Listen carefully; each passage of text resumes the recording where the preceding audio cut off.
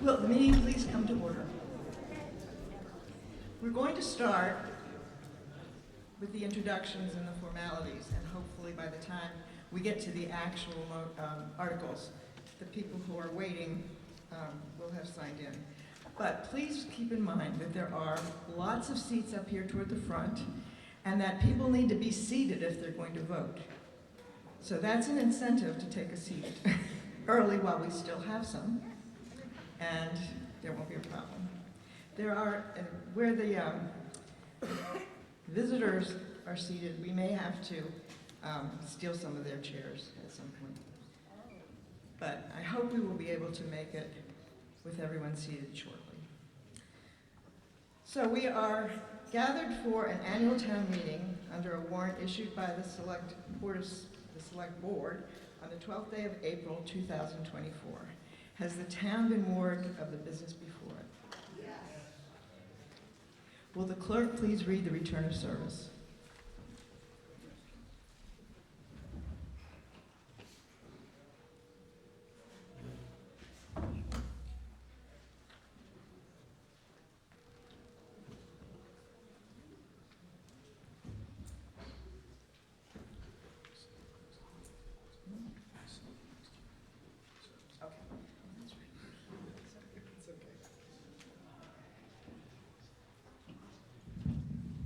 Pursuant to the above warrant, meeting directed, I have notified and warned all inhabitants of the town of West Newbury who are qualified to vote to meet at said place and time. Signed, Constable Brian Richard, dated 4/13/24. There are a number of town employees, some of whom are with us tonight, who are not residents of West Newbury, who often have information that's useful for us in our deliberations. They include, but are not limited to, Rebecca Ambra, the executive assistant to the town manager, Sue Brown, the town planner, James Blatchford, the town clerk, Max Close, the assistant town clerk, Maureen Curtin, the assistant assessor, Michael Dwyer, the police and fire chief, Corin Flaherty, the director of the GAR library, Michelle Green, the conservation agent, Angus Jennings, the town manager, Sam Jocelyn, the building commissioner, Christian Kuhn, the assessor, Mark Marlowe, water superintendent, Christine Marshall, council on aging, Paul Savigny, the health agent, Christine Wallace, program and projects manager, Tracy Watson, executive director of the housing authority, and Tim Zessen, the town council. Is there any objection to having these individuals address us if warranted? So I'll make the introductions. My name is Casey Swallow. I'm the moderator, and I am the arbiter of the rules of debate. On my left is Town Clerk James Blanchford and Town Council Tim Zessen. The Select Board is on my right, Wendy Reed, the chair, Richard Parker, the vice chair, and Christopher Weil, the clerk.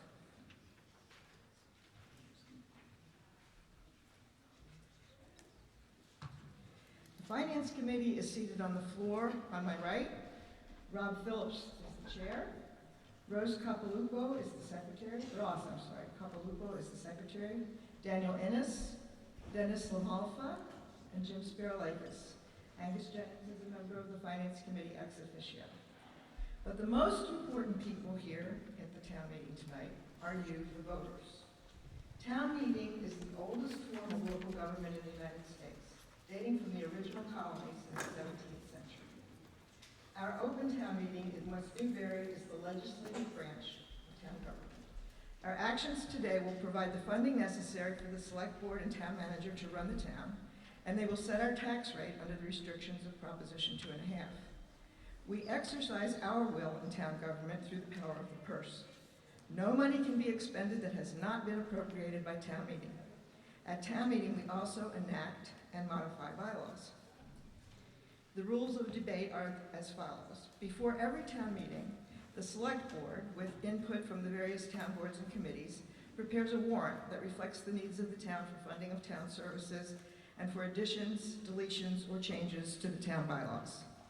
The articles on the warrant constitute the agenda for the town meeting.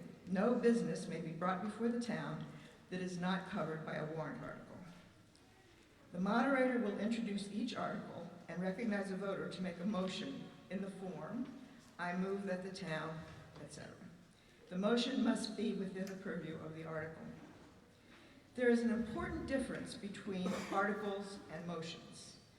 Once the warrant for the meeting is posted, articles cannot be removed, revised, or amended. At the meeting, there is no discussion or vote taken on the articles themselves. A positive main motion, on the other hand, may be debated, amended, and voted on by voice, hand, or counted vote. A motion to take no action is a negative motion. If voters agree to take no action, there will be no discussion or vote taken on the action proposed in the warrant article. A motion to take no action is used when the proposed action is no longer relevant or circumstances have changed and the sponsors of the article want to make changes before bringing it before town meeting. Once the main motion is on the floor, the moderator asks for the recommendation of the Finance Committee. This recommendation is extremely valuable and represents an independent assessment of the budget proposed by the Select Board. Form of debate. Speakers must be recognized by the moderator. This has become a little bit difficult because of the format that we have for speakers to address the voters. We have 2 microphones in the front, and we ask that you approach the microphone because otherwise people will not hear you. You should address your comments to the moderator. The sound system is adequate for conveying what you say to the rest of the meeting. So just stand up, go to a microphone, face me, and say what you have to say. Excuse me. Now, the moderator has to recognize the speakers. It's very important that that happens because then I can't unrecognize you if something is going wrong. So, when you come up to the line, the line just exists, and as soon as it's your turn at the microphone, you can consider yourself recognized. You don't have to wait for me to say, "I recognize you." You have 2 minutes to speak, and then you should yield the floor to the next person in line. Now, if there's not another person in line, then maybe we're finished with that article. We'll see.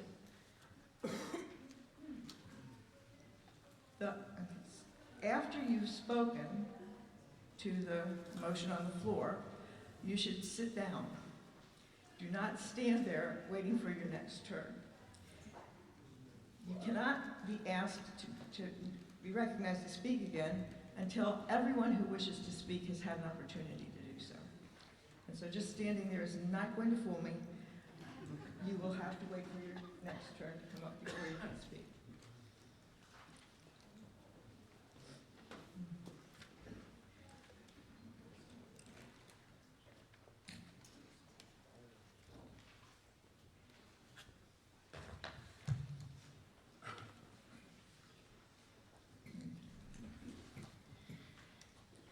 During the debate, we will maintain a spirit of free and open discussion.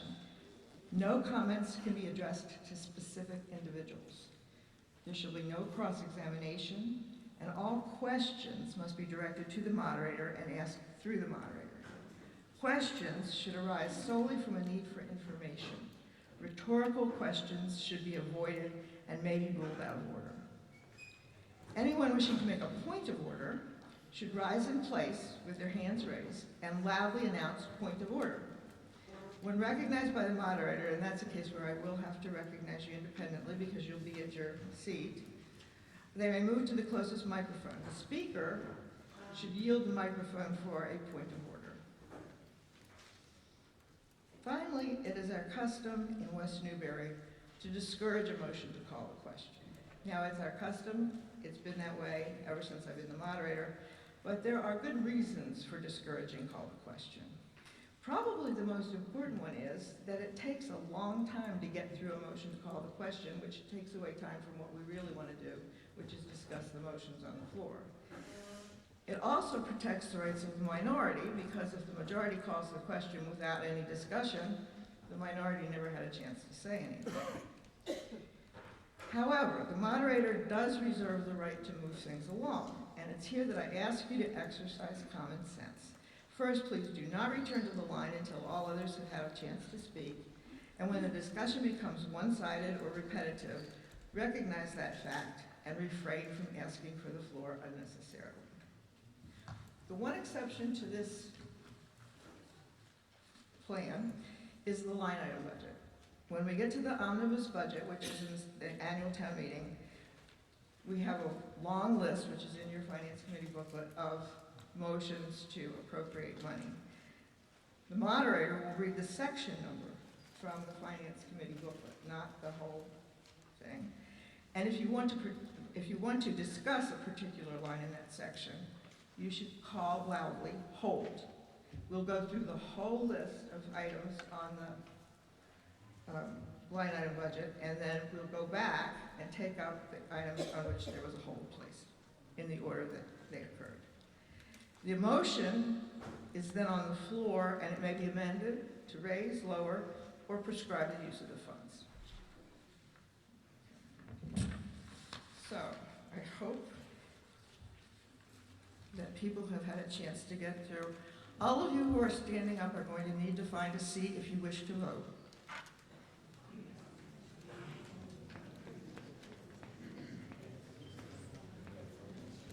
Yeah, we have two empty front rows. You're not shocked, right? Two completely empty front rows.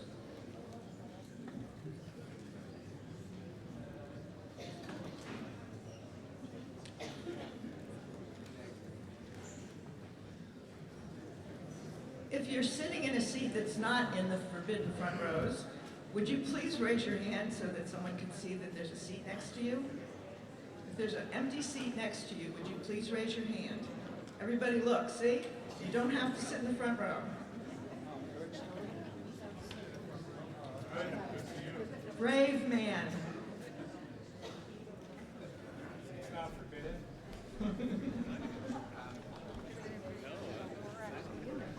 Yes, right. Still plenty of seats. I'm not thinking about, I only count voters that are seated.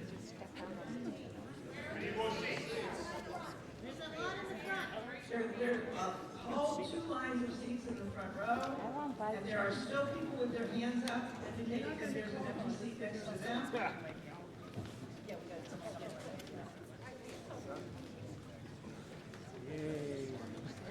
We're not alone. Also, I just saw a sign which reminded me of something important.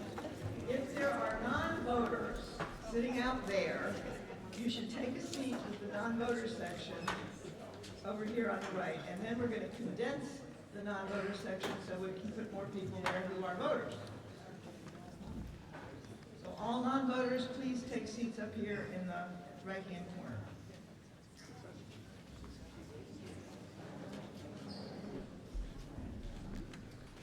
Okay, we still need to have seated about 10 people, and I think there are 10 seats. There are 3 seats right there in front of you. We will condense this section over here.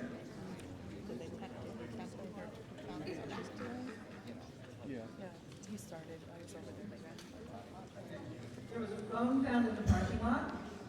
Chief Dwyer has the phone. Chief Dwyer, where are you? Back left. Chief Dwyer has the phone. If you are missing your phone, it may be me.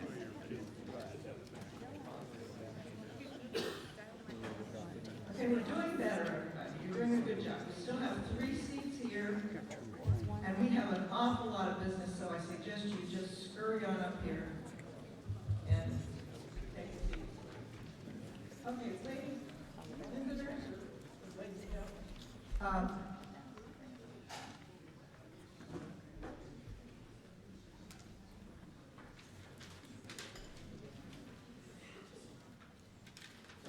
those of you who are truly non-voters, please leave the paper on your chair so we know, but you can take the papers off the other chairs and we can put some voters there. Okay, 3 seats right here in front of me. 4?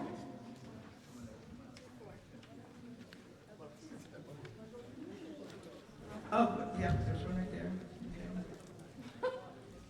Okay, now, the first time I call for a vote, those of you who are still standing, you understand you won't be counted.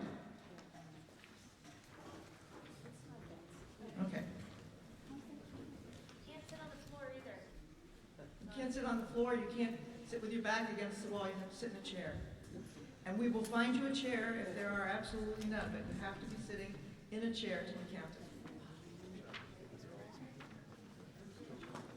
Plenty of chairs right here in the middle.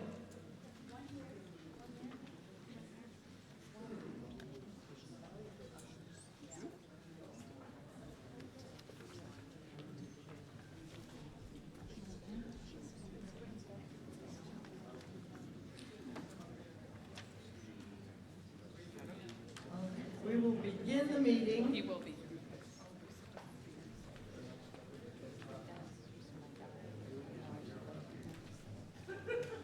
Well, when it starts. No, he's right there. You can watch it. We will begin the meeting with Article 1. There will be no motion under Article 1 because it is the election which takes place next Monday. Please vote, and that dispenses with Article 1. Article 2, there is no motion. It involves the reports by various town committees and officers, and we do have a number of reports to take up at this time. The first is by the Planning Board, Mr. Murphy.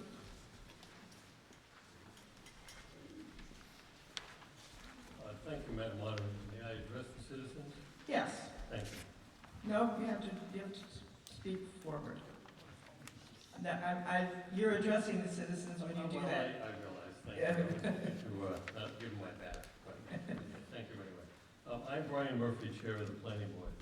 In addition to the usual functions of the Planning Board last year, we undertook the development of a zoning bylaw to comply with the MBTA Communities Act, which was signed into law by the Baker administration in January 2021. The act requires that 177 cities and towns served directly or peripherally by MBTA service allowed by right, meaning without special permits, a certain number of multi-family housing units. The town is not required to build the housing, but must allow a developer to do so.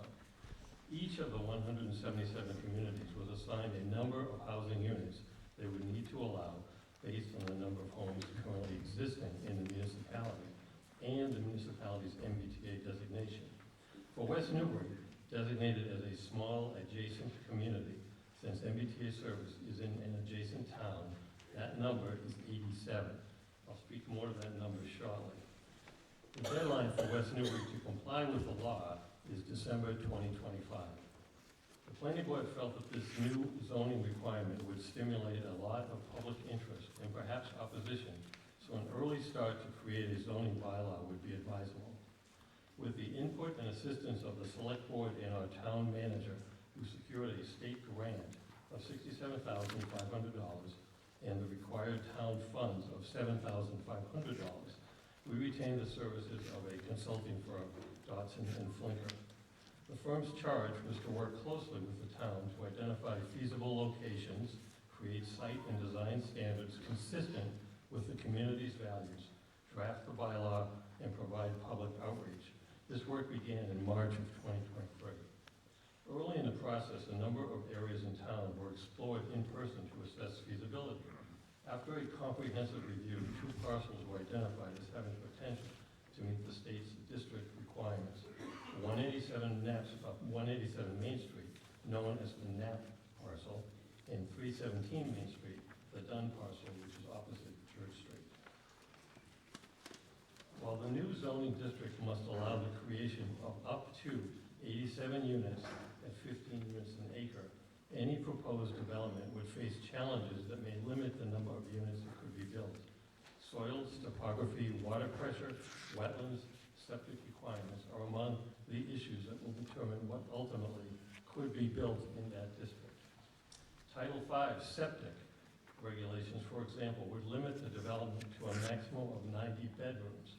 That's about 30 to 40 units of housing, unless the developer installed a wastewater treatment system. These systems are expensive, require considerable land area, and have ongoing operational and maintenance costs.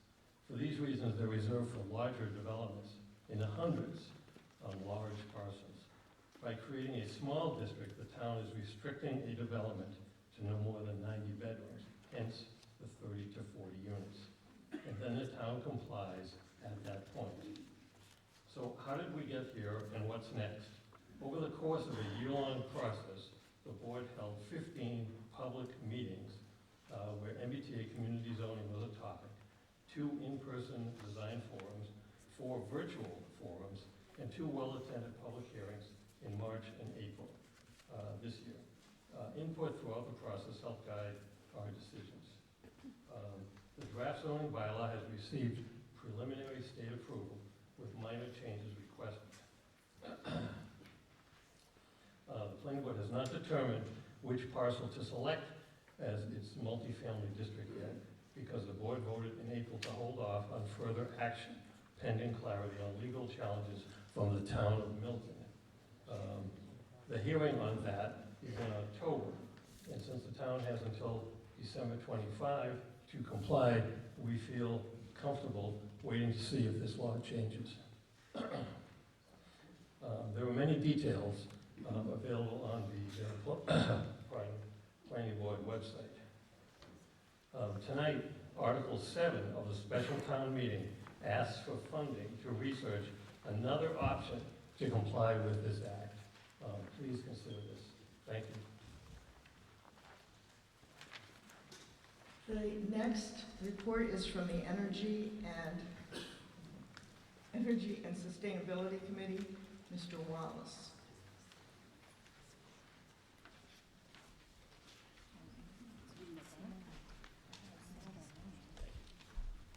The Energy and Sustainability Committee works on energy efficiency and renewable energy projects in town.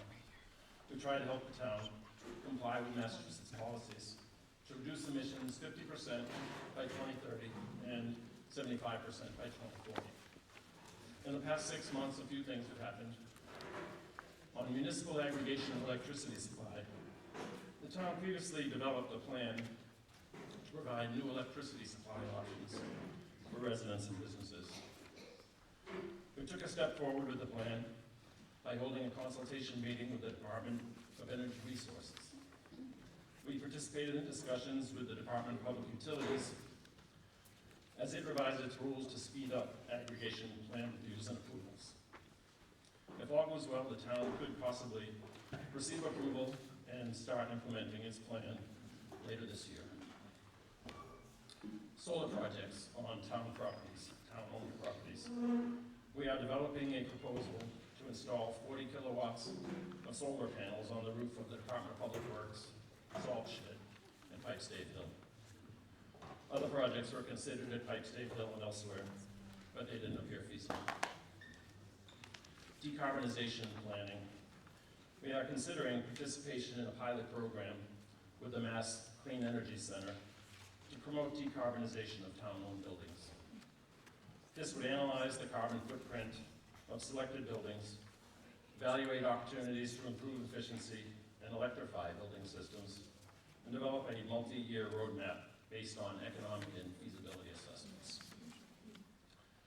Stretch building code. We plan to take a look at the Massachusetts Specialized Energy Code that encourages more electrification and solar in new construction than the code we use now. The Specialized Code has been adopted by 34 communities in Massachusetts so far.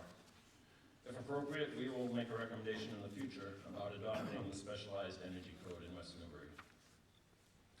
Some of the largest sources of carbon emissions are space heating and water heating in our buildings. So the committee is focused on helping the town save money while improving efficiency and encouraging more electrification in space and water heating systems. That's it, thank you. The next report is from the Select Board. Would you? Oh, I will share. Let's move it. Around this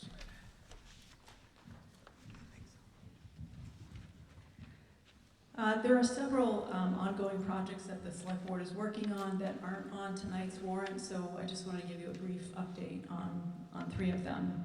The first is the Middle Street Bridge. That's been in progress for a while. I'm pleased to report that the project is fully permitted and shovel-ready now. So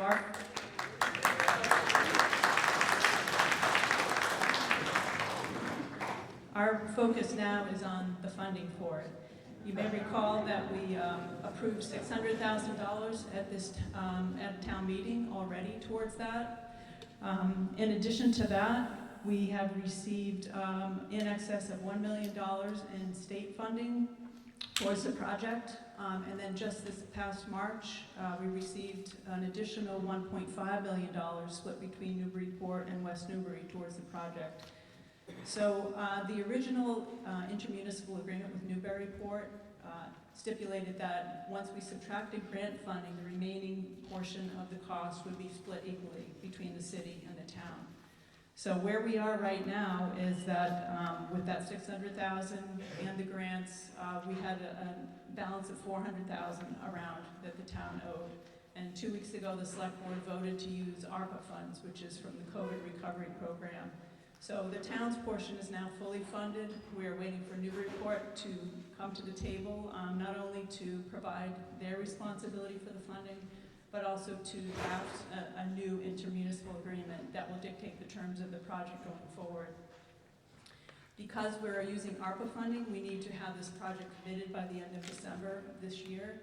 So our plan is to put the project out for bid this summer so that we can get a better idea of the cost. Right now, we're carrying 25% of the total project cost as a contingency, which is $900,000.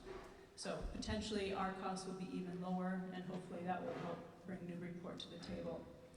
I do want to say that all of this grant funding and all of the work on this has primarily been at the lead of Angus Jennings, our town manager, and staff.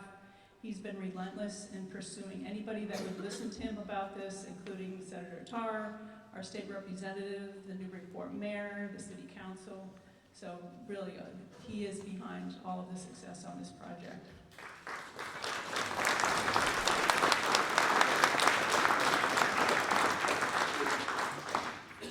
The second update I had is also regarding Newburyport. There's currently an Artichoke Reservoir pipeline project in the making. Newburyport has a watershed protection plan to deal with climate change and water quality, and this is one of the elements of it. It's kind of been on the back burner because they weren't able to get state funding, but just last month they were given a federal grant of $850,000 towards it, so it's back on the table. What this will entail is installing a pipeline for raw water that will run between the Indian Hill Reservoir and the Upper Artichoke and the Lower Artichoke. It's their water by right. You know, we don't agree with it, but that's the way it is. But there are streets that are going to be impacted. So we really feel like, you know, West Newbury needs to be at the table in the design phase, not just commenting on it after the fact. It's going to affect abutters, it will affect our town roadways, and it will also affect the recreational value in that area. So in order to deal with that, the select board has retained a special counsel on water rights, and they're working with us and the Board of Water Commissioners to make sure that we can come up with an agreement that will protect West Newbury in this project.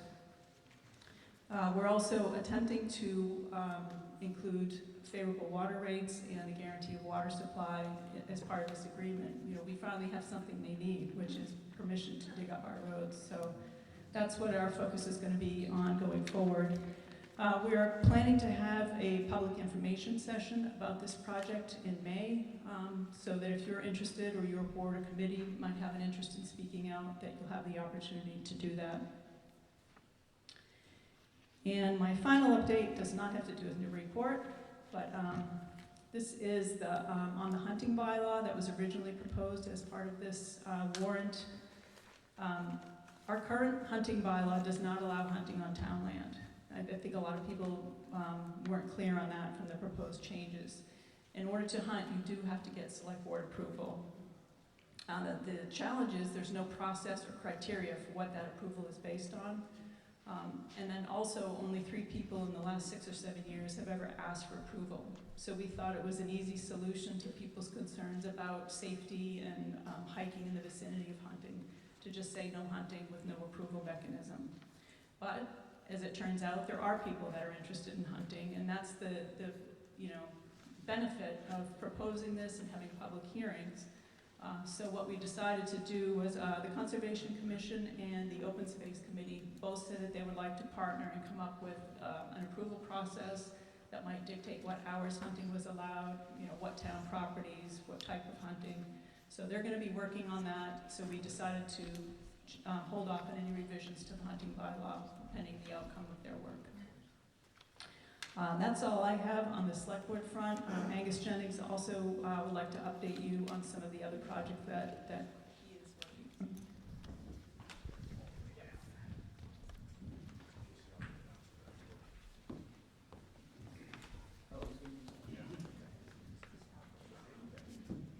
Thank you, Madam Moderator. I will keep this very brief, well aware of the time and the amount of business in front of us. I just wanted to say a couple of words. The Page School Conditions Assessment, voters remember funding that. There's been a lot of work going on. We had a terrific working group, resident working group with representation from the Select Board, Pentucket, both administration and facilities, the Capital Improvements Committee, and our Public Works. We went out, we put a lot of work into scoping that, procurement, got a terrific architectural team under contract. They've been really doing good work. Earlier this year, they did provide us a draft conditions assessment for this building that we're in right now, with conditions, code compliance and non-compliance, and recommendations for either a Band-Aid approach, or if we're intending to stay in this building for the long term, 1 to 5 year projects and 6 to 10 year projects. That includes their cost estimates as well as an implementation schedule. So basically everything we put in the scope. There is a draft currently under review.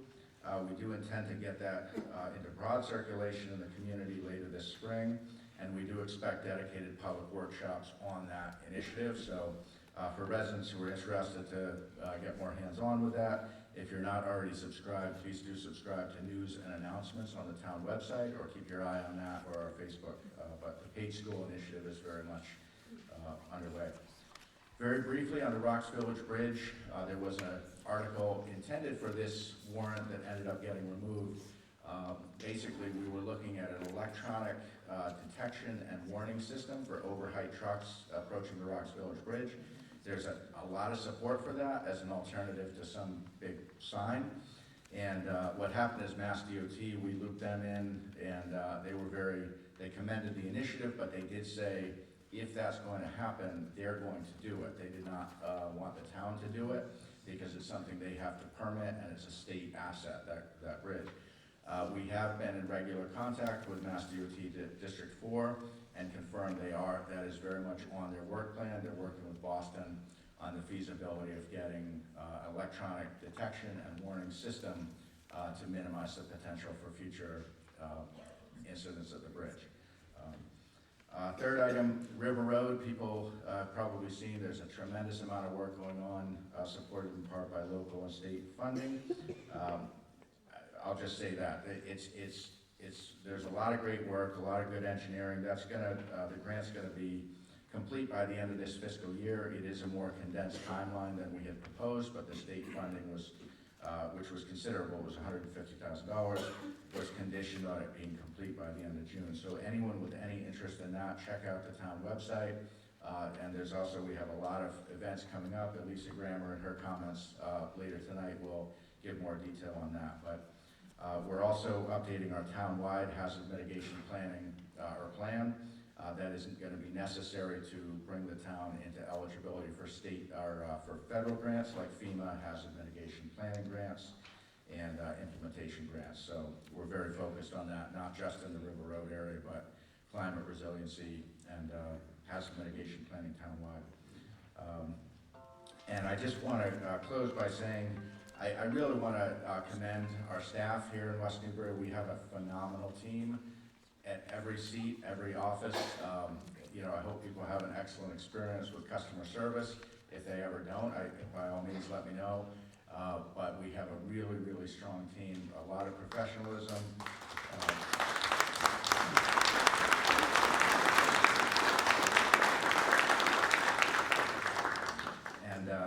We have a real focus on the public service that we're all here to do.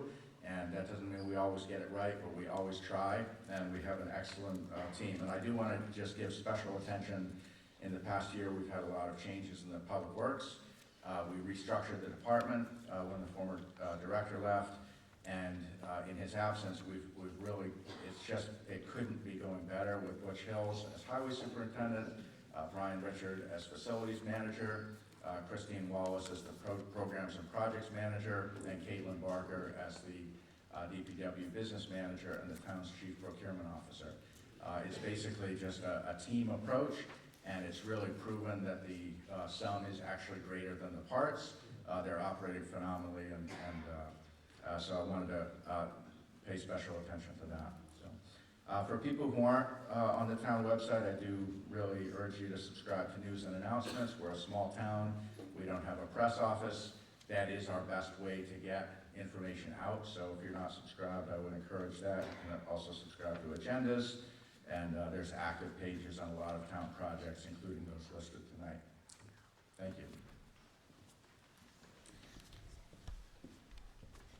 That concludes the number of reports that I have in front of me. Is there anyone else who's a town officer or committee chair or whatever who wants to make a report at this time? Thank you. Molly Hawkins with the Conservation Commission. Oh, I have you in front of your, For the, okay. is that what you wanted to do? Yeah. Okay. Thank you. I should explain. We keep this article open for the duration of the meeting because some people wish to give their report directly before an article that they sponsored. And so we allow that. And so that particular report will come just before the Conservation Commission article. So that concludes the Article 2. Now at this point, what we do is call a recess in the annual town meeting. We take up the special town meeting. We go through the whole special town meeting, soup to nuts, and then when we're finished with that, we pick up the annual town meeting. So take a minute to find your special town meeting information. All the articles are in your town meeting, the Finance Committee handbook.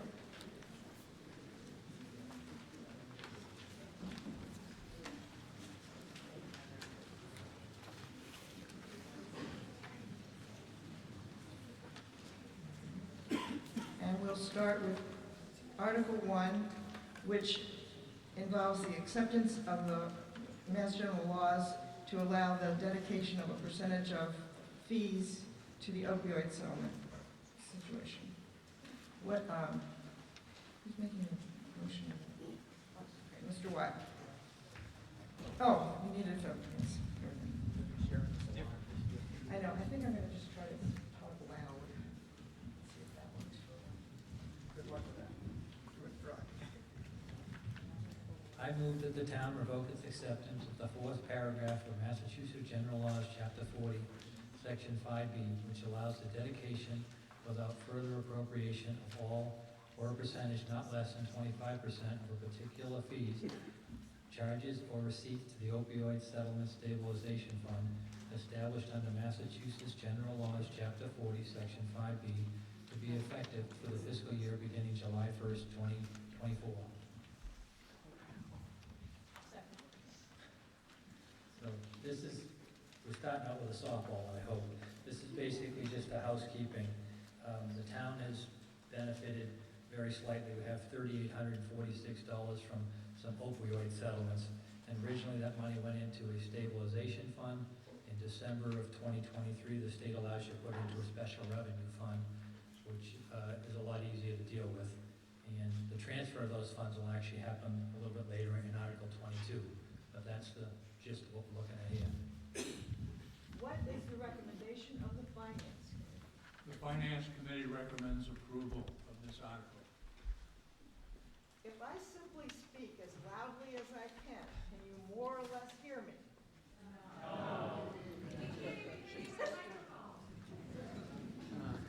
Please note that I will probably mention to the board and the Finance Committee before our next town meeting that some new microphones might be in order. But for this evening, we are definitely limited, so we have this kind of awkward situation, but we'll do the best we can. Okay, so now, is there any further discussion on Article 1, on the motion? If not, all those in favor, please raise your cards. All those opposed, please raise your red cards. It's unanimous. Article 2 involves the well pump. Board of Water Commissioners. Mr. James.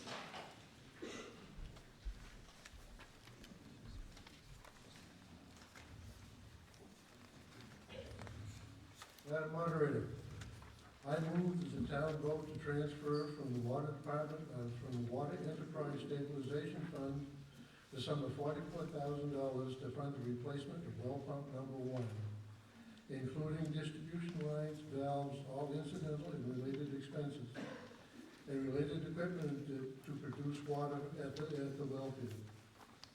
With any remaining funds to be closed out to the Water Enterprise Stabilization Fund at the close of fiscal year 2025. Second. For all those that don't know, we had, this past spring, we have 2 pumps down at the well field. One of them died.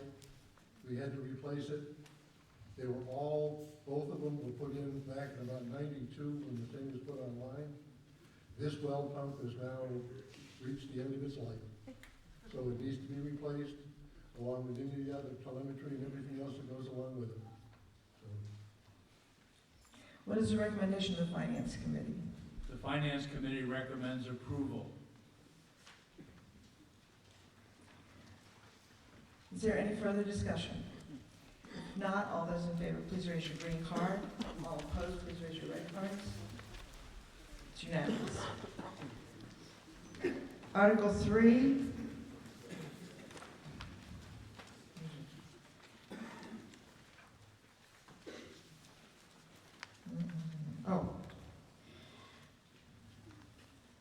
Involves water siting. Oh, yes, you can.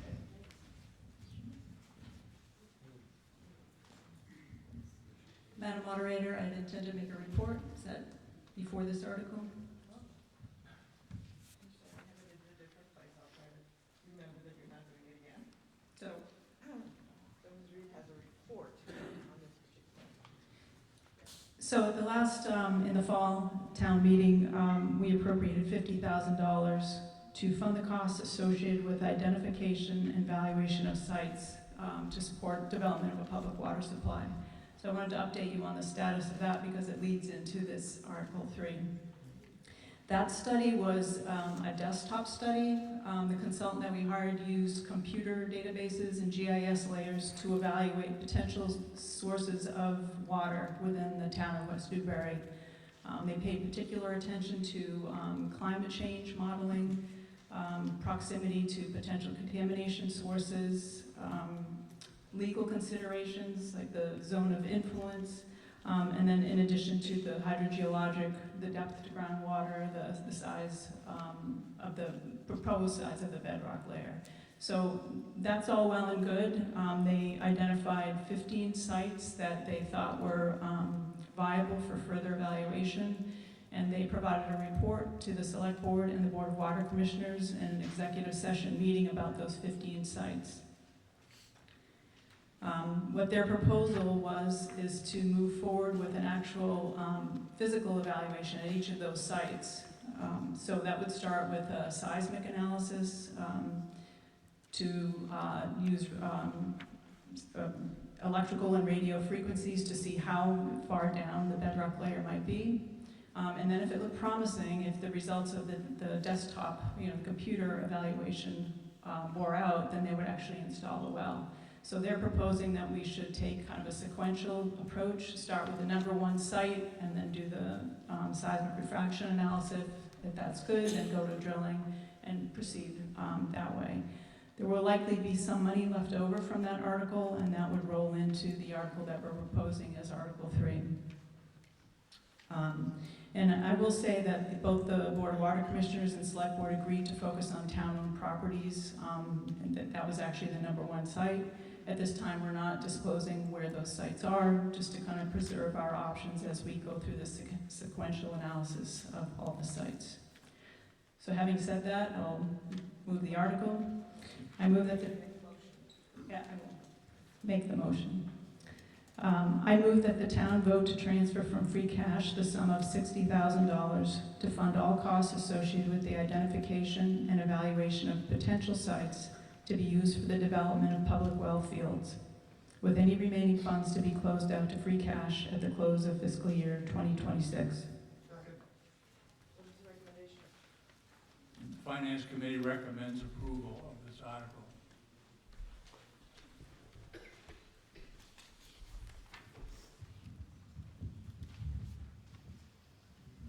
Is there any discussion?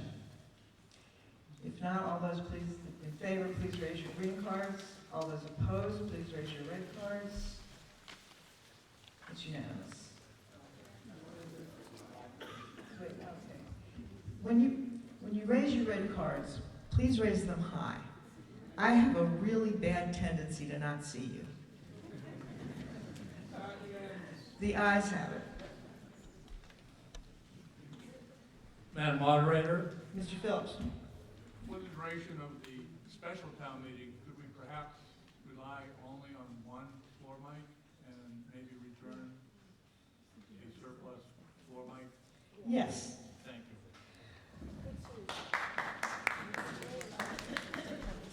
Do you need help? Thank you.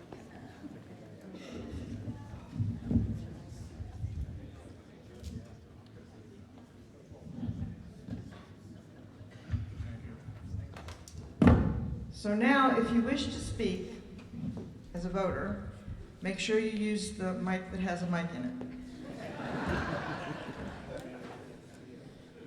We have a few little things to get worked out here, but it'll be fine.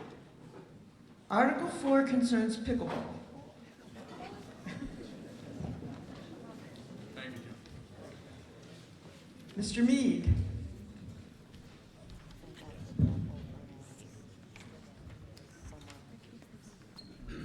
I move that the town vote to transfer from Community Preservation Act undesignated reserve funds the sum of $30,000 to fund a pickleball court site feasibility and design study, with any remaining funds to be closed out to the Community Preservation Act undesignated reserve funds at the close of fiscal year 2025.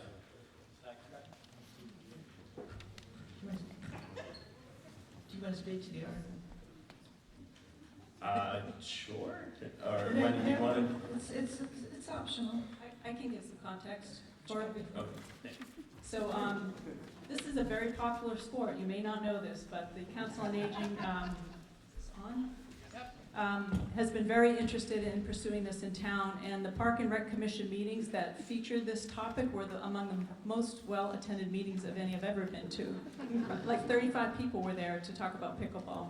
So what this study will do is just look at town-owned properties and identify the best one to put a 4 to 6 court pickleball site.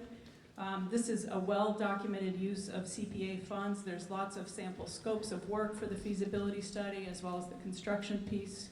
So this article will fund us working with a consultant to look at our available town sites, pick 3 with input from town staff, and then identify the most feasible site.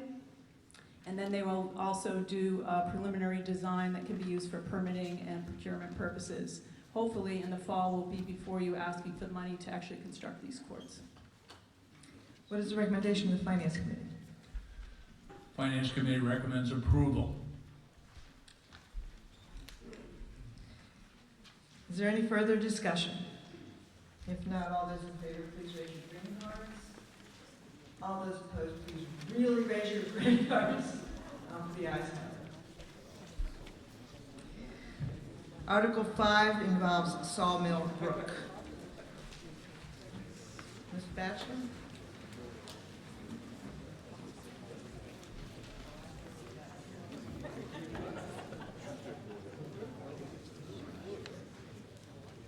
I move that the town vote to transfer from the Community Preservation Act undesignated reserve funds the sum of $10,000 for administrative and legal costs, including unpaid real property taxes associated with the town's acquisition and protection by conservation restriction of certain parcels of land containing a total of 32 acres, more or less, which parcels are located on Poorhouse Lane, also known as Sawmill Brook Conservation Area, with any remaining funds to be closed out to the Community Preservation Act undesignated reserves fund at the close of fiscal year 2025.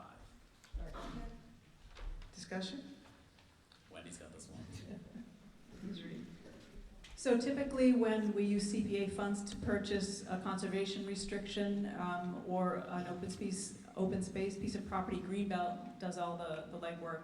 On this one, because the town is the buyer of the property, there were a number of things we hadn't anticipated, such as the costs outlined in this article. Going forward, we'll make sure that any CPA project application includes these costs so that we don't have to come back after the fact and ask for them. That's what these are for.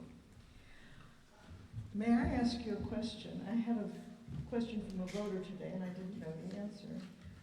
Are Greenbelt properties considered town land? No, okay. No, let me just clarify, the town may hold a conservation restriction on them, but most of the properties Greenbelt owns them. This property the town will own and Greenbelt will have a conservation restriction on it. Thank you. Is there further discussion? Oh, what is the recommendation of the Finance Committee? Sorry. We, the Finance Committee, recommend approval. Is there any further discussion? If not, all those, oh, you do have discussion. Good enough. We're not voting yet, there's further discussion.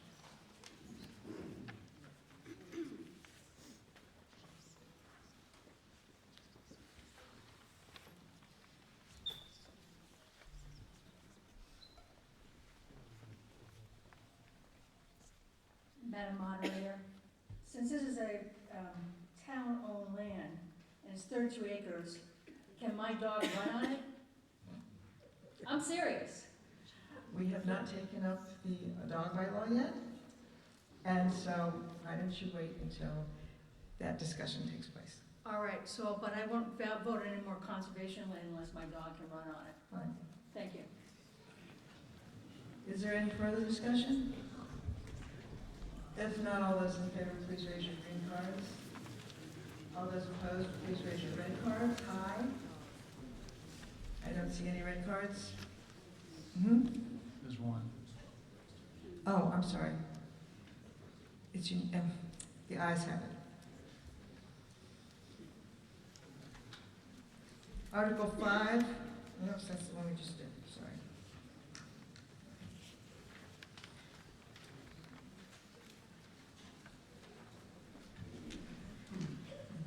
Article 6 involves the Quaker Cemetery. Mr. James.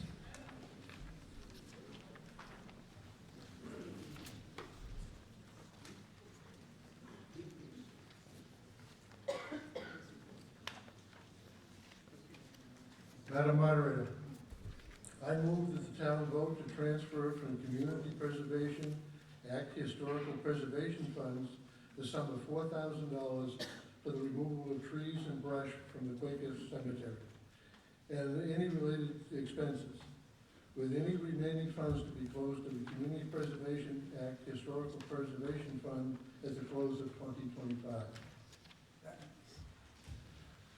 I don't know how many people know it, but the town is required by law to maintain unmaintained cemeteries. This is one of them. We have, last year, we cleaned up the Almshouse Cemetery and Quaker. There are still, I think there's one big tree down at Quaker Cemetery that is dying, and we just want to remove that tree so there's no more damage done to that cemetery, that's all. What's the recommendation of the Finance Committee? We recommend approval. Is there further discussion? Come up to the mic if you want to discuss.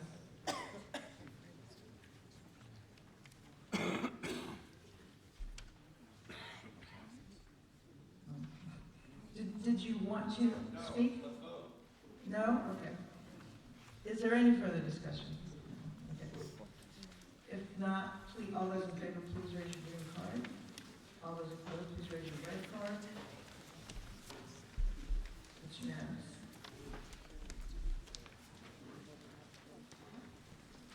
Article 7 involves the MBTA Community Smart Growth Zoning Consulting. Ms. Reed. Madam Moderator, I move that the town vote to transfer from free cash the sum of $75,000 to fund costs for consulting and legal services related to the planning and drafting of zoning amendments, as may be necessary to remain in compliance with Massachusetts General Laws, Chapter 40A, Section 3A, the MBTA Communities Act so-called, which may include drafting and proposing one or more zoning overlay districts pursuant to Massachusetts General Laws, Chapter 40R, Smart Growth Zoning so-called, with any remaining funds to be closed out to the general account fund balance at the close of fiscal year 2026. So this article is related to the citizens petition, but is separate. This is not specifically about the Mullen property. This is in response to concerns that we heard raised during the public listening sessions that Brian Murphy mentioned from the planning board.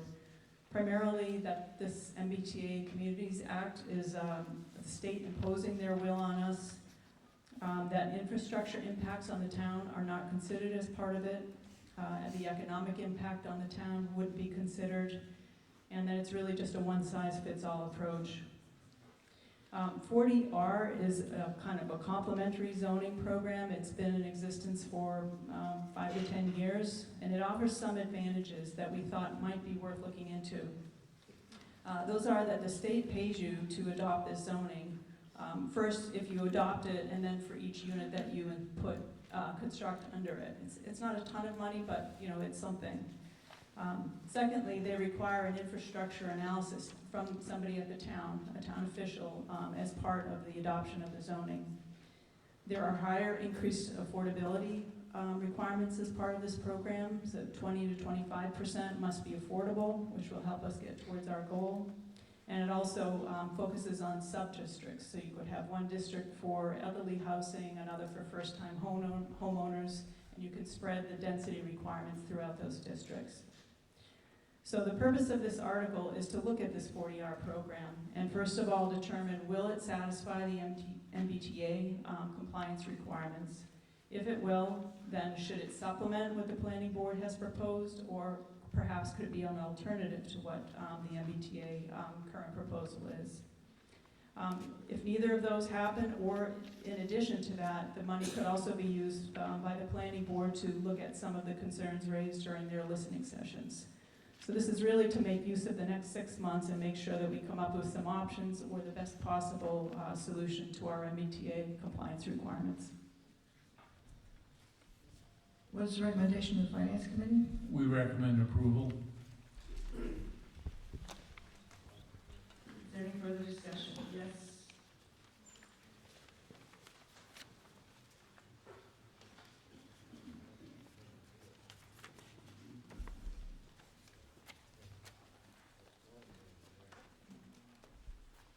Could I ask how the amount of $75,000 was selected?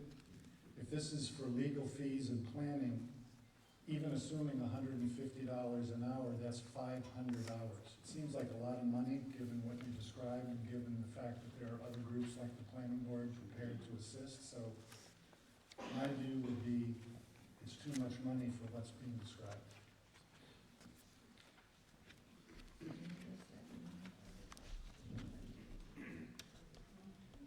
In response to your question,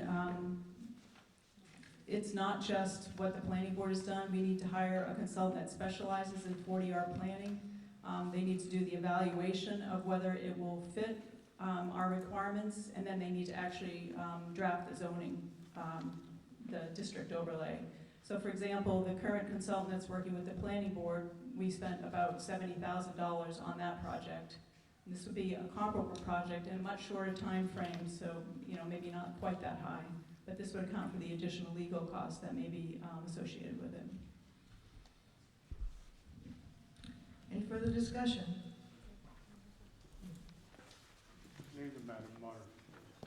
I'd like to know why we're spending this money right now if the other cities and towns in this state are challenging this law. Why do we need to put money up right now while the other cities are fighting? Why can't we just ride it out and then do something, if we have to do it? Thank you.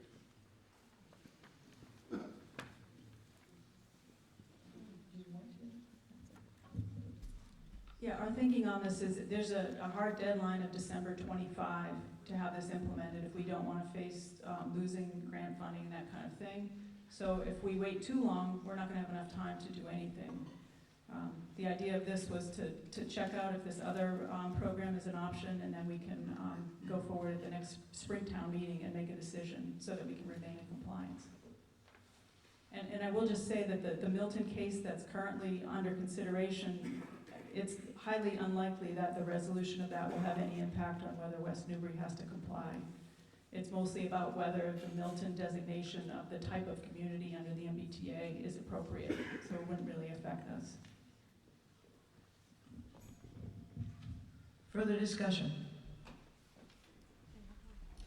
Please.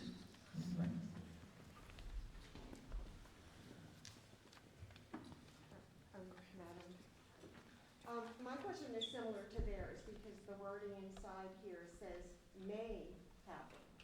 So we're planning something that we're not even sure is gonna be occurring. So to the other gentleman's point of view is why put aside $75,000 now when we don't know that we're even gonna need to comply with this? Yeah, the current law requires us to comply by December of 2025. So that's why we're doing this now. There's no question that we'll have to comply.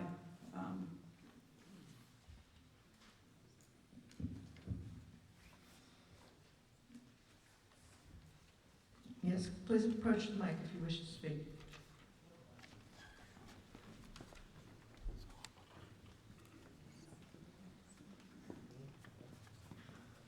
I went to the planning board meetings, and there is absolutely nothing. Questions were asked, what's it gonna cost all for these housing? You got the school that's undersized to begin with, you're gonna be more people into town, they're gonna have kids, you're gonna need a fire department, police department, brings in crime, there's public housing.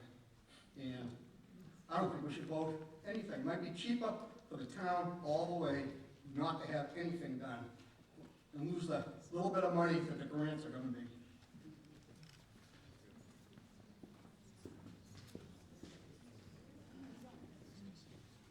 Hi. Just one point of clarification. They're talking about grants we might lose out on. What's the dollar amount that we've accepted so far, and what could we lose? Because the last two meetings I was at, no one could answer that question. So the finance committee's here. How much grant money are we looking to lose? No one can answer that. Yes, the town manager. Town manager can answer. Okay.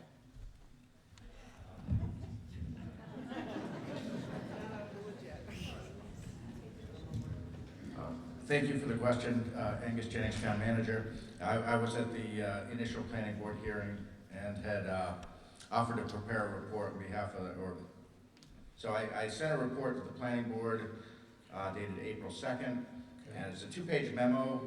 It reads pretty well, so it's not, but I'm not gonna read it all. But it laid out the types and amounts of state funding that the town has received in the last 4 years, as well as year to date.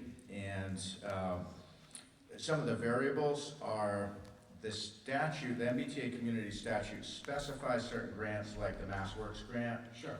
And the MassWorks grant, we got $1 million grant a few years ago for the Middle Street Bridge. We expended about $300,000 of that before it expired at the end of last year, but then we got another $1 million grant. So that one alone, we've gotten $1.3 million in the last couple of years. So not trivial. But some of the variables, the statute refers to certain community grants specifically. MassWorks, it also refers to the land grant, which we got almost $400,000 for the Summit Brook. Okay. But it also, both in written and verbal comments, both the governor and the attorney general have referred to more broadly things like highway funding and school funding. So because they've worded it that way, and there's language in the MBTA Communities Act that says other funding, could they be getting toward like Chapter 70 or Chapter 90? I doubt it, but can I sit here and tell you that won't happen? No. And if you listen to some of their interviews, the governor and the AG are definitely raising the prospect of getting into some of that baseline, like Chapter 90 funding that we count on. So I'll get to my point then. So the state grant revenue is, let's see, in each of the, I'll just say from FY '23 back, if you add all, it's like 1.1 million in '23, 1.35 in FY '22, about 820,000 in FY '21, and about 720,000 in FY '20. So, it's up to the voters what to do. Sure. But it is not a trivial amount of money, so. So would a portion of the 75K go towards trying to understand, like you mentioned, education, right, and it's vague? Would that money be put towards legal services to determine what kind of educational funding we may lose? Is it gonna, my question is it gonna line item things down to that level of detail? Because it's easy to say we're gonna lose all this funding, and there's big numbers, but what really are we losing? That's all, I just haven't heard clear details on it yet, that's all. So if part of that 75K is gonna go to that, okay, but if it's just gonna be broad, that the state's just gonna come down on us, well, what does that really mean? That's, I think, what a lot of the voters are concerned, at least my neighbors, because I bought this land over one of the properties. So, communication hasn't been great, not getting a lot of details. I'm not that afraid of the state, to be perfectly honest, because we can fight this with legal, but I just want more information. So as long as that, I just wanted to bring that up. So, thank you. I'll just offer my observation. There was definitely a number of comments at the public hearing suggesting that an economic impact analysis would be very important for some number of voters. Yeah. And you're probably aware there's consultants that specialize in that, units, estimated number of children, estimated traffic. So the way this is written would be broad enough to support that type of economic impact analysis. Whether that's specifically part of this, the motion is written broadly, it doesn't guarantee that. It's really gonna be up to the select board, working with my office on how to scope to best use this funds. Okay. So it's been a while since in the old days, it was like to do one of those might be 12 to 15,000. It's probably more now. But that would be an eligible use of these funds if that was what the select board felt it was the best thing to do. We've already had the experts consultants once. Now we're gonna have a follow-up for 75K. What new information are they really gonna find out? Quick, I work with consultants. Yeah, so this is entirely different. Sorry, I haven't had a chance to discuss this. That's fine, but we're getting on toward cross-examination and one-on-one discussion. Okay. So let me recognize the next person, Sure. and then if there's more discussion is needed, we'll just continue. One more question, I'll No. just request. More communication around this.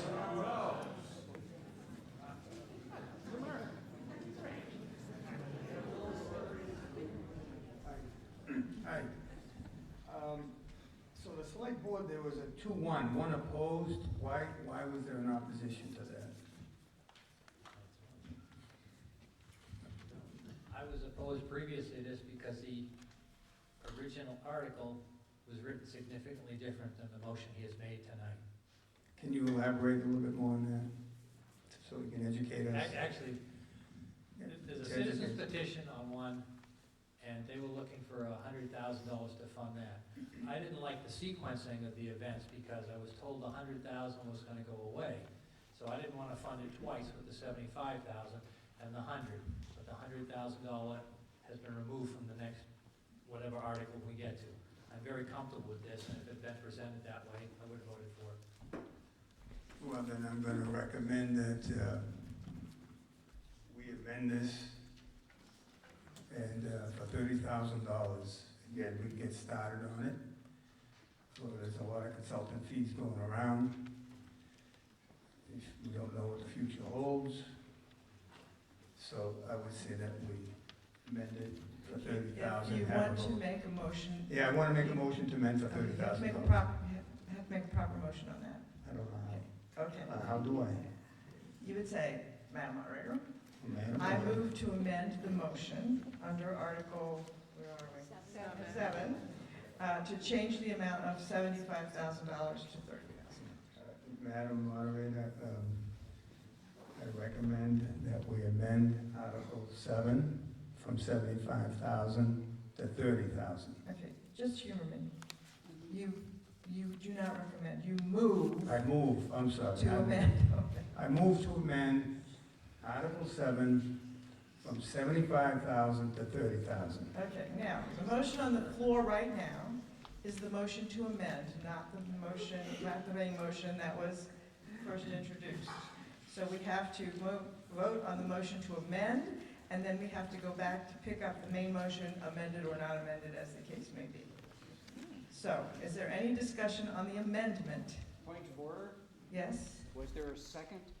No. Somebody second? Did somebody second this? Yes, someone seconded. Discussion? Yes, discussion. The discussion is on the motion to amend. Okay. Understand. I don't think this is a necessary motion because I call your attention to Article 7. The funding may include drafting and proposing. Please speak into the microphone and toward the front of the room. Yes. May include the drafting and proposing of one or more zoning overlay district pursuant to Mass General Law, Chapter 40R. Thank you. Okay? Chapter 40R is different than the MBTA Communities Act. One thing that we can spend $75,000 doing is researching and designing an alternative to the MBTA Community Act. And this motion allows us to do it.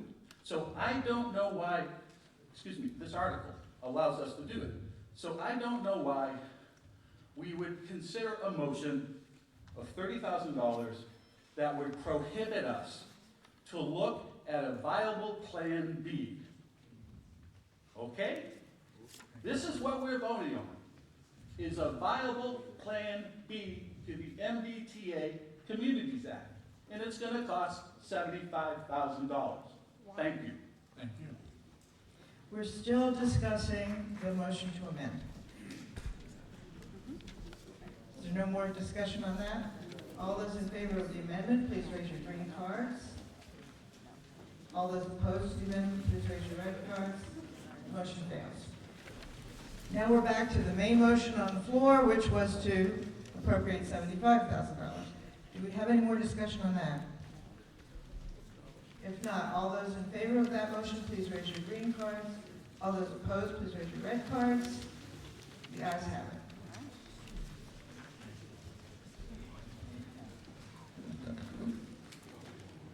Article 8 concerns unbudgeted personnel costs. Mr. Weil. I move that the town vote to transfer from free cash the sum of $82,000.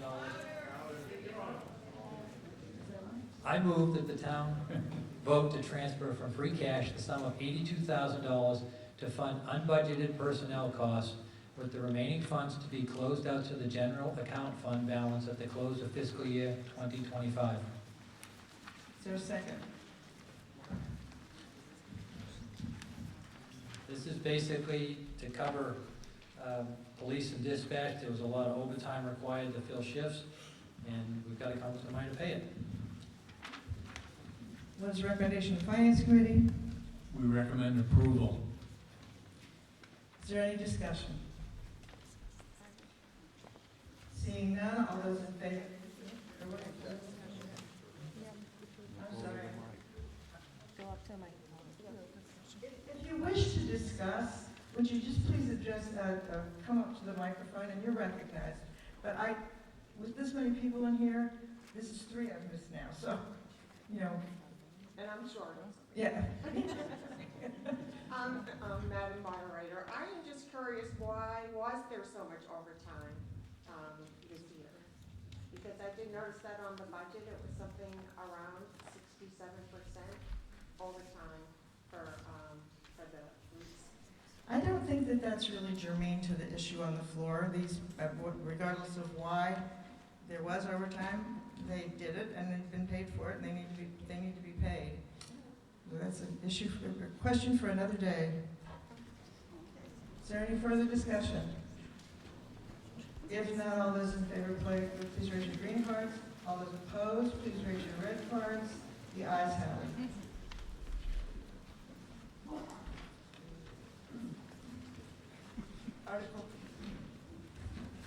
Article 9 concerns the landfill.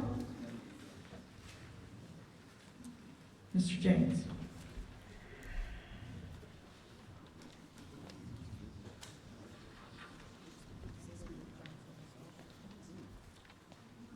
Madam Moderator, I move that the town vote to transfer from free cash the sum of $5,605 to fund the environmental testing at the former steel landfill and adjacent sites, with any remaining funds to be closed out to the general account fund balance at the close of fiscal year 2025. I don't know how many people know this, but probably a lot of you do. We've been monitoring the old dump. And one of the new requirements from DEP is that they do PFAS testing. Not only when they do the old dump site itself, but we have to do PFAS testing on all the residents.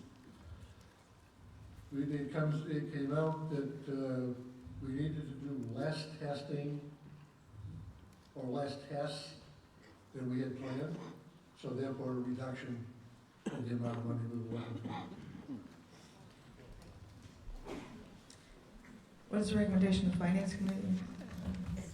Oh, second? Thank you. We recommend approval.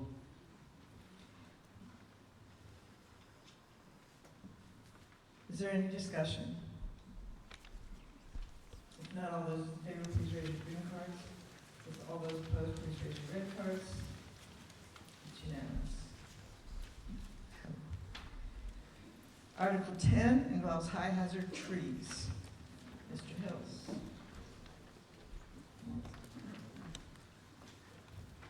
I'd like to make a motion to move the town vote to transfer from free cash a sum of $50,000 to fund the removal of trees within public roads, roadways, rights of way that are designated by tree warden as high hazard trees, including any incidental and related expenses, with any remaining funds to be closed out to the general account fund balance at the close of fiscal year 2025.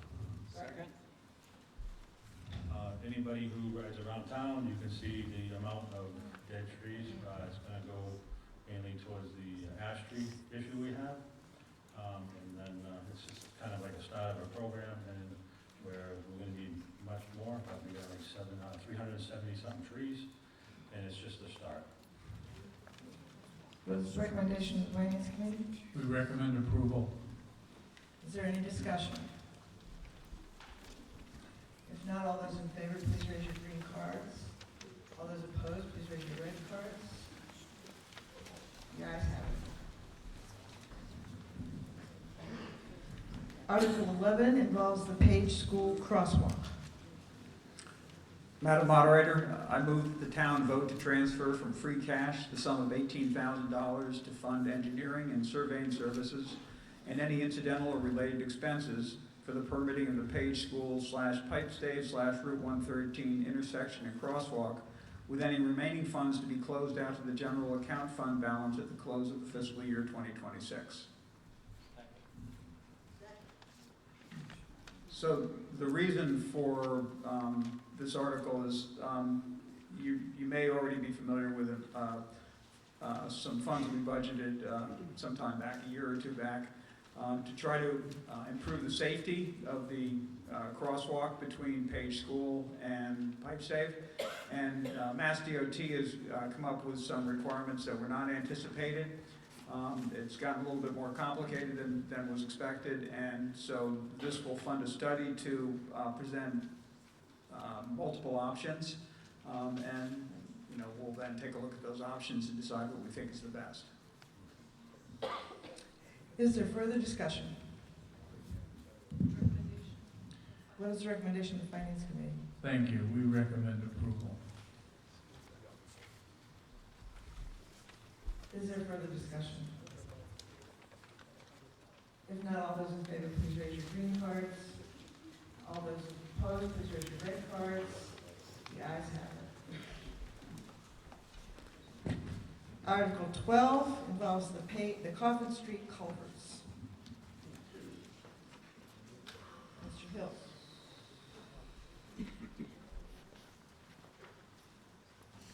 I move that the town vote to transfer from free cash a sum of $50,000 to fund the engineering, permitting, and incidental or related expenses for the replacement of the culverts on Coffin Street, with any remaining funds to be closed out to the general account fund balance at the close of fiscal year 2026.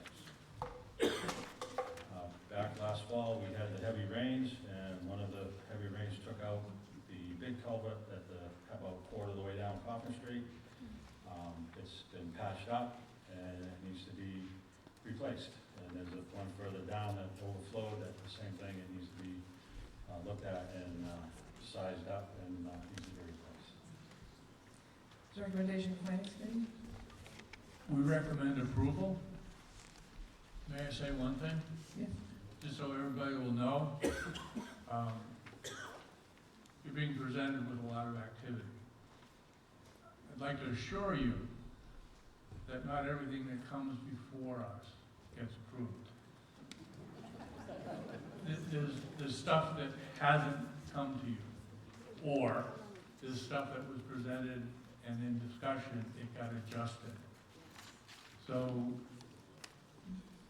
I'm saying we approve all the time, I just want you to know we actually do some thinking.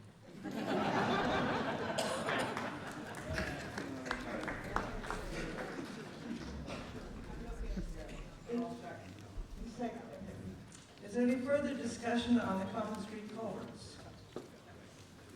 If not, all those in favor, please raise your green cards. All those opposed, please raise your red cards. The ayes have it.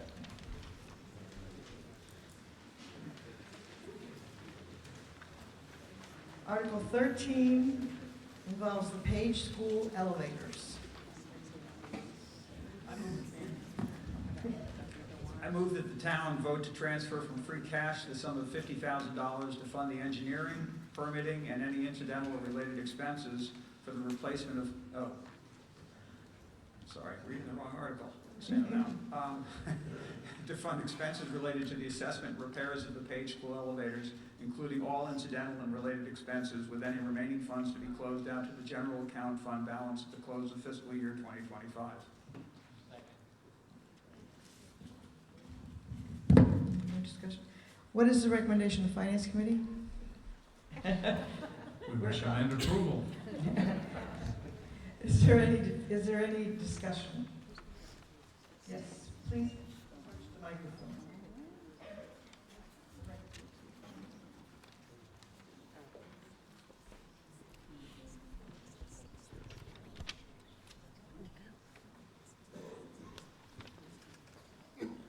Firstly, Madam Speaker, thank you so much for everyone's work here.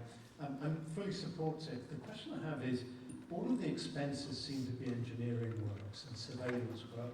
Have we considered actually employing someone to do all this work for us?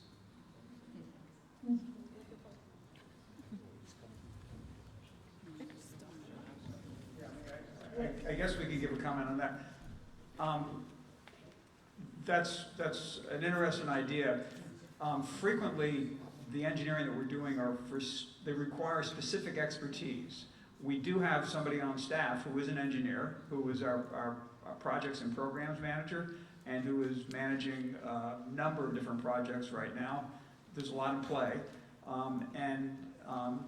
This is an example of something that requires specific expertise, and it would not make sense for us to have somebody on staff to cover each specific area of expertise. So that's where we reach out to engineering firms who are highly qualified in their specific field. Just the thought. Yeah, no, it's a great question.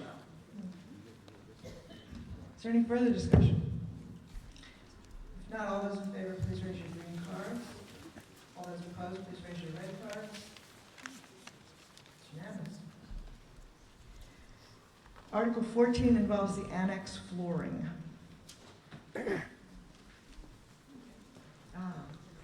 Madam Moderator, I move that the town vote to transfer from the stabilization fund the sum of $62,000 to fund the replacement and repair of the flooring in the town annex located at 379 Main Street including any asbestos remediation and other incidental or related expenses, with the remaining funds to be closed out to the stabilization fund balance at the close of the fiscal year 2026. So if anybody's been in the annex lately with the many events and the weekly events that we have there, you can see that the carpet is well worn and tattered and stained. So that needs to be replaced. But a building, a room at that age with the multi-layers of vinyl tile underneath is going to be considered to have asbestos. So we would have to have that all remediated. What is the recommendation of the Finance Committee? Yes, sir. We recommend approval. Is there any further discussion? Not all those in favor, please raise your green cards. All those opposed, please raise your red cards. The ayes have it.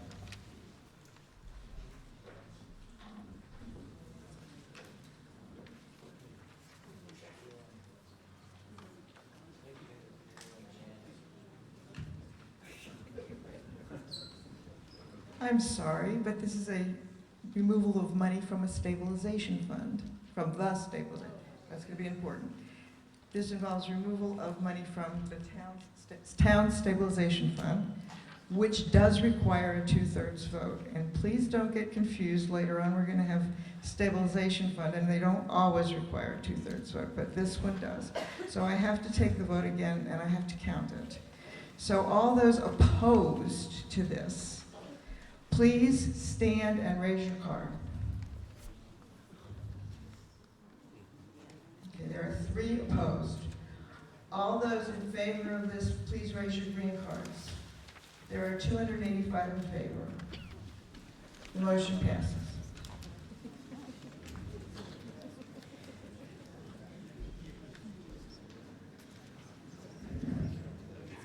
Article 15 involves the Page School flooring.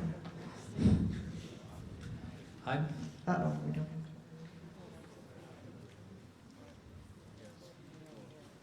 Good? Yes. Okay. I move that the town vote to transfer from the stabilization fund the sum of $50,000 to fund the replacement and repair of a portion of the Page School flooring, including any incidental and related expenses, with the remaining funds to be closed out to the stabilization fund balance at the close of fiscal year 2026. Is there a second? Mr. Richard? Oh, I was going to explain it. Oh. I get it. The concrete floors at Page School, many years old, and it was a different kind of concrete. They're degrading considerably over time, and the town has a program to replace sections of it every year. And this is going to be an ongoing project. We've done it for probably, 3 or 4 years? And they go in and they take out sections at a time and repair them in the summer. And this is just part of maintenance of an old building. What's the recommendation of the Finance Committee? We recommend approval. Is there any further discussion? If not, all those in favor, please raise your green cards. All those opposed, please raise your red cards. It's unanimous.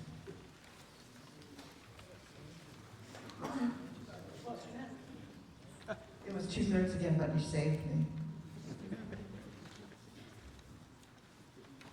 Article 16 involves, no, did we not? No, I got rattled there. Okay, we're set. Article 16 involves public safety complex repairs. Mr. Richard. Madam Moderator, I move that the town vote to transfer from free cash the sum of $23,835 to fund the repairs to the public safety complex, including any incidental and related expenses, with the remaining funds to be closed out to the general account fund balance at the close of fiscal year 2026. Second. Okay, this project is preparatory to doing the roof over. Mainly we'll be replacing all the trim boards and a lot of the rotted pieces of trim that goes around town, that goes around the building, that needs to be replaced before the roof goes on. We've done some sections in the past, we have some remaining sections to do, and at the completion of this, we'll be ready to roof.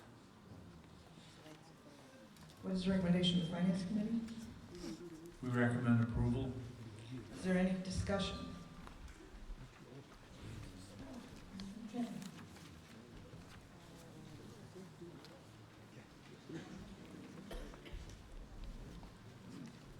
a note in the FinCom book that said the funding source was stabilization, but he said free cash. So which is it? Well, the motion says free cash, so unless he wants to amend it, it's free cash. Motion says stabilization. So nobody seems to think it needs to be amended, it's free cash? Okay, is there any further discussion? All those in favor, please raise your green cards. All those opposed, please raise your red cards. It's unanimous. Article 17 involves telecommunications systems.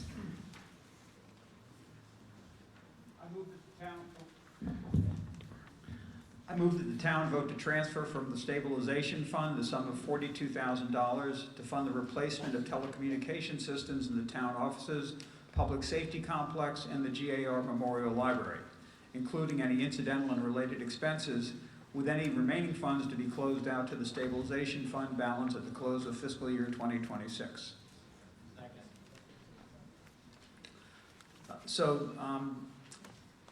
Well, I do have a rationale, I finally learned. if you want me to read it. Sure, you go ahead. Thank you.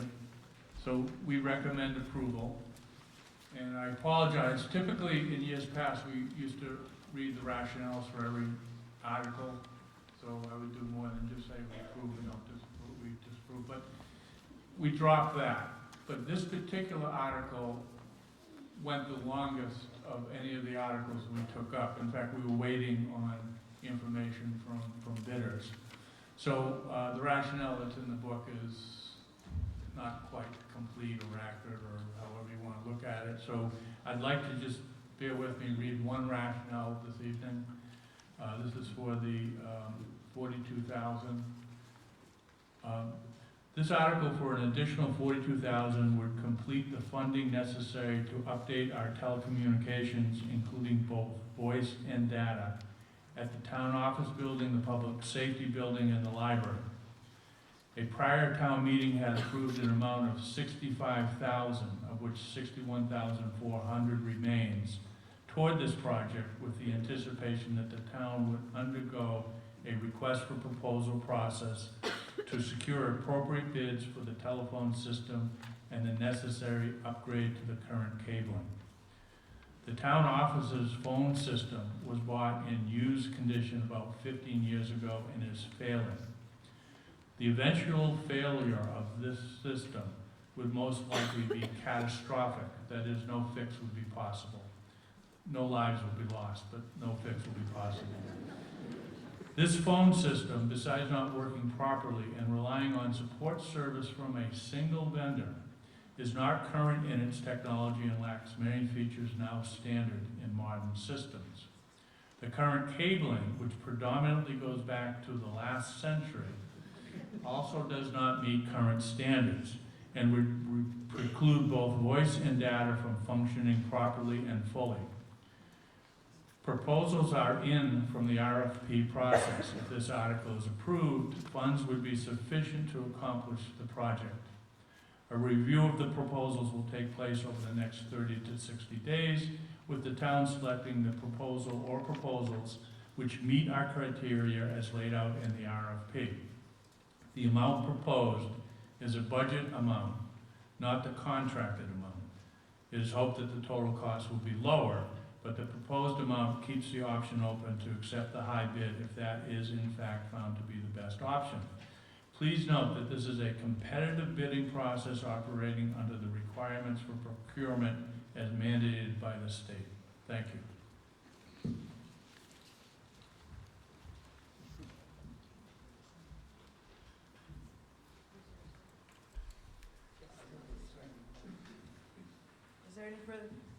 Is there any further discussion? I noticed reading this article that there is no number in the article to be funded. So if you're voting on a dead article, right, doesn't have a number on it. If you want to amend what you put in there, that's one thing. But there's no number in this Article 17. It gives us a price. We don't vote on the articles, we vote on the motions. The motion did include a price of $142,000. $42,000, sorry. The motion did contain the amount of money. We don't vote on the articles, we vote on the motion.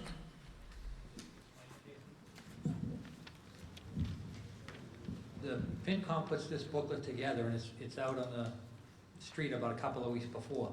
We only got the bids in on this proposal last week, so we deliberately left without the number because we didn't know what it was gonna be. So there's no ill intent there, it's just we wanna make sure you get the right numbers.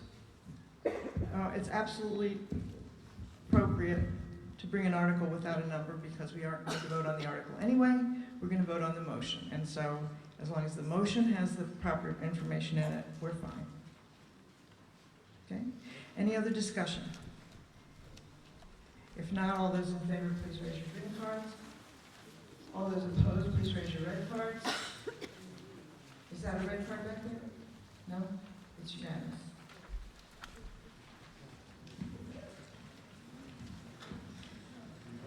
Article 18 concerns a keyless entry system. I move that the town vote to transfer from the stabilization fund the sum of $28,000 to fund the purchase and installation of a keyless entry system for the town offices, including any incidental and related expenses, with any remaining funds to be closed out to the stabilization fund balance at the close of fiscal year 2026.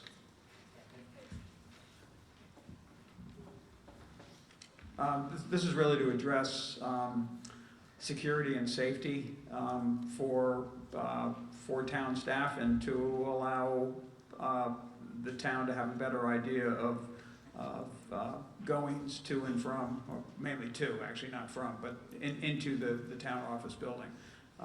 Currently there are a lot of keys floating around, and this will allow the town to just have a more secure environment and to better understand what the use really is. What is the recommendation of the Finance Committee? We recommend approval. Is there any further discussion? Not all those in favor, please raise your green card. All those opposed, please raise your red cards. The ayes have it. Stabilization. I'm sorry. Two-thirds. Two-thirds. Stabilization fund. I'll get it right one of these days. Okay, we have to take the vote over again because I forgot about the stabilization fund. So all those opposed to this motion, please stand up and raise your red card. Okay, please stay standing until I have a chance to count everybody. Okay.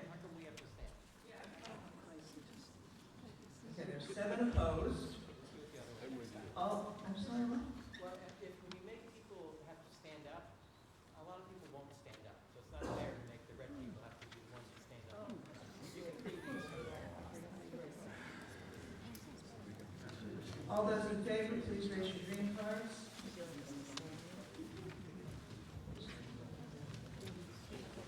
Opposed, and there are 200 in favor.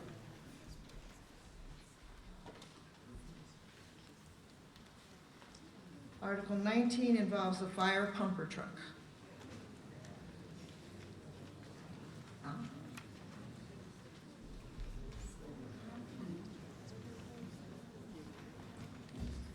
Madam Moderator, I move that the town vote to transfer from the stabilization fund the sum of $560,000 for all costs and expenses pertaining to the replacement of a fire pumper truck, including all safety equipment for use by the fire department, and to dispose of the existing vehicle in accordance with town policy for disposition of surplus property, with any remaining funds to be closed out to the stabilization fund at the close of fiscal year 2025. Second. I know it's a lot of money. It's in your little packet there. This is a very well-loved vehicle that has been in use since 1984. It has been refurbed and rehabbed many times over. We on the Board of Fire Engineers since 2017, it does say it in the packet, have actually looked for grants through the Assistant Firefighter Grants and federal government. Since then, we have been denied every single time. And then 2 years ago, it failed its first pump test, and then it failed again this year. So we're looking for this to obviously help protect the community. If you live from Middle Street to Byfield, Middle Street to the left towards Newburyport, Middle Street towards Groveland. There are no hydrants. This is our hydrant. It's 3,000 gallons of water that gets out of the station to protect the community and protect it. It's all the town, but it's really there for our basic hydrant. So, that's where that is. What's the recommendation of the Finance Committee? We recommend approval. Is there further discussion? This time, I see that it's from the stabilization fund. If you don't want me to see your card, please don't stand up. But if you want me to see you, it's really helpful, especially if you're on the way in the back. Madam Moderator, Yes. an explanation is that you also are required to have an exact no count. So the reason you're being asked is so she can do an exact no count. Later on in the annual town meeting, we're actually going to make it possible to not do what we have to do right now. So I understand why you wouldn't want to have to stand up, but right now we need to take the exact count. It's a requirement. Town council sitting over there, he watches these things like a hawk. So during the annual, we can change this or make it easier. Is that not correct? That's correct. Thank you. Madam Moderator, may I just say that, could we try letting them raise their cards? It is kind of intimidating if there are 5 people voting against a sea of green to have to stand up and own your vote. We can try that, but I can tell you unequivocally that when people have raised their cards in the very back of the room, they have not seen them. So I don't think it's fair to the people who want to vote no if I can't see them. I don't know what else to do about it, but. So just raise your cards, it's fine, I'll do the best I can to see you. I will call out the numbers, and so that if you feel like I've missed you, you can complain. Good compromise. Okay, all those opposed, please raise your red card. 1. All those in favor, please raise your green cards. There are 250 in favor, 1 opposed.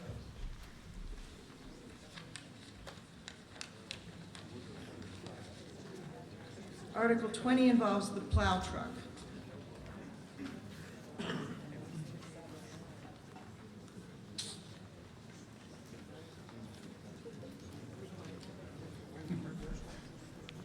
Madam Moderator, I move that the town vote to transfer from the stabilization fund the sum of $350,000 for all costs and expenses pertaining to the purchase of a plow truck, including all equipment for use by the Department of Public Works, and to dispose of the existing vehicle in accordance with town policy for disposition of surplus property, with any remaining funds to be closed out to the stabilization fund at the close of fiscal year 2025.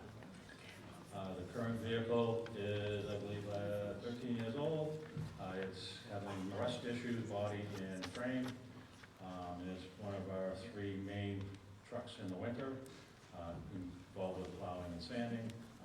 So it's time to upgrade. And I've talked to multiple salesmen, and they said where the industry is going, want to go to green and electric.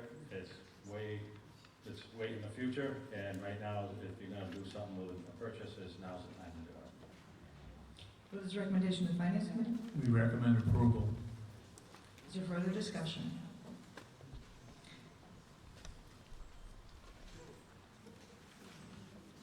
This is also stabilization fund. All those opposed, please raise your right cards. 1, 2, 3, 4, 5, 6, 7, 8, 9, 10. Please raise your right cards again. 1. Okay.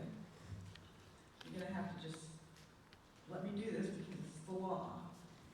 Everyone opposed, please raise your red card as high as you can and keep it raised until I finish the count. Okay. 1, 2, 3, 4, 5, 6, 7, 8, 9, 10, 11, 12, 13, 14. 14 against. All those in favor, please raise your green cards.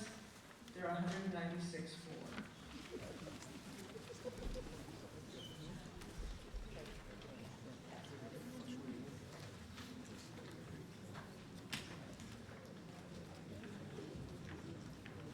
Article 21 involves the zero-turn mower.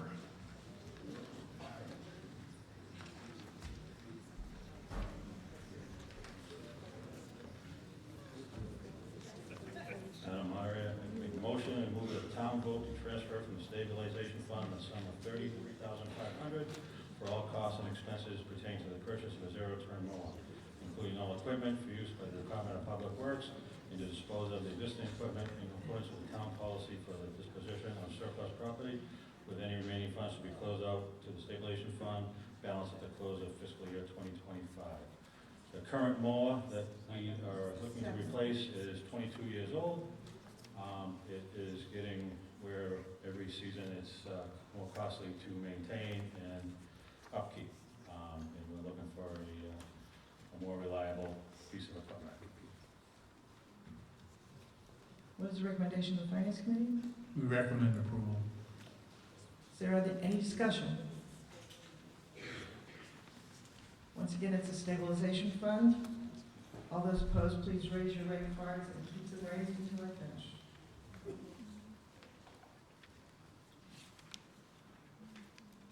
Okay, look.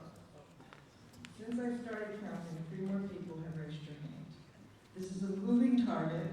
I don't think anyone can handle that. So I'm going to ask you, please raise your red cards and keep them raised until the count is finished. 1, 2, 3, 4, 5, 6, 7, 8, 9, 10, 11.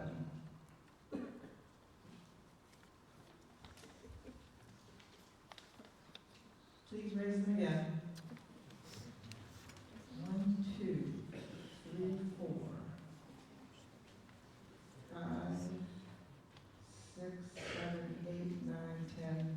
I still get 12, 11. 12. It's 12. I still get 11. Okay. I think I'm going to go along with the Board of Registrar. It'll be 12. They would normally be part of the count anyway. So I prefer to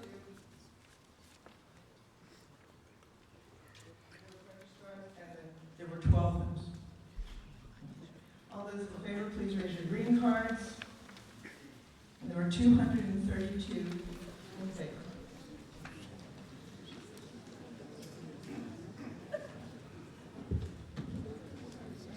Article 22 involves opioid funds. I move that the town vote to transfer from free cash the sum of $3,846.12 into a special revenue fund pursuant to Section 197 of Chapter 77 of the Acts of 2023. So this is going back to the Article 1 that we talked about. We're taking the cash out of the stabilization fund and putting it into the special revenue fund. And this is just the transfer of the monies. What is the recommendation of the Finance Committee?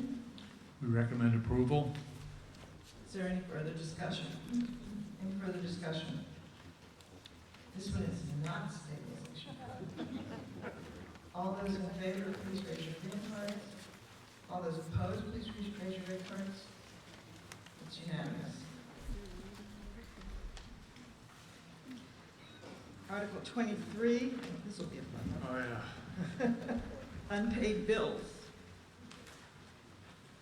I move that the town vote to transfer from the free cash the sum of $7,841.02 to fund the payment of unpaid bills incurred during prior fiscal years.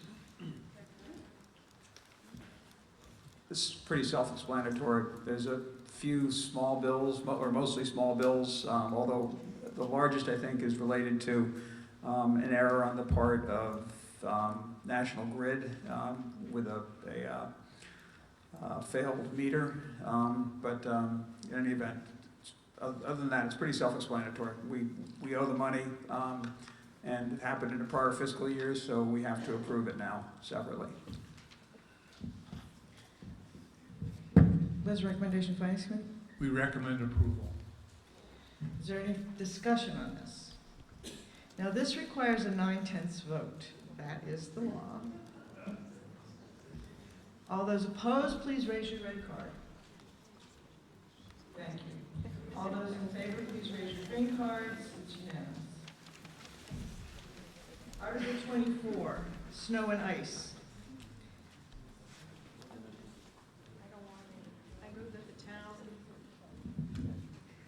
I move that the town take no action on Article 24. If you'll recall, no action means we won't have any discussion. If you want to have discussion, you want to vote no on this motion. All those in favor of taking no action, please raise your green card. All those opposed, please raise your red card. It's unanimous. Article 25, extend sunset clauses. Just a little long, but we'll try what we can do. I move that the town vote to extend the sunset clauses for costs and expenses pertaining to the town's share of the reconstruction of the Middle Street Bridge as adopted under the motion for Article 16 of the annual town meeting on May 22nd, 2021, for a period of 3 years until June 30th, 2027, and further, to eliminate the sunset clause for costs associated with the preparation of a historic preservation restriction and costs associated with the disposition for the Soldiers and Sailors Memorial Building located on Assessors Parcel R10-34, located at 363 Main Street, as adopted under the motion for Article 3 of the annual town meeting on May 14th, 2022, and further, to extend the sunset clause for costs and expenses pertaining to the replacement of the town office's telecommunication systems as adopted under the motion for Article 18 of the special town meeting on May 14th, 2022, for a period of 1 year until June 30th, 2025, and further, to extend the sunset clause for costs and expenses pertaining to several facility improvements throughout the town as adopted under the motion for Article 6 of the special town meeting on May 14th, 2022, for a period of 1 year until June 30th, 2025, and further, to extend the sunset clause for costs and expenses pertaining to the relocation of the Department of Public Works, the DPW, workstations from the Highway Division garage as adopted under the motion for Article 17 of the annual town meeting on May 14th, 2022, for a period of 1 year until June 30th, 2025. So, years ago, there was no sunset date in a lot of the articles, and some articles would never get done. The money would just be allocated but never used, and it was hard to chase down. So now, whenever we look at an article, we put a sunset date, which is the anticipation of when the funding will be expended and the project complete. Some of these projects run into issues like the Middle Street Bridge. It takes a lot longer to accomplish than you anticipate. So we just want to push these sunset dates out so these projects can get completed as they were originally anticipated. What's the recommendation, Finance Committee? We recommend approval. Is there any discussion? If not, yes.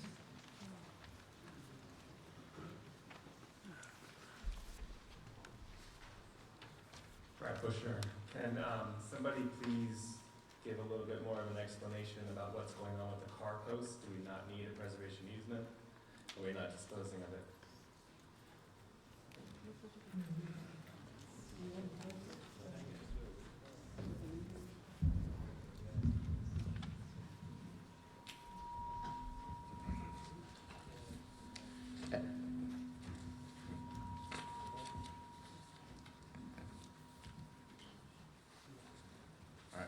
At the time that the town meeting voted to authorize the select board to dispose of the Soldier Sailors property by sale or by lease, that vote was contingent upon any disposition of the property.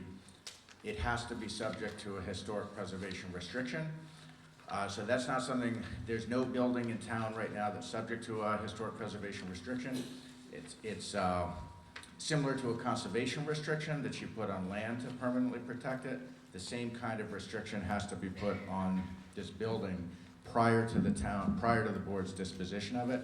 So while there is no pending movement toward disposition of the building, that is an authorized action that the town meeting voted to approve the board to do, subject to a historic preservation restriction. So if the funding needed to engage a historic preservation consultant to do that isn't there, the board basically has authorization to transfer it, but not the resources to do so in compliance with the town meeting motion.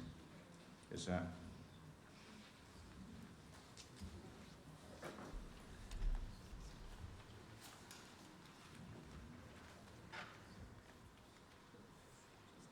Does the town have a plan in place for the disposition of the property or a schedule for the disposition?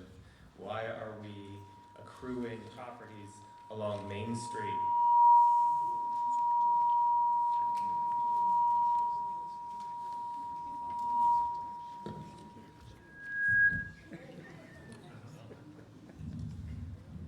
And not allowing the private sector to step in and take advantage of the bidding laws and the procurement systems that are available to the private sector versus relying on Chapter 149, which increases our costs to stabilize and reuse the structure. Can the select board please give us a commitment to disposing of this property? Otherwise, it's just gonna collapse. We will take it under advisement and put it on a select board agenda. We'll be sure to invite you. Thanks, Wendy.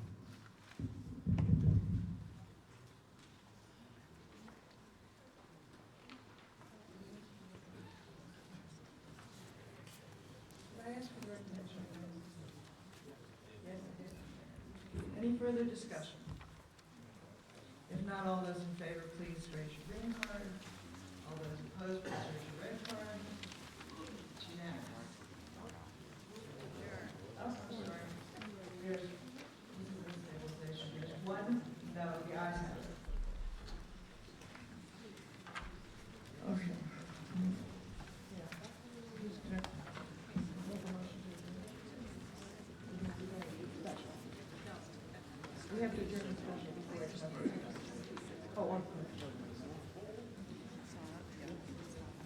We've reached the end of the articles for the special town meeting. I will entertain a motion to adjourn. It's been moved to adjourn the special town meeting. Special town meeting. Yeah, the special town meeting. All those in favor say aye. Opposed, no. The special town meeting is adjourned. Now, we're going to take up the annual town meeting immediately. And so we'll go right to that. I don't, if we, does anyone feel like you need a recess? No. No? Okay. Now, the good news is that it's much earlier in the evening than I would have predicted. And we may actually be able to finish the annual town meeting if we are very alert to not doing things that take time that we don't need to spend. So just keep that in mind. If we don't, we don't, but it would be nice if we could finish.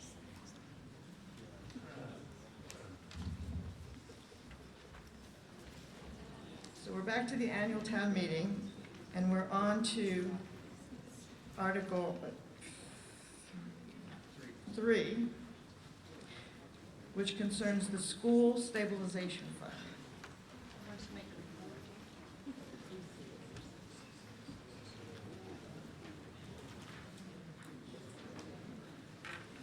Oh, I see what you're saying. I'm sorry. It took me a minute. The select board wishes to make another report at this time before we take up Article 3. So every year, the select board chooses a citizen of the year for the past year. And this year, I want to just tell you about the person we've chosen. This person is a lifelong resident of West Newbury, which is not a requirement, but it's an interesting fact. She has 20 years experience as a middle school science teacher before coming to our own library to serve as the youth services librarian. And while she does a lot of excellent programming for youth as part of her job, she also uses that position at the library to reach out to adults and people of all ages to see what their programming interests are for the town. Over the last year, she has sponsored an open mic program at the Old Town Hall. She was the mastermind behind the solar event that we had a couple of weeks ago, at Pipestave. And she's also initiated a Veterans History storytelling project. She also became interested in serving on the Cable Advisory Committee, and that committee was in a little bit of disarray, and she stepped in and, without having any experience on municipal boards and committees, agreed to be chair just to get things moving again. They have done a lot of proactive planning for the PEG funds, including a new server for the town office building, purchasing citizen video recording equipment that they will train and loan out to us, and they're working on increased cable channel programming. She's also an active member of the tree committee. And finally, she coordinated the donation and framing of a historic map of West Newbury from Robert Lovejoy, which is hung outside the first floor hearing room in the town office building. So please join me in congratulating Kelly Scott for the 2024 Citizen Award.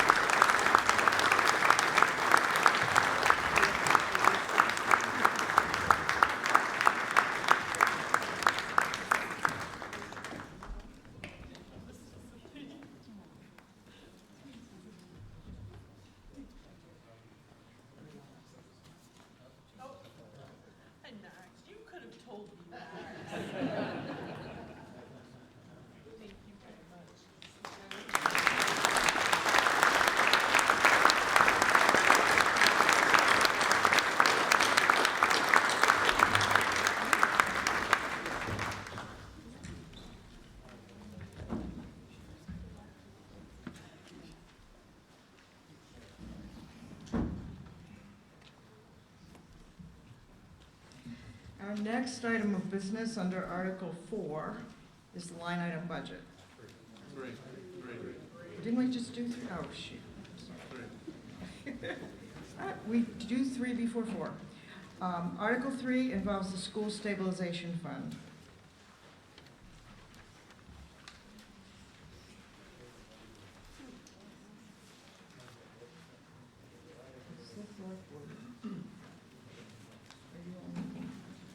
Come on, this is an easy one. No. That's all.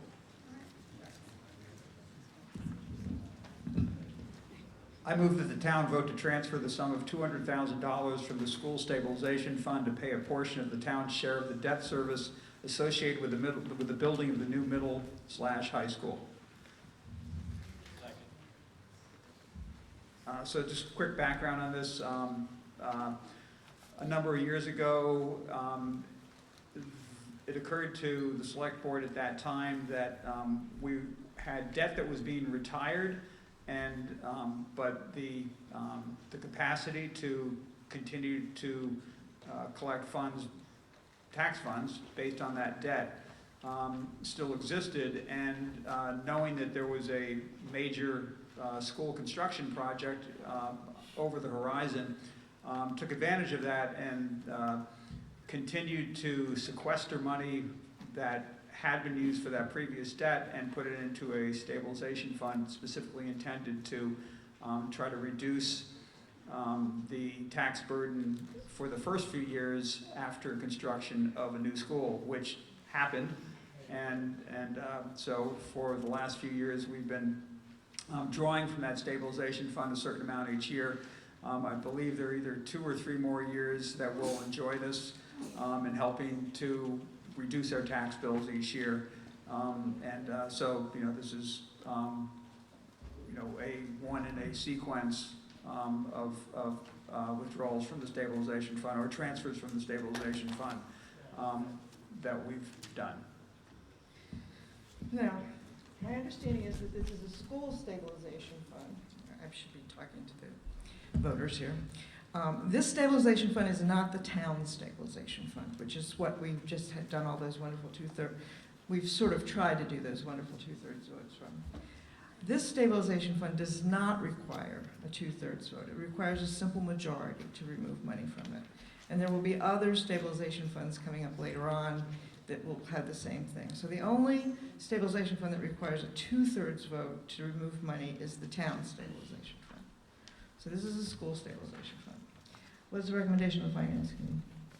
we recommend approval. Is there any discussion? If not, all those in favor, please raise your green cards.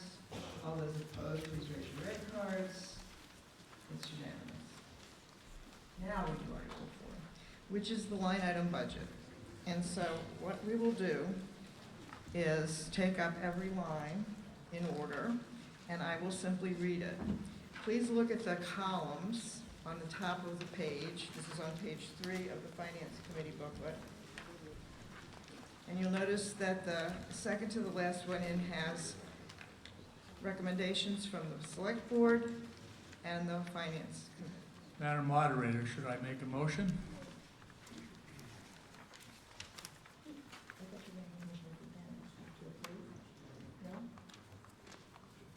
Well, I'll ask greater minds than I what I'm going to do.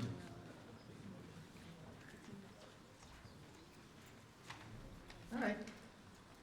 Thank you. I move that the town vote to raise and appropriate the amounts of money set forth in the Finance Committee booklet dated April 29th, 2024, under the column heading FinCom Proposed for the fiscal year 2025 omnibus budget, as amended hereby, for the several purposes therein itemized, each numbered item being considered as a separate appropriation, and that the same be expended only for such purposes. Madam Moderator, Is there a second? I just want to say there are 2 operating budgets presented at every annual town meeting. The first is Article 4. It's the so-called town's annual budget. This is where funds will be raised via taxation to defray the expenses of the town for the ensuing fiscal year. A few short articles later, we will do the water department budget, which is a different type of article. So don't confuse Article 4 and Article 7, please.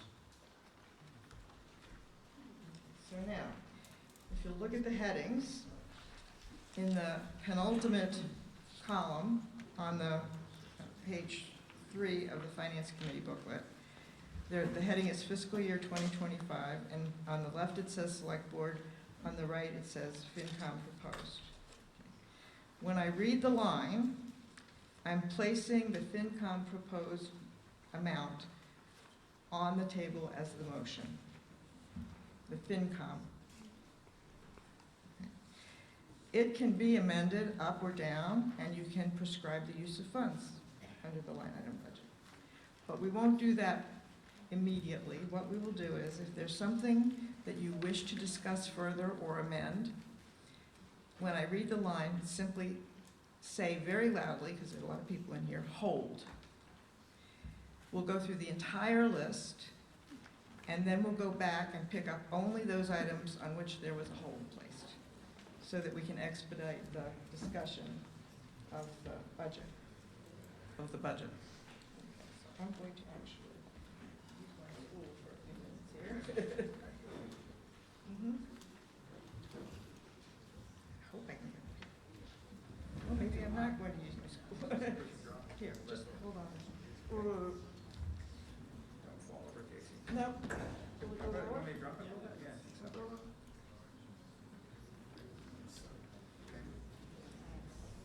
Oh, there's white there. Sorry. It does roll. Okay, I apologize, I have some bursitis in my hip. And if I don't take the time to relieve it once in a while, I fall on the floor, which is really exciting. So rather than have that happen, I'd just as soon sit on the stool for a little while. Okay, so.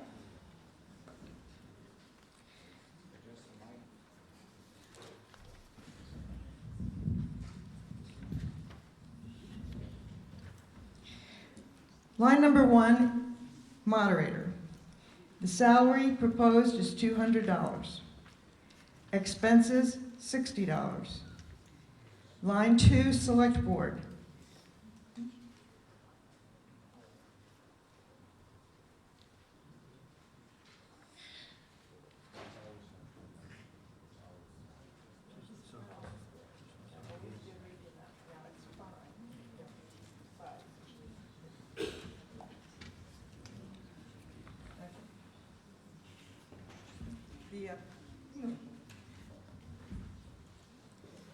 In order to expedite things, unless it gets to be confusing, I won't read the amount.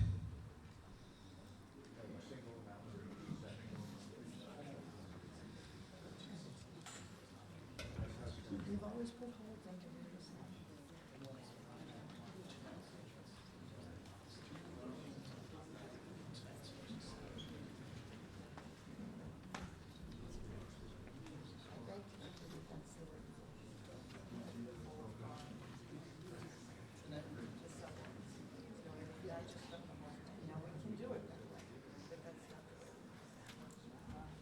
Okay, so we're having a little bit of a disagreement here. In the past, I have always read all the lines, and people have put holds on some of the sublines underneath. What would be more expeditious would be if I just read line 1, line 2, line 3. Now you're going to have to look at in the total amount at the end. If you want to put a hold and you're not really worried about all the subdivisions, you just put a hold on the line, and when we go pick them up again, we'll sort out which one is that you wanted to discuss. Okay? Okay, so line 1, moderator, $260. Line 2, select board, $15,960. Line 3, town manager, $3,600. Yes. Sorry, wrong. Good call, everyone. Town manager, $420,861.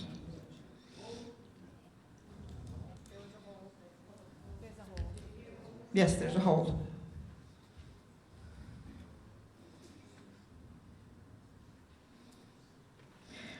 Line 4, finance department.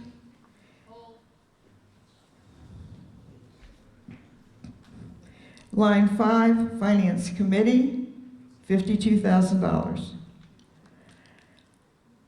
Line 6, assessing department, $168,227.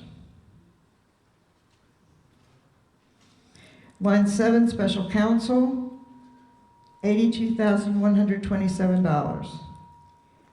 Line 8, town clerk, $157,614. Line 9, Board of Registrars, elections, $10,500. Nope, I'm sorry, $21,950. $21,950. Number 10, Conservation Commission, $104,704. Line 11, Planning Board, $87,921.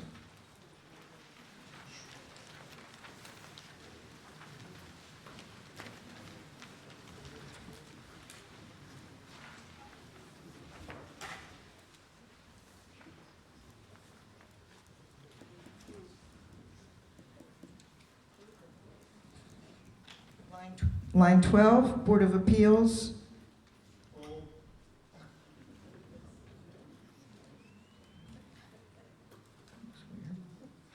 Line 13, Open Space Committee,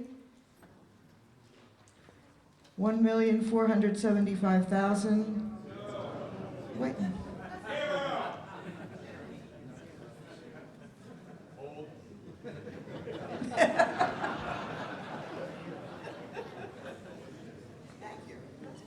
Hold.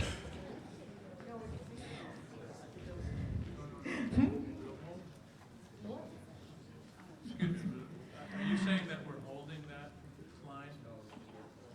We don't have to hold that line. Thank you. I think it was a joke. I think so too, yeah. Pretty sure of that, right? Line 14, Police Department, Line 15, Fire Department, $328,091. Line 16, Public Safety Dispatch, $341,366. Line 17, Inspection Department, $140,476. Line 18, Emergency Management Agency, $12,601. Line 19, Animal Control Officer, $34,856. Line 20, Harbor Master, $4,500.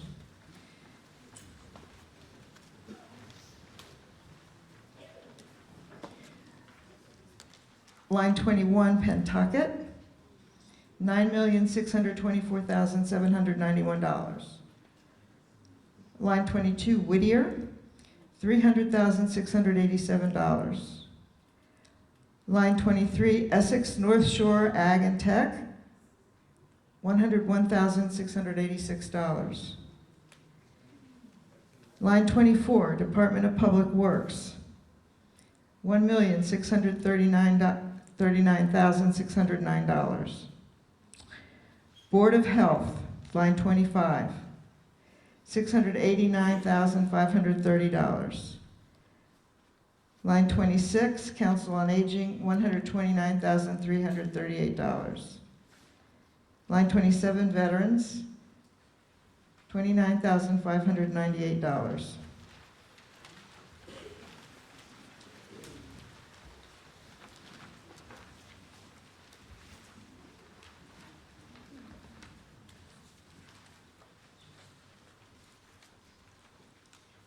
Line 28, Library, $432,950. Line 29, Recreation, $17,232. Line 30, Mill Pond Operating Expenses, $1,000. Line 31, Bandstand, $8,000. Line 32, Historical Commission, $600. Line 33, Cultural Council, $0. Line 34, Debt Service, $0. Line 35, Essex County Retirement Fund, $911,931. 36, Unemployment Compensation, $1,200. 37, Employees' Health Insurance, $527,440. 38, Medical Insurance, FICA, $64,185. 39, Insurance and Bonds, $212,538. Line 40, Transfers out to stabilization. Transfer in from school stabilization, $200,000. Wait, we don't have to do that one, do we? Because of the 400,000. Okay. Okay.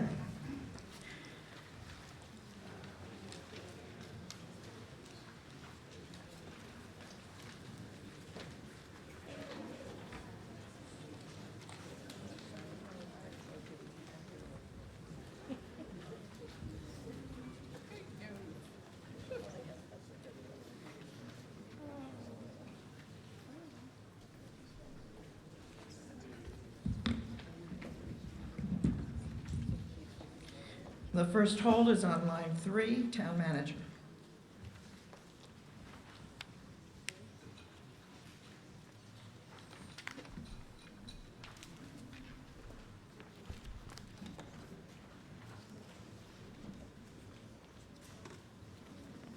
I'm just confirming, is this because we're adding an employee?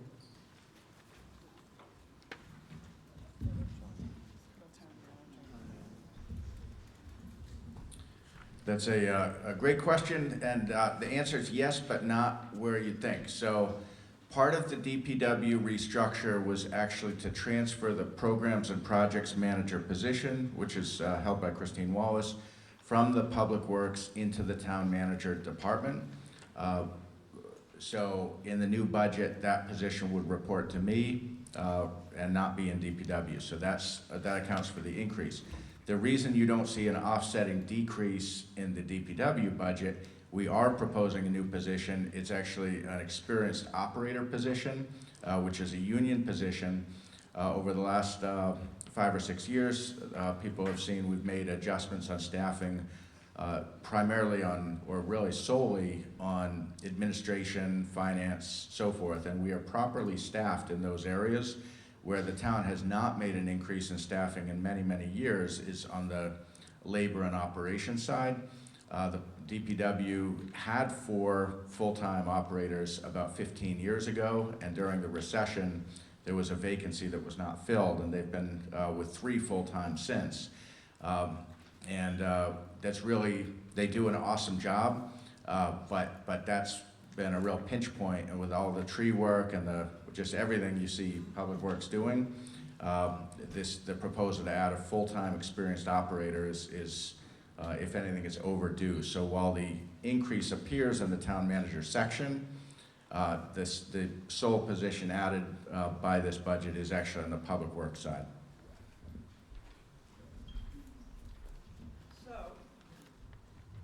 The way this works is that the motion on the floor at the moment is to appropriate $420,861 for the town manager. Is there any discussion?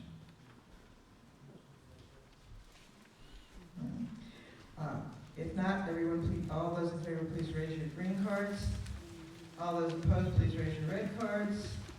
It's unanimous, and the amount of $420,861 has been appropriated. The next hold is on the Finance Department.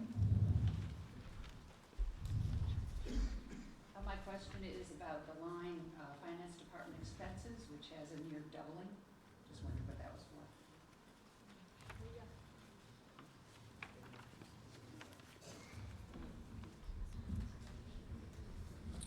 So the town, last summer, we applied for a grant from the state. It's a Mass Department of Revenue Community Compact grant to implement a new software program, which is called ClearGov. It's for operational budgeting, personnel budgeting, and capital budgeting. It has a significant annual cost associated with it. The grant did cover the first year, which is 9 months of the current fiscal year. We signed the contract with them in September, so that 9 months of the current year are paid by the state, and the first 3 months of FY25. So what you see in the increase is the remainder of next fiscal year for that software. So that accounts for the increase. I will say we're still in the process of transitioning to it, especially on the capital side. So we do think it's going to be very worthwhile, or we wouldn't have taken it this far. But it's not fully implemented yet.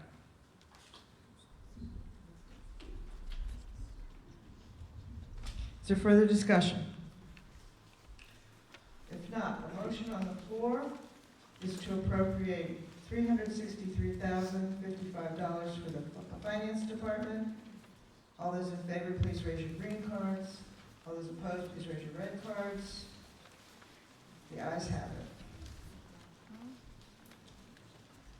The next hold is on line 10, Conservation Commission.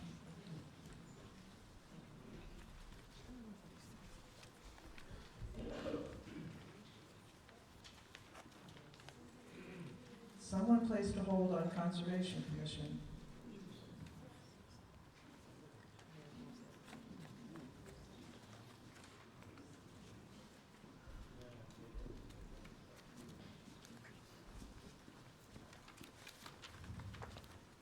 Moderator, question is about the increase in salaries on the Conservation Commission. My question is about the wages and salaries for $91,000 this year as comparison to prior years. Can someone explain why we need such a high increase in that, which is shown to be 37%?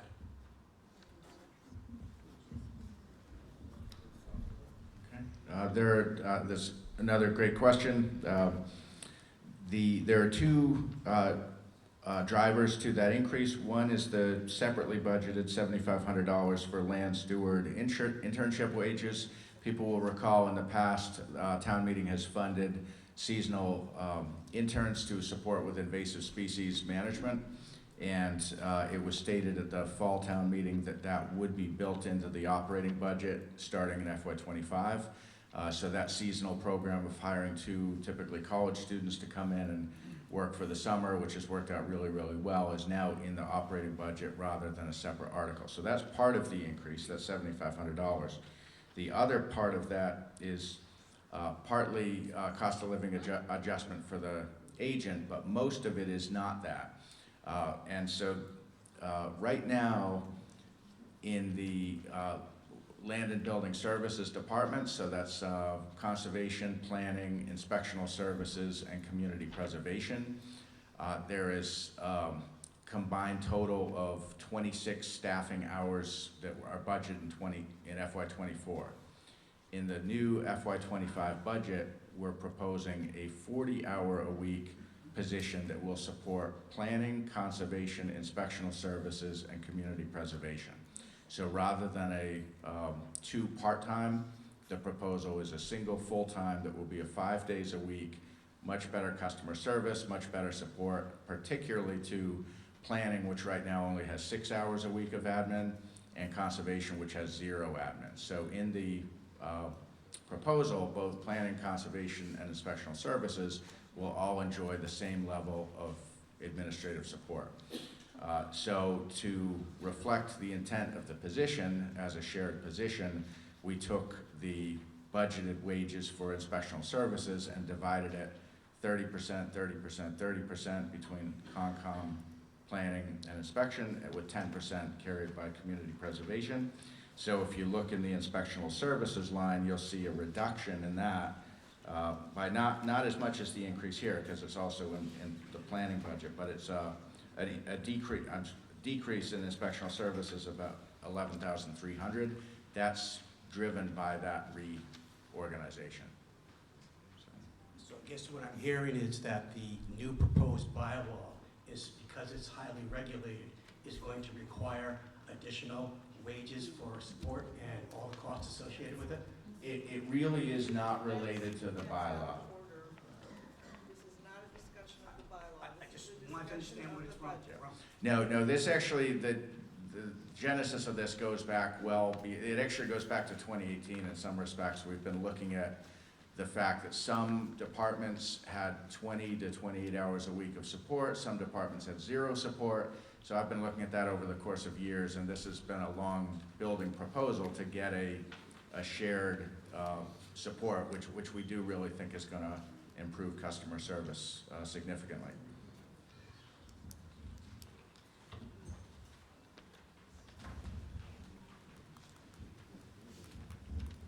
Is there any further discussion? If not, the motion on the floor is to appropriate $104,704 for the Conservation Commission. All those in favor, please raise your cards. All those opposed, please raise your cards. The ayes have it.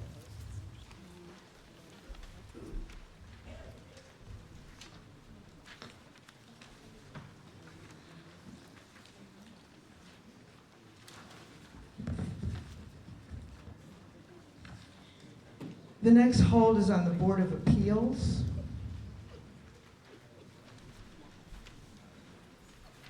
I think that was the joke. Oh, here we go. Madam Moderator, the zoning board has requested an additional $700 in the next fiscal year pursuant to having support at the meetings and the hearings, especially just the ones that are a little bit more intense than the run-of-the-mill hearings. The extra $700 would pay for a part-time person to come and take the minutes and draft the minutes and help us formulate the decisions, and it would be under the approval of the town manager. So the existing $700 budget that we have is for expenses related to publication and notices. So we currently don't have any support, volunteer board. It's been budgeted, we asked for an additional $700. The only budget is Understood, Angus is going to answer. Yeah, you'll see in the booklet, the select board budget and the budget I brought forward did carry $1,400. I did meet with the chair of the board. He made clear that request. I had understood it to be minutes support. He didn't mention drafting decisions, but minutes. I certainly understand some of the hearings, especially if it's something that might be appealed. It's very, very important to have an excellent record. We did discuss it through the Finance Committee process, and it was their recommendation to reduce that from 1,400 back to 700. I am comfortable with that for the reason that in the course of a typical year, as you know, the ZBA may meet once or twice. It may even not meet at all. It really has everything to do with the number of permits that come in. If the ZBA needs minutes taken, we will find the funds in the town manager expenses or the select board expenses. We will make sure you have the coverage that you need, and we just didn't, because of the infrequency of meetings. Understood, thank you. Great. Madam Moderator, if I might, just to reiterate what Angus said, the commitment is theirs to support them as needed. The money will be found someplace. Just to let everybody know, we're having a discussion in general about some expenses that occur off and on from time to time. There's several, you may have noticed, there are several areas where no money's been proposed for a budget. That's because half the time we give them money and half the time they do spend it, half the time they don't. So we're having ongoing conversations about how best to handle some of these smaller committees that will need funding occasionally. We imagine that there will be a solution. We kind of think we can come up with one. We'll let you know. Thank you. Having said all of that, I want to remind everyone that the reason why we have holds on some of these things is that you can propose an amendment or otherwise modify it if that's, apparently this is not the case at this point. But it's not, it's a motion that's on the floor, just like any other motion that's on the floor. So, is there any further discussion on line 12? Could you just clarify something about what you just said? So on most articles, you couldn't go up, Right. but on That's true. the annual budget, On the annual you can't budget, go you up. can. Okay, thank you. And it's actually a little bit more complicated than that anyway, but we'll talk about it later. No, this is the only part of the appropriations process where you're allowed to go above whatever is requested in the article. So that's where this comes in. Let's not convince anybody to spend more money, please. So, on line 12, all those in favor, please raise your green cards. All those opposed, please raise your red cards. It's unanimous. There's a hold on Article 13, on line 13, Open Space Committee. No. So that was, okay. Article, line 14, Police Department. Madam Moderator, my question is about the police overtime wages line. In the special town meeting, Article 8, which we just voted on about half an hour ago, we approved $82,000, which if I understand correctly was largely for police overtime wages. And I see for the current budget, there's an increase of 68% for police overtime wages for the coming fiscal year. And I'm just looking for an explanation as to why those numbers can't be included and incorporated in the budget and why they're so large above a 5% increase in normal salary and wages. Thank you. As to the first question, timing is everything. That special town meeting warrant article was to deal with the current year's overage compared to the budget. So it has to be done in the manner it was done. As to the second observation, you're seeing a large increase, but that's because the approved budget last year was inadequate. Hence, the special town meeting warrant article that increased that budget line. In other words, you're comparing apples to oranges right now. I see that we're queuing up for the second round of the question on overtime.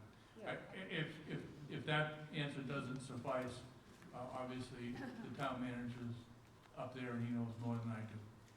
My question is to that, and that answers the question that I had earlier, which I Yes. think this is the time to ask those questions. So given the high amount of overtime, why is there not a hire that might be lower cost and also provide a employment opportunity for somebody?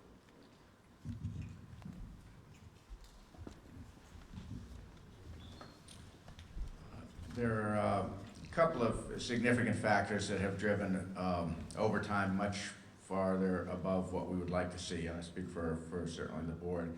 We don't like to see anything going above budget, never mind, something that theoretically is manageable with, so the challenge that we have, and they're very real challenges. So we obviously staff the police and dispatch 24/7, 365, full-time staffing around the clock.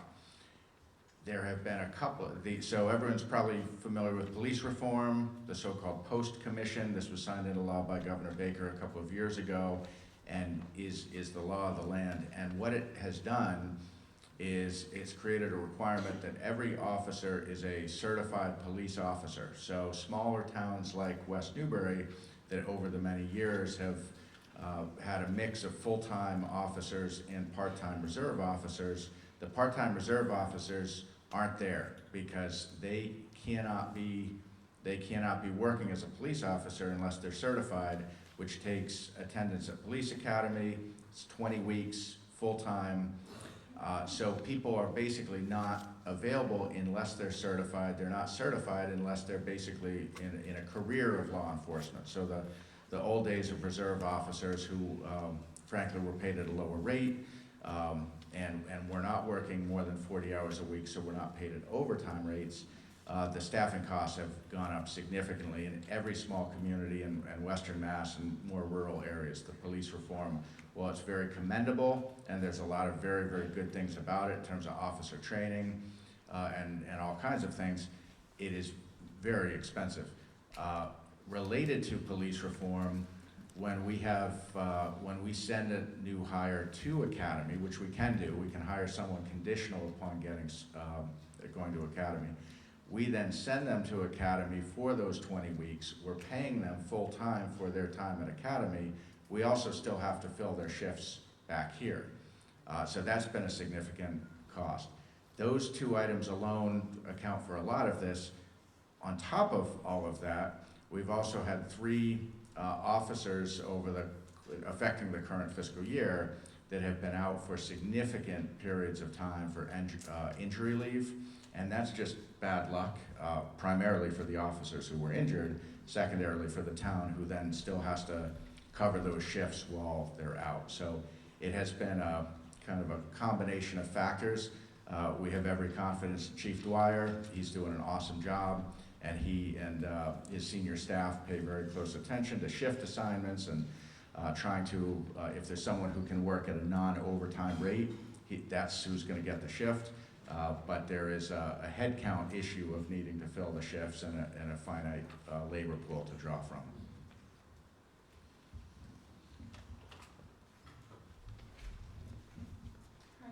Hi. Can you clarify why there is no budget for the school resource officer? That's a great question. I'm glad you asked that. There is, it's just embedded in the overall salary and wage budget. We didn't see a benefit to separately, because the actual wages vary depending on who holds that assignment, but we're fully committed to the SRO, and that is and continues to be part of the police operations.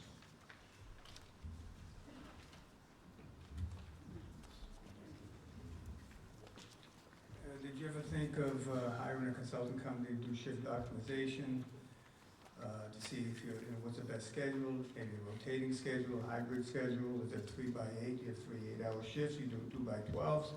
Because if you have the right shift optimization schedule, you can reduce overtime. So at some point you may want to consider hiring a consulting company to come in and to give you the proper shift allocation.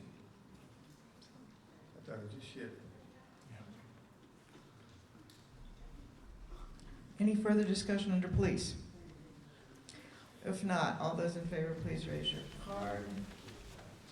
All those against, please raise your right card. The ayes have it. I don't see any more holds.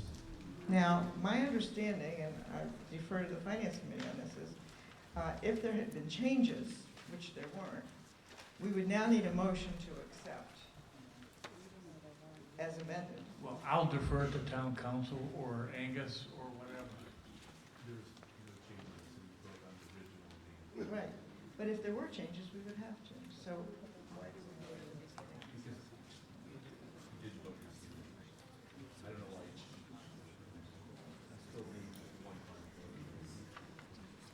Okay, now we can, well, that was my understanding.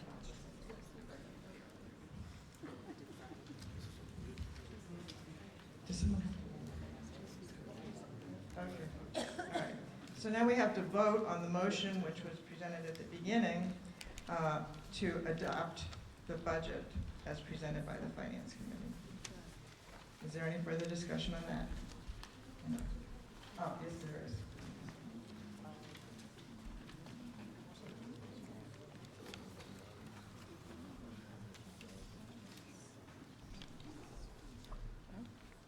Madam Moderator, I didn't call a hold on 40, but I just think we should take a close look at that. We just voted the 200,000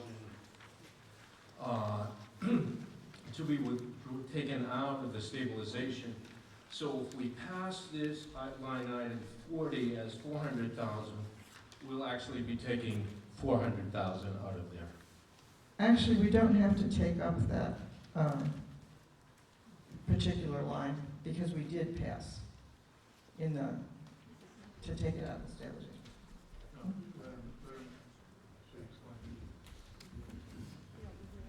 So Archie, as you know, for a number of years with the transfer from school stabilization, if the voters passed it, which they did at the prior motion for Article 3, we would then amend the line item budget to net out the amount that was transferred, because we don't need to raise it twice. That 200,000 from school stabilization reduces what needs to be paid, raised by taxation. So that's why you see transfers in from school stabilization, negative 200,000. If Article 3 had not passed, we would have proposed an amended budget that adjusted that. But since Article 3 did pass, we can reduce the overall line item budget by the amount that was transferred from stabilization. It does not affect that this budget does carry 600,000 to put into regular stabilization. So you have 600 to stabilization, 200 coming in for a net 400,000.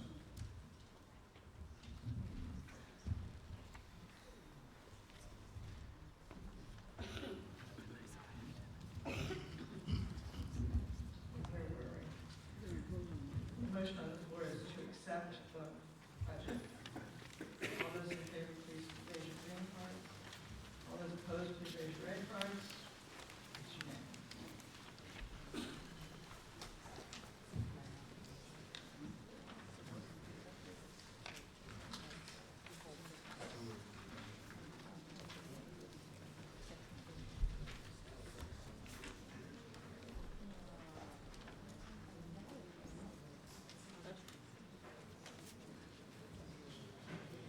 Article 5 involves the Water Department.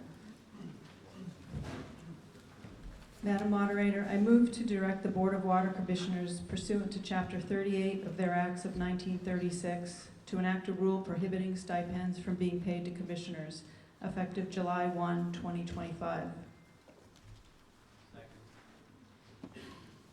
The Water Department operates as an enterprise fund, which means its accounting and budget is totally separate from the town's. But the legislation that enacted that gave a provision to the town to offer directions to the Board of Water Commissioners, and that's what this article is. It doesn't have to just be the Select Board or the Finance Committee. Anybody as a resident could make an instruction to the Water Department under this article. So the issue of stipends has come up the last 2 budget cycles. The select board feels that because no other town board or committee members have stipends, we've asked the water commissioners to eliminate that practice. I mean, it goes back a long ways. When I first became involved in town government in the year 2000, I was on the Board of Water Commissioners and received a stipend. At that time, 3 other boards also did.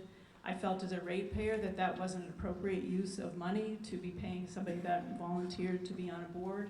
I was kind of outnumbered on that vote, but we're really focusing on consistency between boards and the fact that we are looking at rate increases for our water users, as well as asking taxpayers to continue to fund the operations of the water department and support that. We think it's an appropriate ask of the water department and of the water commissioners. At the last select board meeting where we had this discussion, the chair of the water commissioners graciously, I think, offered to let town voters decide on this issue. So that's what's before you tonight.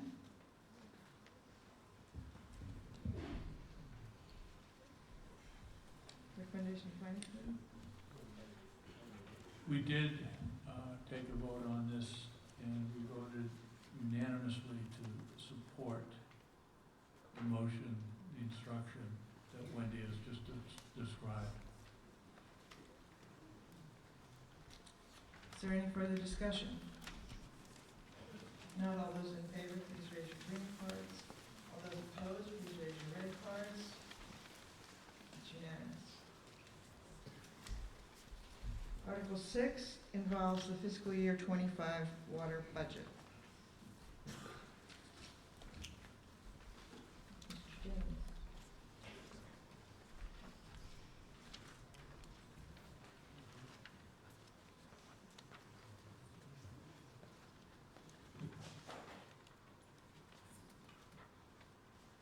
Madam Moderator, I move that the town vote to appropriate in anticipation of water department revenues, the sum of $1,272,462, of which $327,672 is for salaries and wages, which includes $1,700 for water commissioner stipends, $54,000 for insurances, $442,653 for expenses, $353,033 for debt service, $20,000 for extraordinary and unforeseen expenses, $74,904 for budget surplus, and that $58,440 be raised and appropriated in the general fund to be allocated to the Water Enterprise Fund for indirect costs. Mr. James, I have to ask you a question. Yes, ma'am. The motion that I have in writing in front of me says that there is $54,200 for insurances. And when you just made the motion, you said $54,000. Which one is correct? Let me find it again here. I have $54,200. Okay. Would you accept a friendly amendment to your motion? Sure.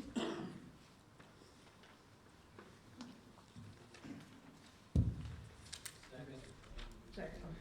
What is the recommendation of the, did you, go ahead and speak. Yeah. No, I was just, the stipend deal that everybody's concerned about, we plan, or at least I plan on discussing it at our next board meeting, which is going to be in May, when we have a brand new board. And we'll see, that was my intention, we will see where we go from there. If the town decides tonight, if they want, that they don't want the commissioners to get a stipend, so be it. It's your choice. Madam Moderator, if I might, to clarify, the previous motion was to take effect in the fiscal year next, not this coming fiscal year. So what is in front of us right now is a budget that does include the stipend. That's okay. As Bob says, new board comes in, they'll take a decision as to whether they want to continue it, now knowing what the sense of the town is. So it's okay, and I don't know that you need to explain it further, other than I do appreciate your promise that you will take it up when you have a new board. After the election, when I have a new board, that's probably will be under discussion. Madam Moderator, I think, could we consult with town council? It's my understanding that instructions to the water commissioners are binding and that it's not a suggestion. That's correct. That's correct. Yeah, we will discuss it. For, Bob, just to be clear, you're saying that you'll discuss it as it relates to the budget for the coming fiscal year.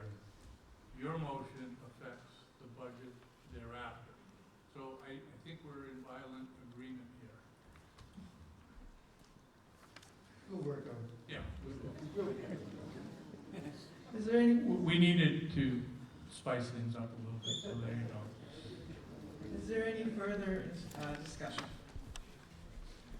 If not, all those in favor, please raise your green cards. All those opposed, please raise your red cards. It's unanimous. Article 7 involves the septic loan revolving account, repayment of debt service. Mr. James.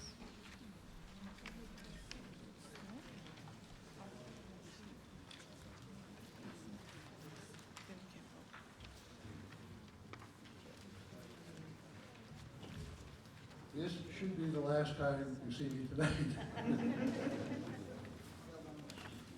I move that the town vote to transfer the sum of $10,364 from the septic loan revolving account for repayment of debt service.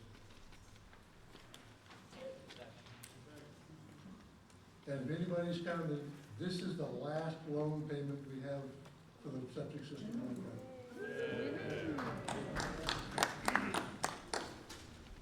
Is there any further, what's the recommendation of Finance Committee? I'm saying we agree. Yes, we recommend approval. Thank you.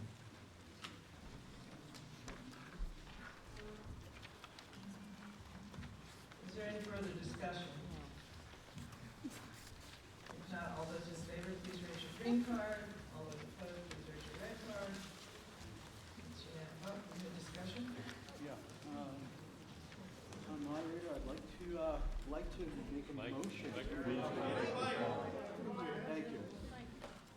I'd like to make a motion to move a couple of the articles up, given the time right now, knowing that a lot of the people are here who are interested in those articles. Those articles are 21 and 22. Let me remind you that if we do not finish the meeting tonight, none of this will take effect. It's going to be a long night.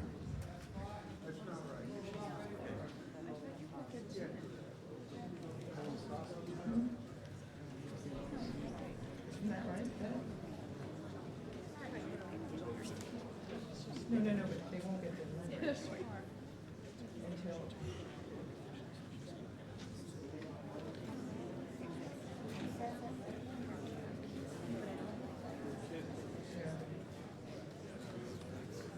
No. It's just that if you don't finish the meeting, it's hanging out there.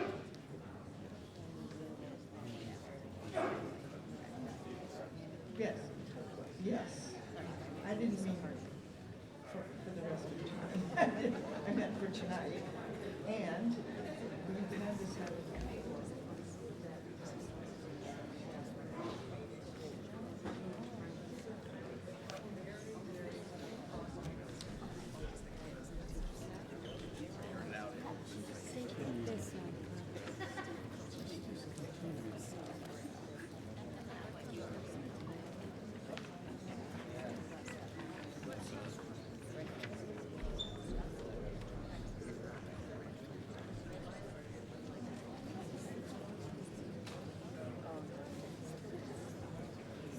Madam Moderator, point of information, I know it's not generally done to move things up, but we have done it in the past to refer back. I remember when we met at the old Pentucket Middle High School, we did move up the vote to approve the funding for the new school. So I think it certainly is appropriate to move it up, and I would support such a motion. Okay, we will probably lose the quorum if you do that, because your point is to get everybody who wants to talk about those things. I understand that we have over 250 people here right now. I think that we, I'm just pointing out, 96 not people just- maintain. I'm just pointing out that, if everybody gets up and leaves after these articles are moved, then the meeting's over for tonight. And we'd have to come back another night. Not if we maintain a quorum. Well, are you going to do that? I am, Okay, this motion. because not everybody wants to stay all night, This sorry. motion requires a vote. We don't just move things up. So the motion is to move up, what was it, 21, 22? Oh, yeah, okay. Is there a second? Was it 21 and 26?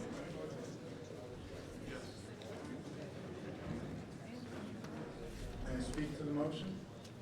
Yes, except that I have to figure out which motions we're talking, articles we're talking about. Just give me a minute. The motion was on 21 and 22.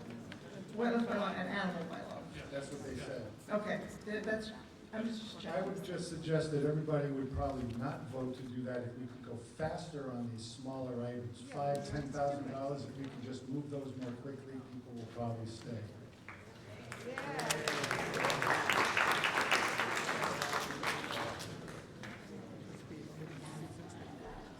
The motion on the floor is to move items 21 and 22 up, therefore pushing everything else back.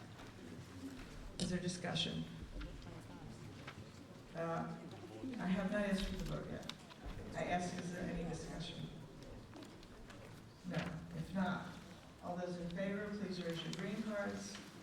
All those opposed, please raise your red cards. Will the tellers please come?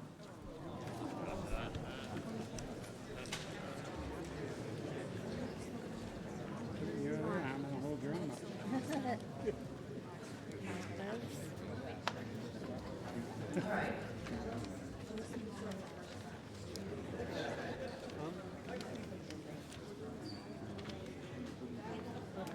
They're gonna do a section each. We're just wasting time.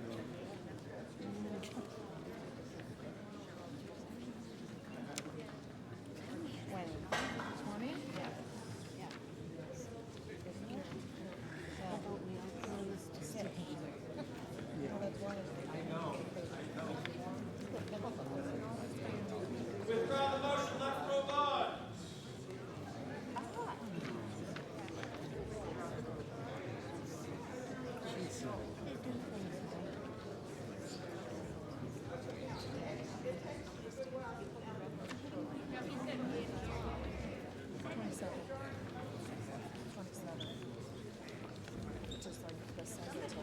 It takes a good while to count. Please do not quarrel with the counters. Please raise your card high and keep it raised for the duration of the count. Not just until they've passed you by, but for the duration of the count. Okay? So we have counting this side, counting the middle, counting this side, and then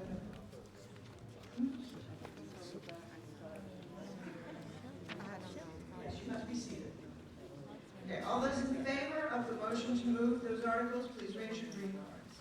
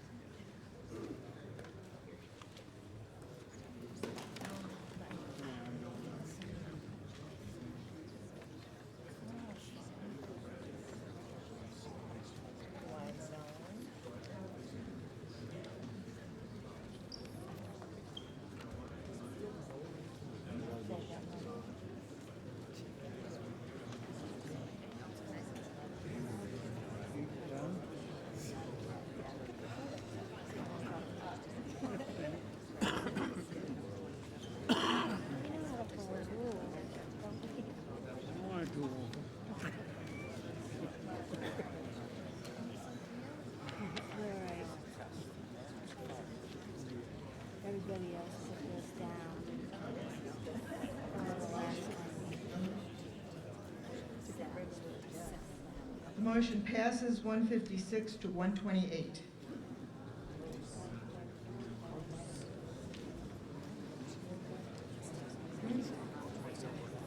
All right.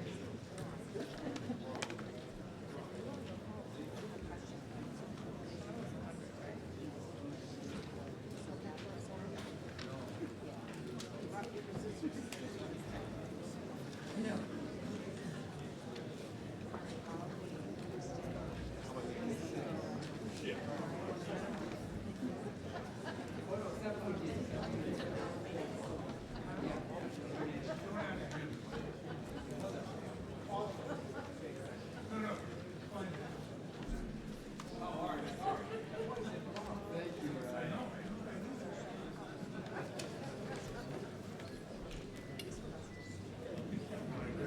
Okay, Article 21 involves the wetlands bylaw.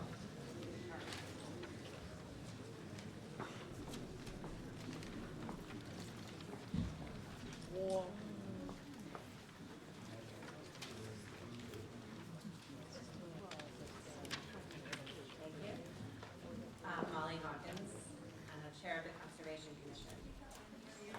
Sorry.